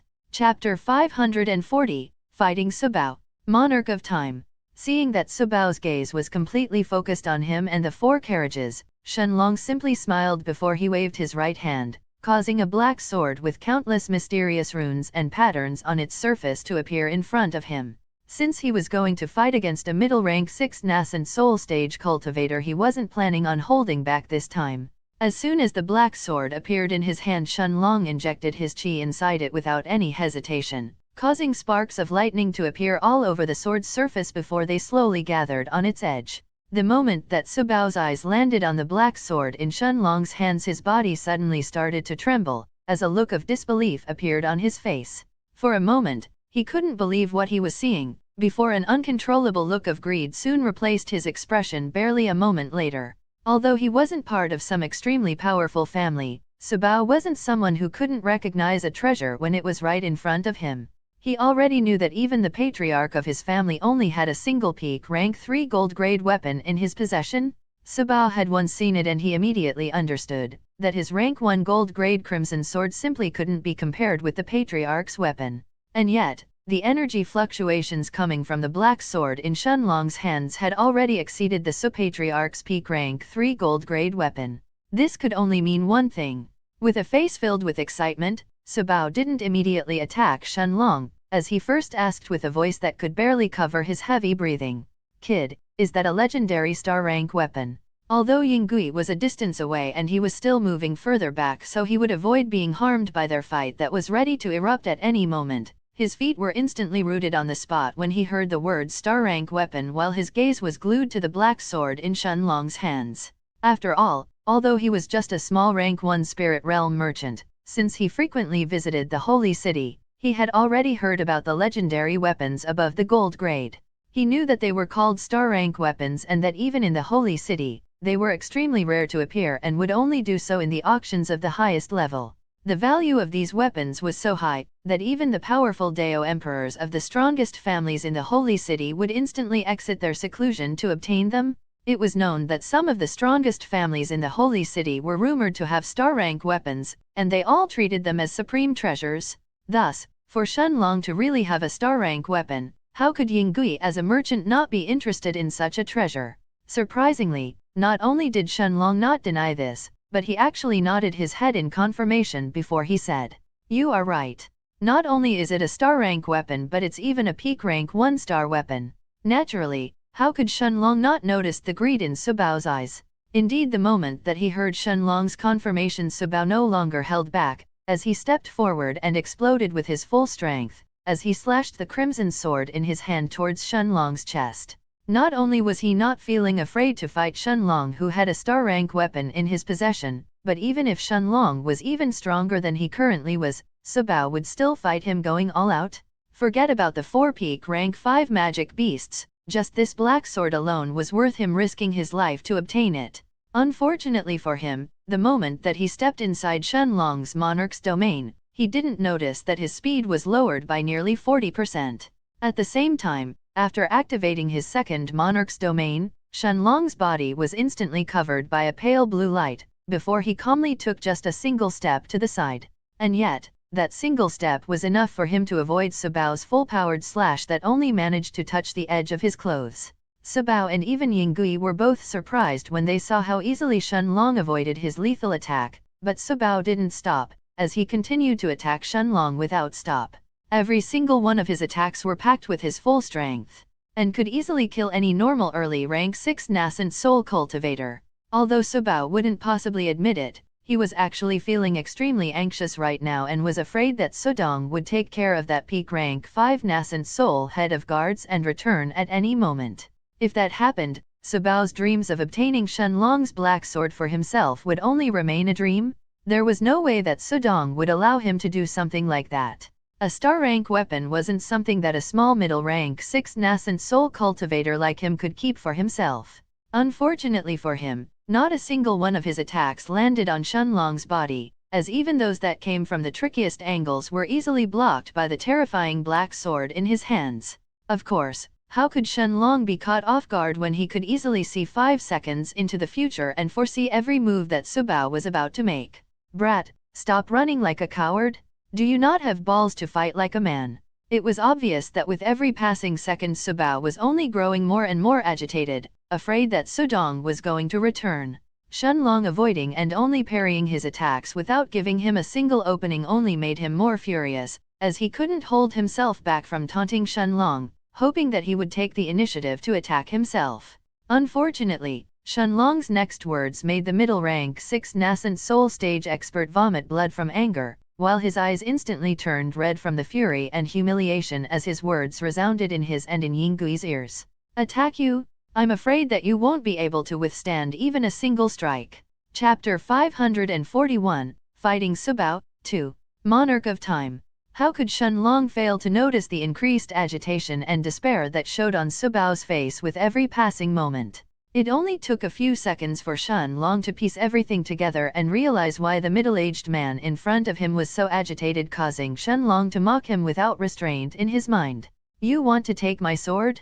Take it if you can." Unfortunately for Subao, Shenlong wasn't feeling pressured in the slightest during their battle and was merely getting used to his increase in cultivation without fighting for so long. However, Shenlong knew that even though Subao didn't pose any danger to him right now, the same couldn't be said if Sudong also joined his side. Although Shenlong wasn't afraid of them, he knew that the difficulty of the battle would increase by more than 2 times if the middle-aged man returned and the two of them joined hands against him. After all, every single arrow coming from Sudong was at least at the same level as Subao's full-powered attacks with his sword, and their teamwork where one could attack him from afar while the other one keeps him tied in close range could prove more difficult to handle. However, it would only be slightly more difficult in the end. And yet, in the end, after giving it some more thought, Shenlong nodded his head and closed his eyes for a second before he gathered his chi inside his sword. Although he was getting used to the increase in his cultivation, he still had to take care of the mission in the end, as well as take care of Yingui.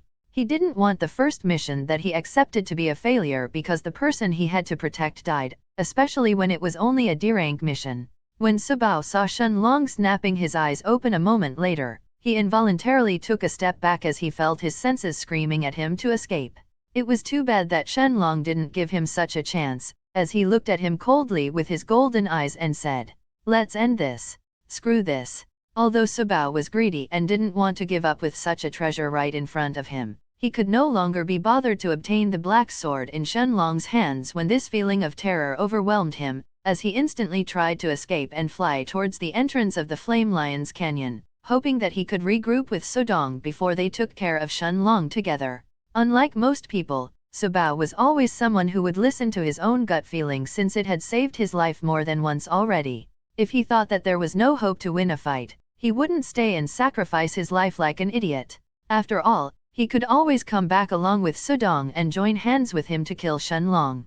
However, before he could turn around and leave, the feeling of danger that Subao felt seemed to have abruptly reached its peak, causing his heart to go cold with fear. Without any hesitation, he instantly abandoned his plan to escape and focused his eyes on Shenlong, ready to go all out and defend against his attack. Unfortunately, the moment that he raised his head, he saw Shenlong holding the black sword with both hands before he slashed it forward, causing a terrifying black-colored slash that was covered with lightning to fly towards the terrified Subao. Thunder God slash! No! Subao shouted in despair when he felt the black-colored slash that was akin to death himself looking at him in the eye, before he raised his crimson sword in front of his face, while at the same time he covered his entire body with all of his chi, creating a chi shield and hoping that he could survive this terrifying attack. Stop! Just as the Thunder God slash had arrived less than 2 meters away from Subao and was about to collide with his red sword and his chi shield, a voice filled with fury came from the entrance of the canyon, as Shenlong saw a metal arrow covered in red flames tearing through the air before it collided with his Thunder God slash. Subao's eyes instantly brightened when he saw the arrow coming from behind him, while a look of hope reappeared in his heart. This was the flame arrow, a mystic high-grade martial skill that Sudong had been cultivating for many years, as well as his strongest move. Indeed, Sudong had just returned and had only managed to step past the entrance of the Flame Lion's Canyon, when he saw the terrible position that Subao had been placed in. It was obvious that he had just been trying to escape, but Shenlong wasn't going to allow him to do so. Seeing that the arrow was about to collide with his Thunder God slash head-on, Shenlong's gaze instantly turned serious, as his golden eyes started to light up with an almost imperceptible azure color. Before the flame arrow could actually collide with his Thunder God slash, Shenlong mumbled in a low voice, "Disappear." At that moment, the nearly invisible blue light coming from his eyes instantly became much brighter before the arrow's tip actually started to vanish. Under Subao's and Sudong's disbelieving eyes, in less than a single moment, the body of the arrow quickly followed suit as well, before Sudong's attack disappeared in front of their disbelieving eyes. Of course, this was the strength of Shenlong's eternal banishment. Even though this move consumed an enormous amount of chi, it managed to completely banish Sudong's flame arrow into absolute nothingness. Despair and disbelief colored Subao's face as he saw the terrifying black slash that appeared right in front of him, while a look of incredulity had colored Sudong's face at the same time. Holding the crimson sword with both hands, Subao raised it right above his head, as he unwillingly took Shenlong's Thunder God slash head-on. Author's note: I originally thought that eternal banishment was pretty self-explanatory due to its name, so I didn't explain it as thoroughly as I perhaps should have, so I'll explain it here as well. The technique actually banishes something to an entirely different time-space/prison forever, completely removing it from the current reality. Chapter 542, Injured? Monarch of Time. The moment that the black-colored Thunder God slash met Subao's chi shield head-on, a loud sound akin to a large bubble popping could be heard, before the chi shield was obliterated instantly under Subao's and Sudong's disbelieving eyes. Nuo! Subao could no longer contain his fear the moment that he saw his chi shield being destroyed so easily, as he shouted in a voice filled with fear and unwillingness. Boom! Unfortunately, his screams were drowned barely a moment later, as his crimson sword failed to block Shenlong's Thunder God slash before his body was completely engulfed by the gigantic sword slash. The peak rank 6 nascent soul stage expert, Sudong, stared at the scene in front of him with a gaze filled with shock and disbelief, as the moment that the terrifying sword slash disappeared, Subao's motionless body could be seen lying on the ground. His body had been split into 2 halves, but the clear expression of terror that was still etched on his face even after his death, made Sudong unconsciously take a few steps back. Just a single sword slash had actually managed to kill a middle rank 6 nascent soul stage expert like Subao, even when Sudong himself had tried to interfere and block it using his flame arrow. He didn't know what Shenlong had done to his flame arrow, but the vigilance that was previously present in his eyes now also held traces of fear, as he thought to himself. What kind of monster are we fighting against? An early rank 3 nascent soul stage rookie could kill a middle rank 6 nascent soul stage cultivator like Sabao? Even if Shenlong was a disciple of the holy sect, Sudong had never heard of something as exaggerated as this in his life. A moment later, Sudong's eyes were attracted to the large black sword in Shenlong's hands, making his body immediately freeze as he stood rooted on the spot. Just like Sabao, he also realized that Shenlong's black sword had already exceeded the gold grade, causing a look of unconcealed greed to appear on his face. However, unlike Sabao, Sudong wasn't someone who couldn't control himself. Although he desperately wanted to get his hands on Shenlong's sword as well, he wasn't planning on getting himself killed in the process. At the same time, Shenlong had also stopped looking at Sabao after making sure that he had truly died to his Thunder God slash, before he turned his attention towards Sudong. Of course, Shenlong wouldn't give a chance for Sabao's soul to escape after his body was destroyed, which was why he had made sure to thoroughly kill him with the Thunder God slash. After all, he wouldn't simply forget that the nascent soul stage was also called the Nirvana stage. If his attack had been barely strong enough to destroy Sabao's body without harming his soul, Sabao would not only try to escape, but in the worst-case scenario, he could even manage to invade Yinggui's body, who was spectating from the distance. If that happened, Shenlong wasn't certain if Yingui, who was only a rank 1 spirit realm cultivator, would be able to resist Sabao's invasion. Turning his eyes towards the remaining peak rank 6 nascent soul stage opponent, Shenlong saw the serious look on Sudong's face, as he knocked another arrow on his black bow and fired it at him without any hesitation. Whoosh! The metal arrow pierced through the air, as it headed towards Shenlong with a speed that normal early-stage nascent soul cultivators wouldn't even be able to see it. It was obvious that Sudong wasn't holding back at all, as he used 100% of his strength this time. He clearly wasn't planning to give Shenlong the chance to attack first and try to get close to him, as he was the first one to take the initiative. However, Shenlong wasn't going to stay still and simply take on Sudong's attacks head-on. Taking a step forward, his body instantly blurred as he rushed towards Sudong at full speed. With his speed enhanced by his second Monarch's domain, even someone like Sudong, who had reached the peak of rank 6 in the nascent soul and was just a step away from entering the late stages, was barely able to keep track of Shenlong. Of course, since their distance was more than 700 meters away from each other, while his blink could only cover around 300 meters at most with his current comprehension of his Dao of space, Shenlong knew that he couldn't just blink next to Sudong even if he used his blink 2 consecutive times. As he crossed the first 100 meters between them, Shenlong suddenly noticed that the trajectory of Sudong's arrow had slightly changed mid-air and was actually still flying towards him. Without any hesitation, he immediately dodged to the side, easily avoiding it, before he kept flying towards Sudong. At that moment, however, Shenlong could suddenly feel a bad premonition appearing in his heart, while his golden eyes also lit up at the same time. Another scene then appeared in his mind that caused his eyes to widen in disbelief. Without any hesitation, Shenlong immediately turned around and punched the air in front of him without holding back any of his strength. A metal arrow with a golden hue that was shooting towards him like a bolt of lightning suddenly collided with his punch.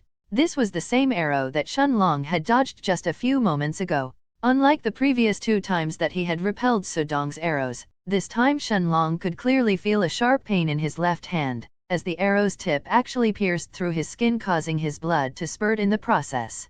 Yinggui's face instantly turned ashen when he saw the blood that had started to flow from Shenlong's hand without stop, while a mocking smile had immediately appeared on Sudong's face when he saw this scene before he shouted, "Ha ha ha, die!" Not willing to waste this opportunity, Sudong then knocked 2 more arrows on his black bow, and one after the other, he fired them at Shenlong as well. Chapter 543, Lethal Attack.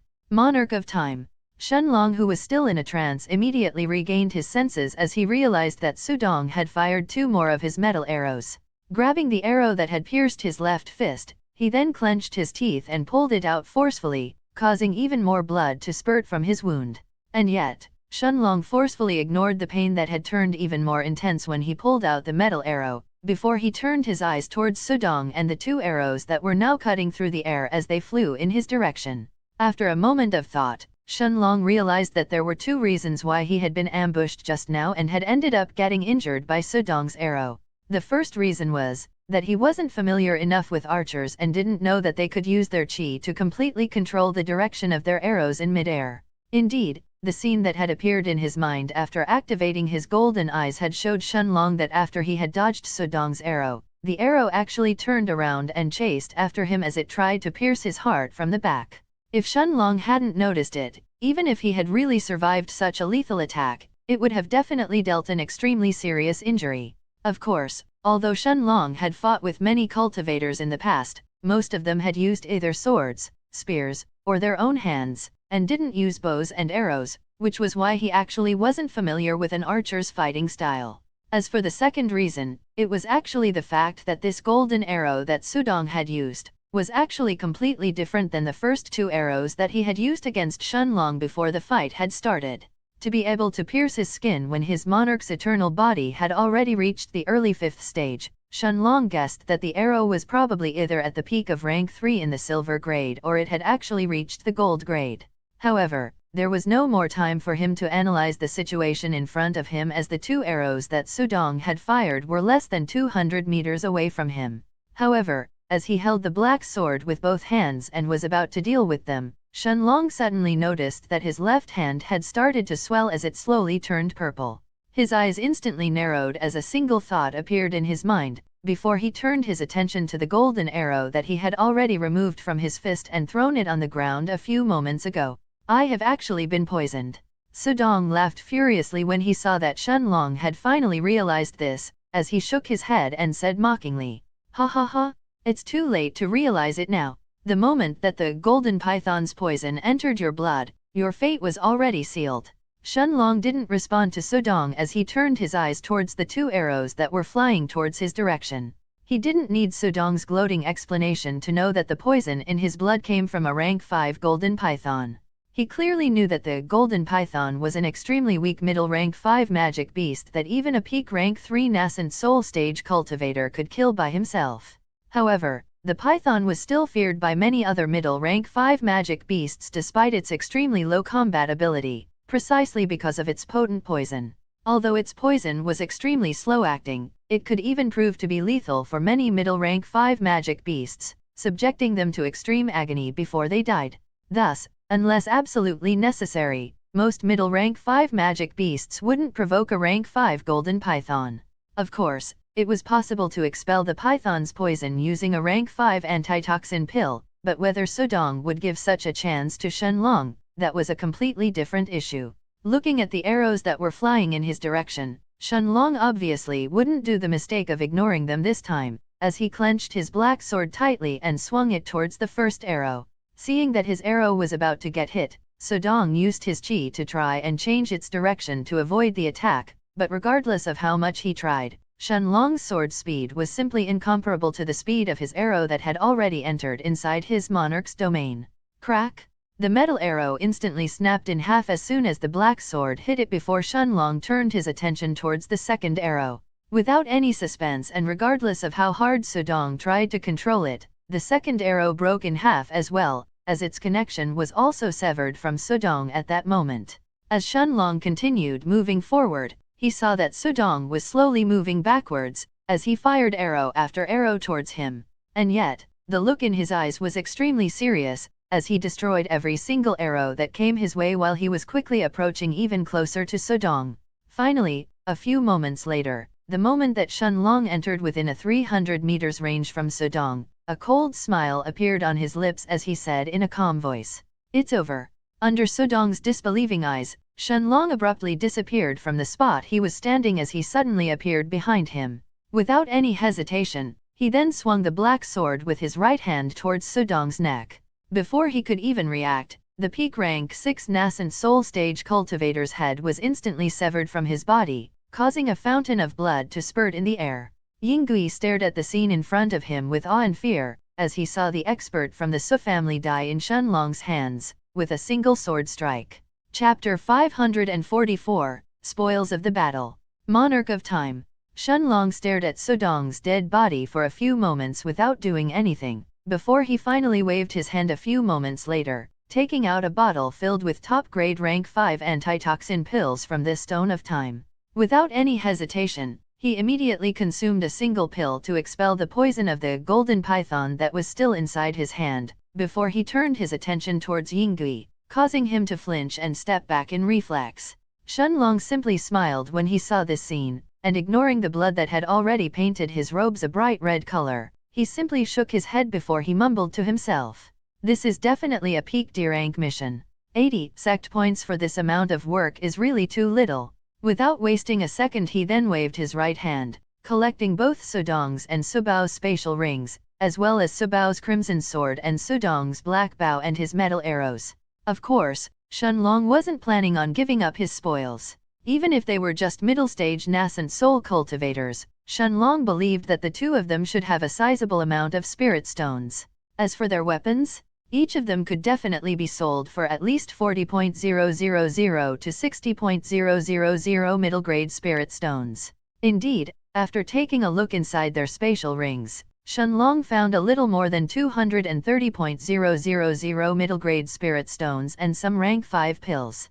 Unfortunately, all of the pills were low-grade or middle-grade pills, making their market value practically non-existent. After scanning Sudong's body with his spirit sense, Shenlong found another spatial ring as well hidden inside his robes.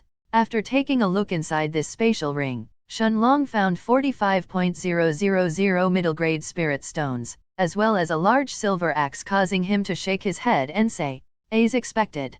Naturally, this was Zouqiang's spatial ring. It was obvious that Sudong had managed to successfully kill this captain of Yingui's guards before he took his spatial ring. Of course, the reason behind that wasn't just due to the difference in their cultivation. After all, Zouqiang was a rogue cultivator who was most likely training in a mystic low-grade or middle-grade cultivation technique, while Sudong belonged to a large family that was probably backed by Dao kings. Even if his family didn't have a weak saint low-grade cultivation technique to train in, they definitely had at least a handful of mystic high-grade ones for him to choose from. Just the difference in the purity of their qi was definitely going to be a huge factor for the fight, the same way it was for Shenlong and Subao. If Shenlong's combat strength wasn't so abnormal and if he wasn't absorbing the purest qi possible from the heaven-swallowing vine, as well as naturally having such an extremely pure qi thanks to the monarch's hourglass, he wouldn't have managed to break Subao's qi shield that easily and obliterate him with one strike. Aside from that, it was obvious that Sudong had been the hunter while Zouqiang was the hunted.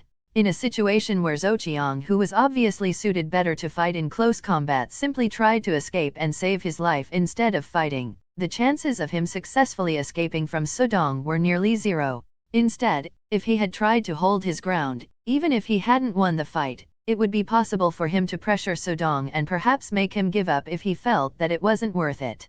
Unfortunately, Zouqiang had already been too terrified of the Su family from the beginning that the thought of fighting didn't even cross his mind. Having Shenlong being the scapegoat and fight against the members of the Su family while he tried to escape was already the best scenario possible. Shaking his head, Shenlong placed everything that he had obtained inside the Stone of Time before he turned his attention towards Yingui. Seeing that his feet were trembling in fear, Shenlong jumped on top of the first carriage and asked him seriously, "Do you know how to handle the ironhide cows, or should I do it?" Naturally, Shenlong wouldn't look down on Yingui just because he was afraid. Although he was definitely foolish for meddling in a fight of two families that reached far beyond what he could normally handle, he was still a merchant in the end. If he didn't take any risks in his life, it would be impossible for him to expand his network of clients. Yingui immediately woke up from his shock when he heard Shenlong's voice, and nodding his head he replied in a hurried manner, "Oh, of course." There was no way that he was going to allow Shenlong to become his driver. In his eyes, Shenlong was already much more terrifying and worthy of respect than the members of the Su family. After all, an early rank 3 nascent soul stage cultivator killing those experts from the Su family who had managed to chase away all of his guards was already unbelievable. Although Yingui didn't know exactly how strong Subao and Sudong were, just from the fact that they had managed to scare off not just all of his normal guards, but even Zouqiang, his head of guards as well, Yingui guessed that they must have definitely been at least early rank 6 nascent soul stage cultivators. After all, even if there were two of them, if they were just two peak rank 5 nascent soul stage cultivators, Zouqiang wouldn't have been so afraid of them. No, for that Sudong to chase away Zouqiang all by himself, his strength is probably even above the early rank 6 of the nascent soul. At the same time that he came to this conclusion, Yingui also cursed Zouqiang in his heart for abandoning him to save his own life. If it wasn't for Shenlong who had stayed behind to protect him, it wouldn't have been Sudong and Subao who had died today, but him. As he touched the back of his neck, Yingui felt a cold shiver in his heart, as he hurriedly went forward and sat on the back of the biggest iron-hide cow in the lead, before he started to lead his 4 carriages deeper inside the Flame Lion Canyon. Chapter 545, Entering the Flame Lion's Canyon. Monarch of Time. As he led the carriages deeper inside the Flame Lion's Canyon, Yingui started to check his surroundings with unconcealed fear in his eyes, clearly afraid that they would be attacked again. Although Shenlong was probably stronger than his entire previous group of guards combined, Yingui still didn't feel safe in this place that was rumored to have even rank 6 magic beasts, that were as powerful as Dao King Realm experts.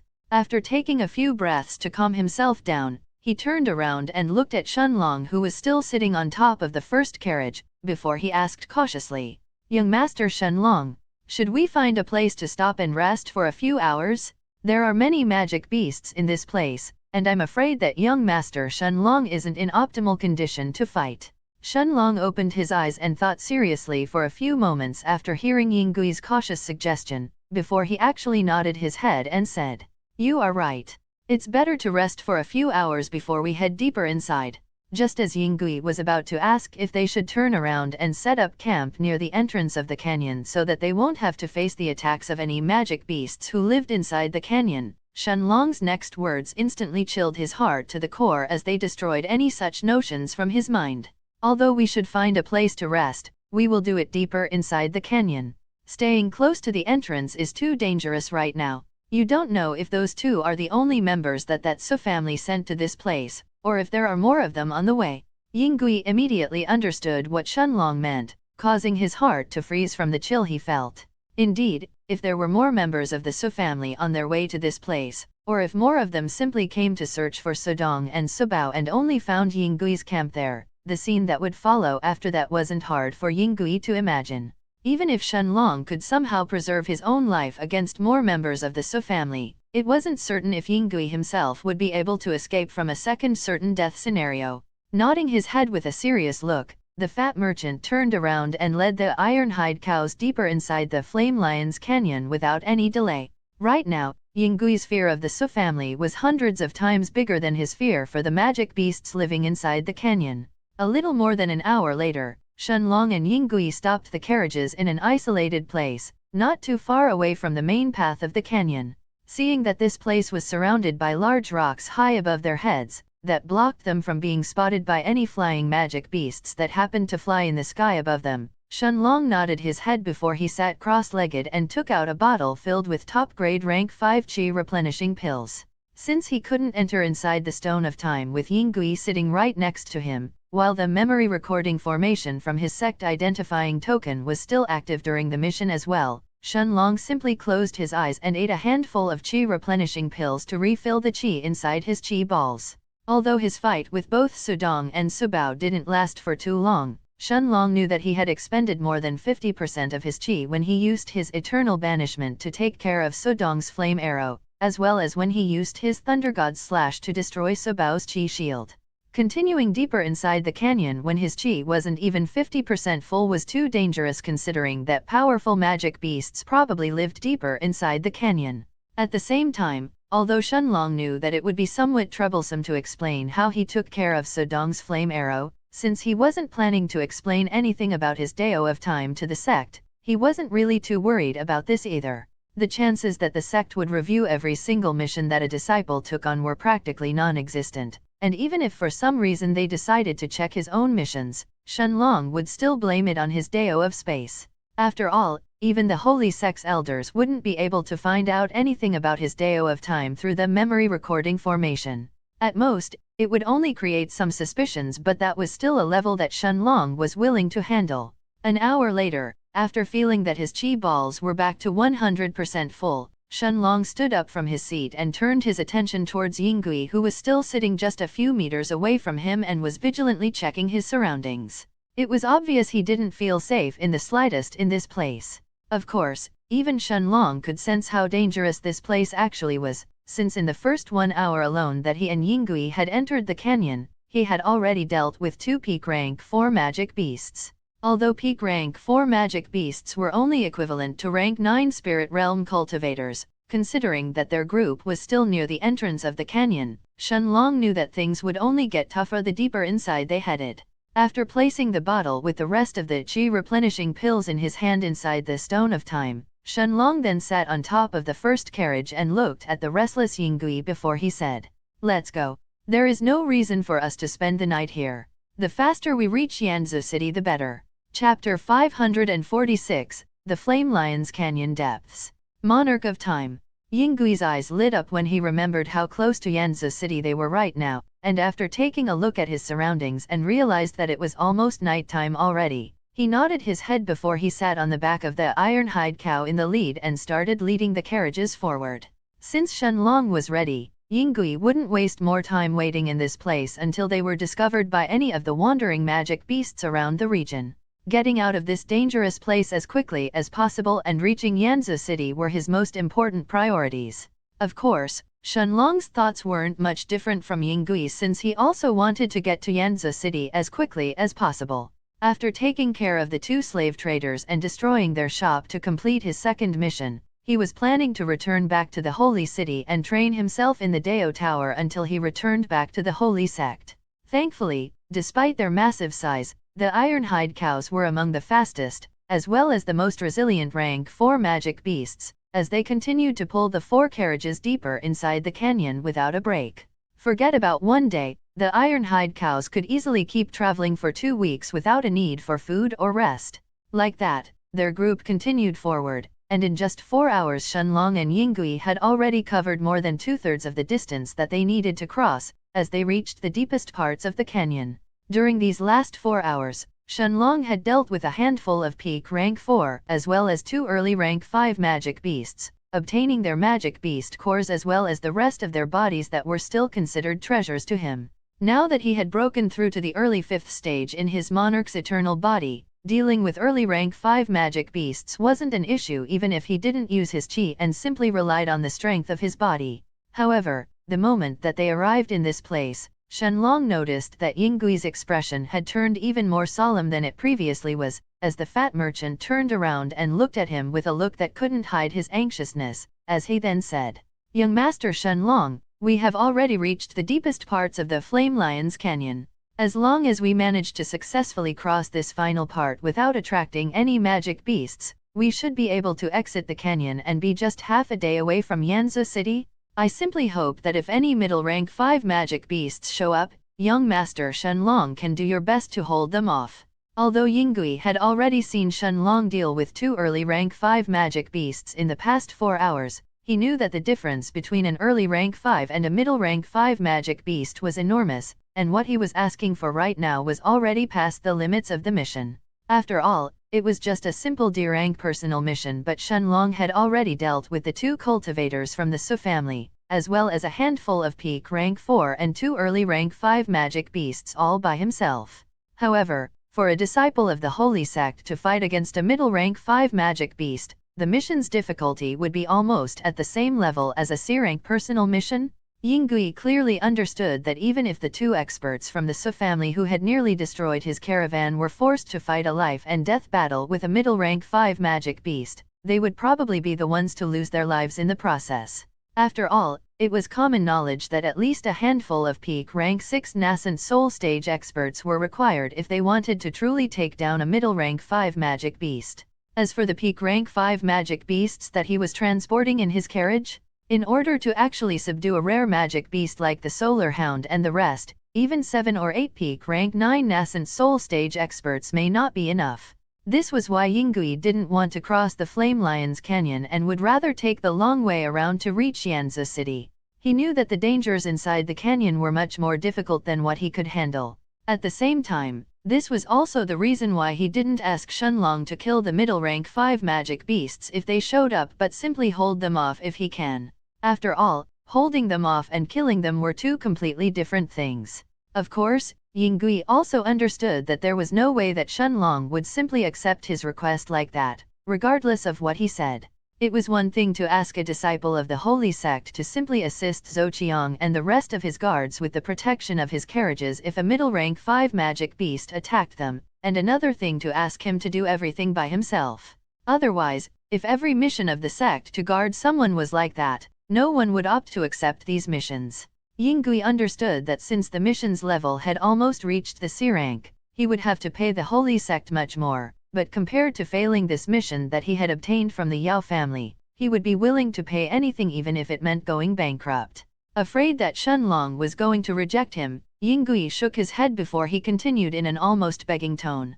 Young Master Shenlong, I know that this is truly much more dangerous than the original mission, but I hope that someone as magnanimous as you will help this poor merchant. Of course, I will report everything about this mission to the Holy Sect as soon as I return back to the Holy City and would never allow young Master Shenlong to suffer a loss. Of course, Yingui understood that Shenlong had not only not suffered a loss this time, but he had most likely obtained a sizable amount of middle-grade spirit stones from Subao's and Sudong's spatial rings. However, in the end, he was also the one who had done everything to obtain them, while Yingui simply obtained his protection for almost nothing. Thus, he could only mention that he was willing to pay more to the Holy Sect to raise the mission's level. Of course, it didn't matter whether Yingui was willing to pay more or not, since it was clearly up to Shenlong whether or not he was willing to accept this mission. After all, the Holy Sect itself wouldn't force its disciples into accepting a mission that could potentially risk their lives. As for going back on his word and refusing to pay once the mission was complete, who would dare to do so in front of the Holy Sect's eyes? The memory recording formation wasn't there simply for the disciples to prove that they had successfully completed their missions, but also to deal with situations like this one. Shenlong however simply smirked when he heard Yingui calling himself a poor merchant. Someone who could afford to employ 14 nascent soul stage cultivators as his personal guards was definitely anything but poor. At the same time, Shenlong truly didn't feel any pity for Yingui, since it was his greed alone that had drove him to this corner. However, even though Shenlong didn't really care about the extra sect points that a C-rank mission would give him, since they were already less than a day away from Yanzhou City, there was no reason for him to refuse either. However, just as Shenlong was about to answer to Yingui who was still staring at him with a hopeful gaze, his eyes suddenly spotted the huge figure of a magic beast running towards the iron-hide cows in the lead. It was actually an enormous bear more than 8 meters 26 feet tall, with thick red fur and yellow eyes. However, the moment that Shenlong's eyes landed on the bear's figure and sensed its overbearing aura, a single word appeared in his mind as he mumbled to himself. Shit. Chapter 547, Leaving the Flame Lion's Canyon. Monarch of Time. Yingui quickly noticed Shenlong's abnormality, as his gaze followed Shenlong's, only to see the giant red bear that was running towards him. His heart almost leaped out of his chest at this horrifying sight, but the moment that he sensed the bear's aura, Yingui's eyes widened even further in terror. Although he was just a rank 1 spirit realm cultivator and he was usually unable to sense the difference between a rank 3 and a rank 6 nascent soul stage expert, Yingui knew that he had to be an idiot if he failed to understand that this bear's aura had already far exceeded the aura of a peak rank 6 nascent soul stage cultivator like Sudong. Based on this overbearing aura that made the iron-hide cows tremble in fear and freeze on the spot, it could only mean one thing. Nodding his head solemnly, Shenlong looked at Yingui and said in a serious voice, "You better step back." Naturally, if Yingui could sense the bear's aura, then how could Shenlong fail to? Looking at this bear that was obviously at the peak of rank 5, even Shenlong knew that it would nearly impossible for him to take it down. Yingui hurriedly nodded when he heard this, but an expression of despair had already appeared in his eyes as he realized what was going to happen. Forget about his iron-hide cows. The bear was definitely going to destroy his carriages and completely ruin his mission. The moment that the solar hound and the rest of the magic beasts inside the carriages were set free, the first thing that they would do would definitely be to take his life. Young Master Shenlong, is there any way for you to? Although Shenlong clearly heard Yingui's question, he didn't even bother to respond to it as his eyes were fully focused on the peak rank 5 red-furred bear that was quickly approaching the first carriage. He knew that there was no way for him to fight against a peak rank 5 magic beast head-on, at least not just yet. After all, the cultivation level required to do something like that would be close to the level of a Dao King, while Shenlong was still at the early rank 3 of the nascent soul. With a serious look on his face, he tried to think if there was any possible way to deal with this, but all of his thoughts led to the same conclusion. There was only one way. As he stared at the incoming magic beast, a sharp look flashed through his eyes as he mumbled to himself. This shouldn't affect cultivators at the rank 9 of the nascent soul stage and above, but there is a chance if it's against the red-furred bear. His eyes were focused completely on the massive body of the bear that was quickly approaching the carriage, before an illusionary purple blade appeared in his hand a few seconds later. At the same time, Shenlong also waved his left hand, causing a small bottle that was filled with a purple liquid to appear inside it. The enormous bear was now only 500 meters away from the first carriage and the ironhide cows that were pulling it, and at this point, even Shenlong could clearly sense the uncontrollable bloodlust coming from its body that was only growing more and more intense. It was obvious that it had already targeted Shenlong, Yingui, and the ironhide cows as its own food. With a serious look on his face, Shenlong circulated his monarch's hourglass and activated his second monarch's domain, causing a blue light to cover his own body, before he used his left hand to open a small space tier in the air in front of him, while making sure that the bottle with the purple liquid in his hands wouldn't break at the same time. The moment that the space tier appeared in the air, Shenlong's right hand along with his illusionary purple blade both entered inside it, appearing right in front of the charging rank 5 red-furred bear. The bear seemed to have sensed something the moment that the space around it started to get distorted, but its attention was already fully focused on the ironhide cows in front of it. By the time it noticed what was going on and tried to respond, it was already too late. Raiik! The giant bear screamed in pain as its left eye was suddenly pierced by Shenlong's illusionary purple blade, causing its bright red blood to cover its face. Shenlong's spatial blade had destroyed the bear's eye effortlessly before he pulled his right hand back from the space tier. Just as the bear roared in pain by having its left eye destroyed, Shenlong didn't hesitate, as he pushed his left hand inside the space tier, before he actually threw the bottle filled with the purple-colored liquid towards the furious magic beast that was still thrashing around. Raiik! The moment that the bottle fell on the giant bear's head, it immediately exploded, causing the bear to scream in pain for the second time. It was obvious from the bear's roars that this time the pain was much more intense than before. It seemed that part of its red fur had also started to get corroded by the purple liquid, but that wasn't the end. Yingui watched with a dumbfounded look on his face, as the moment that the purple liquid entered inside the bear's destroyed left eye, the terrifying peak rank 5 magic beast actually collapsed on the ground with a bang. Its cries that had already started to get weakened instantly died down a few moments later, as a powerful magic beast that could usually only be hunted by a group of peak rank 9 nascent soul stage experts or a Dao King, was now lying motionless on the ground. It died? It really died. Yingui was stuttering, unable to believe the sight that had appeared in front of his eyes. He couldn't understand how it was possible for Shenlong to kill a peak rank 5 magic beast like that.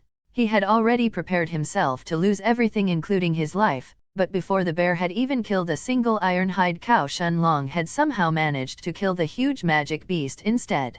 Unfortunately, Shenlong didn't seem to be willing to share his secrets, as he actually opened another space tier, appearing right in front of the huge body of the bear. After touching it with his right hand and placing it inside the Stone of Time, he returned back and sat on top of the first carriage before he turned his attention to the still stunned Yingui, who was standing in a frozen state behind him. Yingui didn't need any instructions this time, as he climbed on the back of the ironhide cow and drove the 4 carriages forward without any delay. He had already been scared to the core by his experiences in the Flame Lion's Canyon this time, and he wasn't willing to stay in this place any longer. In fact, if he managed to escape successfully, he never planned to enter this goddamned place ever again. Yingui didn't know if it was thanks to his prayers or his good luck, but in the next 2 hours, he and Shenlong didn't meet with a single other magic beast, causing him to rejoice as he finally managed to escape the horrifying canyon. Even after his 4 carriages all left the canyon, he didn't stop for a moment, as he kept urging the ironhide cows forward at full speed. Finally, 10 hours later, Shenlong's eyes lit up as the outline of a city slowly appeared in front of his eyes. Chapter 548, Yanzhou City. Monarch of Time. Tears started to flow from Yingui's eyes as he saw the city in the distance ahead of him, as he turned his head around and looked at Shenlong before he said with a face full of joy, "Young Master Shenlong, that's Yanzi City." Shenlong nodded his head with a calm look in his eyes, as he looked at the city that was slowly becoming bigger and bigger in front of his eyes. He was originally planning to come to Yanzi and complete the more difficult mission of the two that he had accepted, which was to hunt down the two slave traders. However, in front of the problems that had showed up while he protected Yinggui's caravan, taking care of two peak rank 5 nascent soul slave traders and destroying their shop seemed to be nothing in comparison. As the ironhide cows approached closer and closer to Yanzi City, Shenlong was thinking of how lucky he was that his plan had actually worked. If it wasn't the red-furred bear but some other peak rank 5 magic beast instead, especially one with strong mental defenses, it would have been impossible for the poison from the soul-poisoning hellgrass to kill it. At most it would have managed to wound it severely. Indeed, the purple liquid that he had used against the red-furred bear was precisely the poison that he had concocted back in the City of Sin using the soul-poisoning hellgrass. Although Shenlong knew that this poison couldn't kill any cultivators at the rank 9 of the nascent soul or above, he still knew that it could still severely injure them if they were affected by it directly. As for a peak rank 5 magic beast like the red-furred bear, Shenlong was lucky that although its physical strength was extremely strong and it could even kill peak 5th stage body refinement cultivators with just a few attacks, its mental defenses were extremely weak compared to other peak rank 5 magic beasts. After Shenlong had destroyed its left eye, the bear's mental defenses were lowered even further because of the pain, which allowed the poison to immediately affect it and corrode its soul. Otherwise, if it hadn't been injured by Shenlong's spatial blade first, there was no way for a peak rank 5 magic beast like the red-furred bear to die so easily, even after getting affected by the poison of the soul-poisoning hellgrass. At the same time, Shenlong wondered whether the elders of the sect would accept the mission or not. In the end, he had indeed used a poison to take care of the red-furred bear, but it was poison that he had created himself, so it was definitely considered part of his real strength. After all, the poison that poison masters concoct is also considered part of their own strength rather than outside help. As he reached this conclusion, Shenlong realized that the carriage had nearly reached the gates of the city already. They were simply waiting along with the rest of the carriages to enter the city. Yingui seemed to have felt much more relaxed at this moment, almost as if he had suddenly gotten rid of a huge load of pressure that was weighing down on top of him, as he turned his gaze towards Shenlong and looked at him with a smile of relief on his face. He then turned his gaze towards the medium-sized city in front of them and asked him curiously, "Young Master Shenlong, is this your first time coming to Yanzi City?" Shenlong didn't deny it as he kept staring at his surroundings with some curiosity in his eyes. The city gates of Yanzi City were actually much smaller compared to the holy cities, but the city itself seemed to have a lot of people coming and going from its gates. Although it couldn't be compared to how bustling the holy city was, but in a certain sense, the holy city was the holy sect's capital, so this was the first normal-sized city that Shenlong saw since he had arrived in the central region. With the same smile on his face, Yingui pointed at the words Yanzi City above the city gates before he explained. Actually, this city isn't governed by only one family like most of the cities in the Holy Sect's territory, but it is instead governed by both the Zhu and the Yan families. Those two are real top-tier families with many powerful Dao kings in their midst, and they are hundreds of times stronger than the Su family that ambushed us in the entrance of the Flame Lions Canyon. I have been in Yanzi City a few times already, so if young Master Shenlong needs any help, it would be my honor. Yingui had already realized that Shenlong was probably a monster, even when compared to most other outer disciples at the same level as him, so he would do anything he can to build a good relationship with him. Shenlong was about to decline his help, but after thinking for a few moments, he actually nodded his head and asked, "Have you heard of a shop inside the city that belongs to two slave traders named Dai Hao and Dai Lim?" Dai Lim? Ah. Just as Yingui was about to answer, the voice of a guard behind him sounded in his ears as the guard said while stretching his hand, "The entrance fee is 40 middle-grade spirit stones for each carriage." Yingui didn't hesitate as he paid 160 middle-grade spirit stones, taking all 4 of the carriages inside the city. He then turned his eyes back to Shenlong and said, "Young Master Shenlong, if you are looking for those 2 brothers, I heard that they have a shop at the east of the city. However, they don't have a good reputation, so I suggest young Master Shenlong to be careful." After a moment of hesitation, Yingui then added in, I will stay in the Yao family for the next 3 days before I return back to the holy city. If young master Shenlong wants to, you can come with me to the Yao family as well. I am sure they will be very happy to host a banquet for a genius of the holy section. Chapter 549, Selling Rank 5 Medicinal Herbs in a Bulk. Monarch of Time. Shenlong smiled and shook his head at Yingui before he said, "No need, but thanks for the offer." Jumping down from the carriage, he then waved his hand as he walked towards the east of the city as he then continued, "Since there are no dangers inside the city, let's part ways here." Yingui got down from the iron-hide cow when he heard this, and staring at Shenlong's back, the fat merchant bowed deeply without saying a word. Words weren't enough to express how grateful he felt after making it to Yanzhou City safely. Shenlong had the same smile on his face as he kept walking towards the east of the city at a leisure pace. Before he found the shop of the 2 slave traders and took care of them, he didn't mind having a look at the rest of the shops inside the city as well, and see if there were any rare rank 6 medicinal herbs or anything else that caught his attention.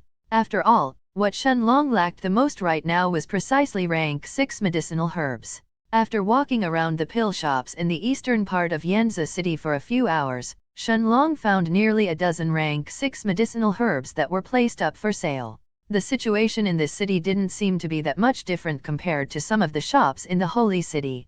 Most of the shops only sold pills and very few of them looked to sell medicinal herbs directly. Shenlong even heard from a shop clerk that if he wanted to buy medicinal herbs directly he should have a look at the White Tiger Chamber of Commerce in the holy city. Regardless, Shenlong still bought every single rank 6 medicinal herb that he found despite the extremely expensive prices. A single rank 6 medicinal herb was sold for more than 60.000 middle-grade spirit stones, while the prices of some of the more expensive ones went even beyond the 100.000 middle-grade spirit stones mark. Naturally, those herbs could be used not just by peak rank 3 gold-grade alchemists, but even by the famous star-rank alchemists that had already exceeded the gold grade long ago, which was why they were so expensive.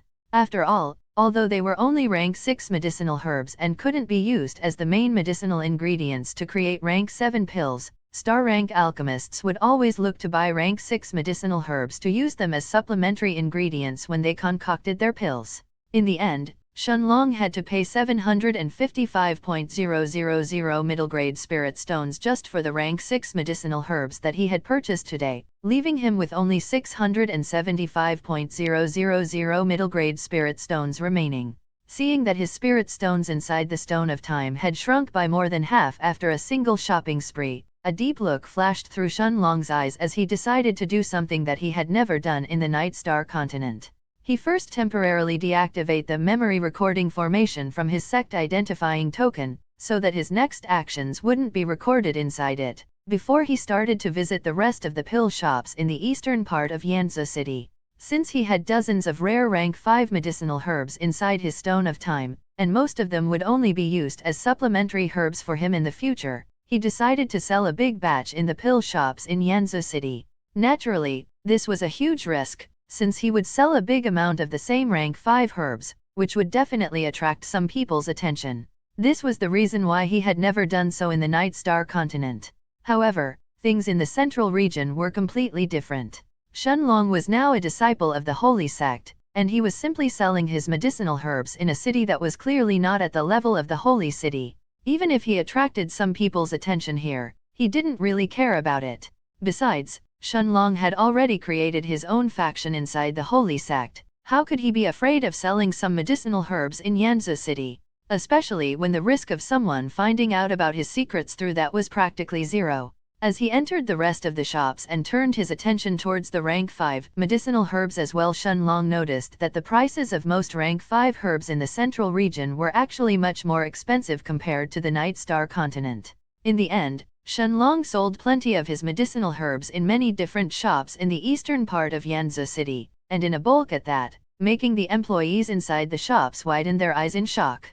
It was obvious that every single one of them was looking at Shenlong in disbelief, wondering where he found so many rank 5 medicinal herbs. Some of those shops didn't even have half of the number of herbs that Shenlong sold in their own stock, causing them to fervently buy everything that Shenlong sold. Especially rare herbs like the dragon blood grass, the dreamy ash flower, as well as the even more rare icicle soul grass. Every single one of them was sold for very much higher prices compared to the other rank 5 medicinal herbs. In the end, Shenlong made more than 1,200,000 middle-grade spirit stones from his herbs, filling back his almost empty stone of time. After nearly emptying his stock of rank 5 herbs from his herb garden, Shenlong stared at the clerk of the pill shop in front of him and asked her if she knew the location of Dai Lim and Dai Hao's shop.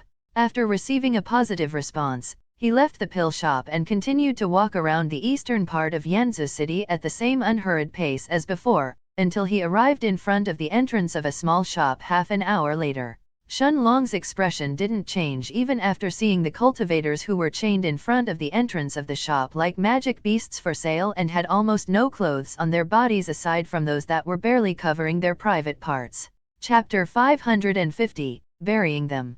Monarch of Time. Some of them even had their clothes torn, clearly exposing their private parts, and yet they didn't seem to mind regardless of whether they were men or women. It was clear that the look on their faces was one of despair, clearly having lost all hope or the will to keep living. There were a few of them who were still self-conscious of their nudity and were trying to cover themselves in embarrassment, but compared to the rest they were only a tiny minority. Most of them seemed to have already accepted their fate after being captured and put on display in this place. At the same time, Shenlong noticed that their cultivation seemed to range anywhere from the late stages of the qi condensation all the way to the peak of the heaven grade. Seeing him approach the shop, some of them looked at him with gazes full of hope, hoping that he would buy them and be a good master, while most of them had that same look of despair in their eyes. After activating his memory recording formation, Shenlong walked past them and entered inside the shop.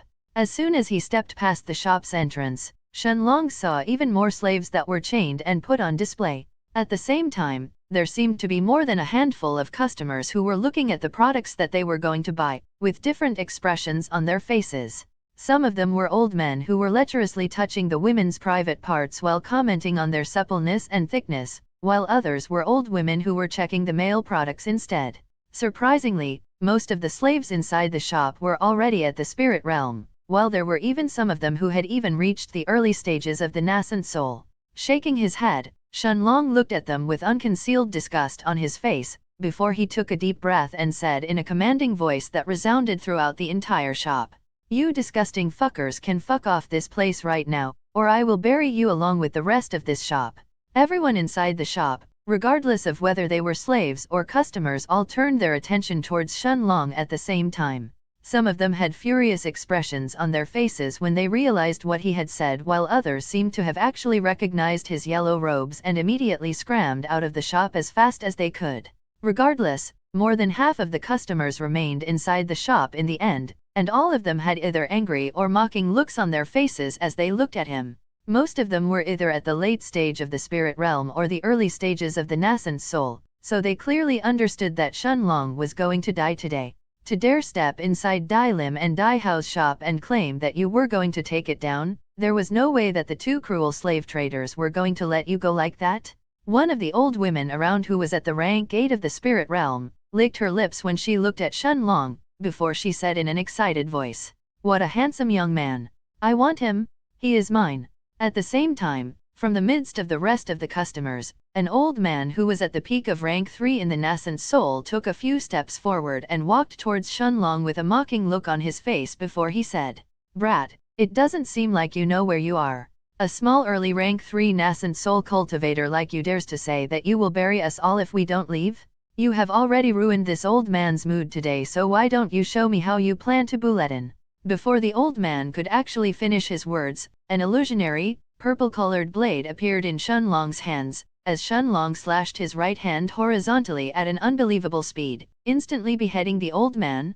Blood spurted through the air like a fountain, as the old man's head fell on the ground with a thud and rolled on the floor of the shop, leaving behind his headless corpse that was slowly falling on its back as well. The old man's body collapsed on the ground with a bang, instantly waking up the rest of the customers from their stupor, before they began shouting in terror.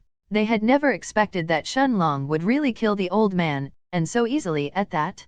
They had all sensed that he was just an early rank 3 nascent soul stage cultivator, which was why they weren't afraid, but his speed had already exceeded that of an early rank 3 of the nascent soul stage cultivator.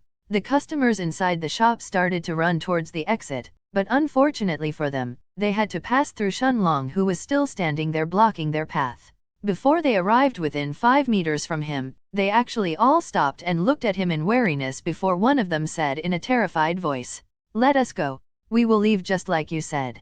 Unfortunately for them, Shenlong didn't plan to let them go any longer, as he shook his head and answered coldly, "You have already lost your chance to leave.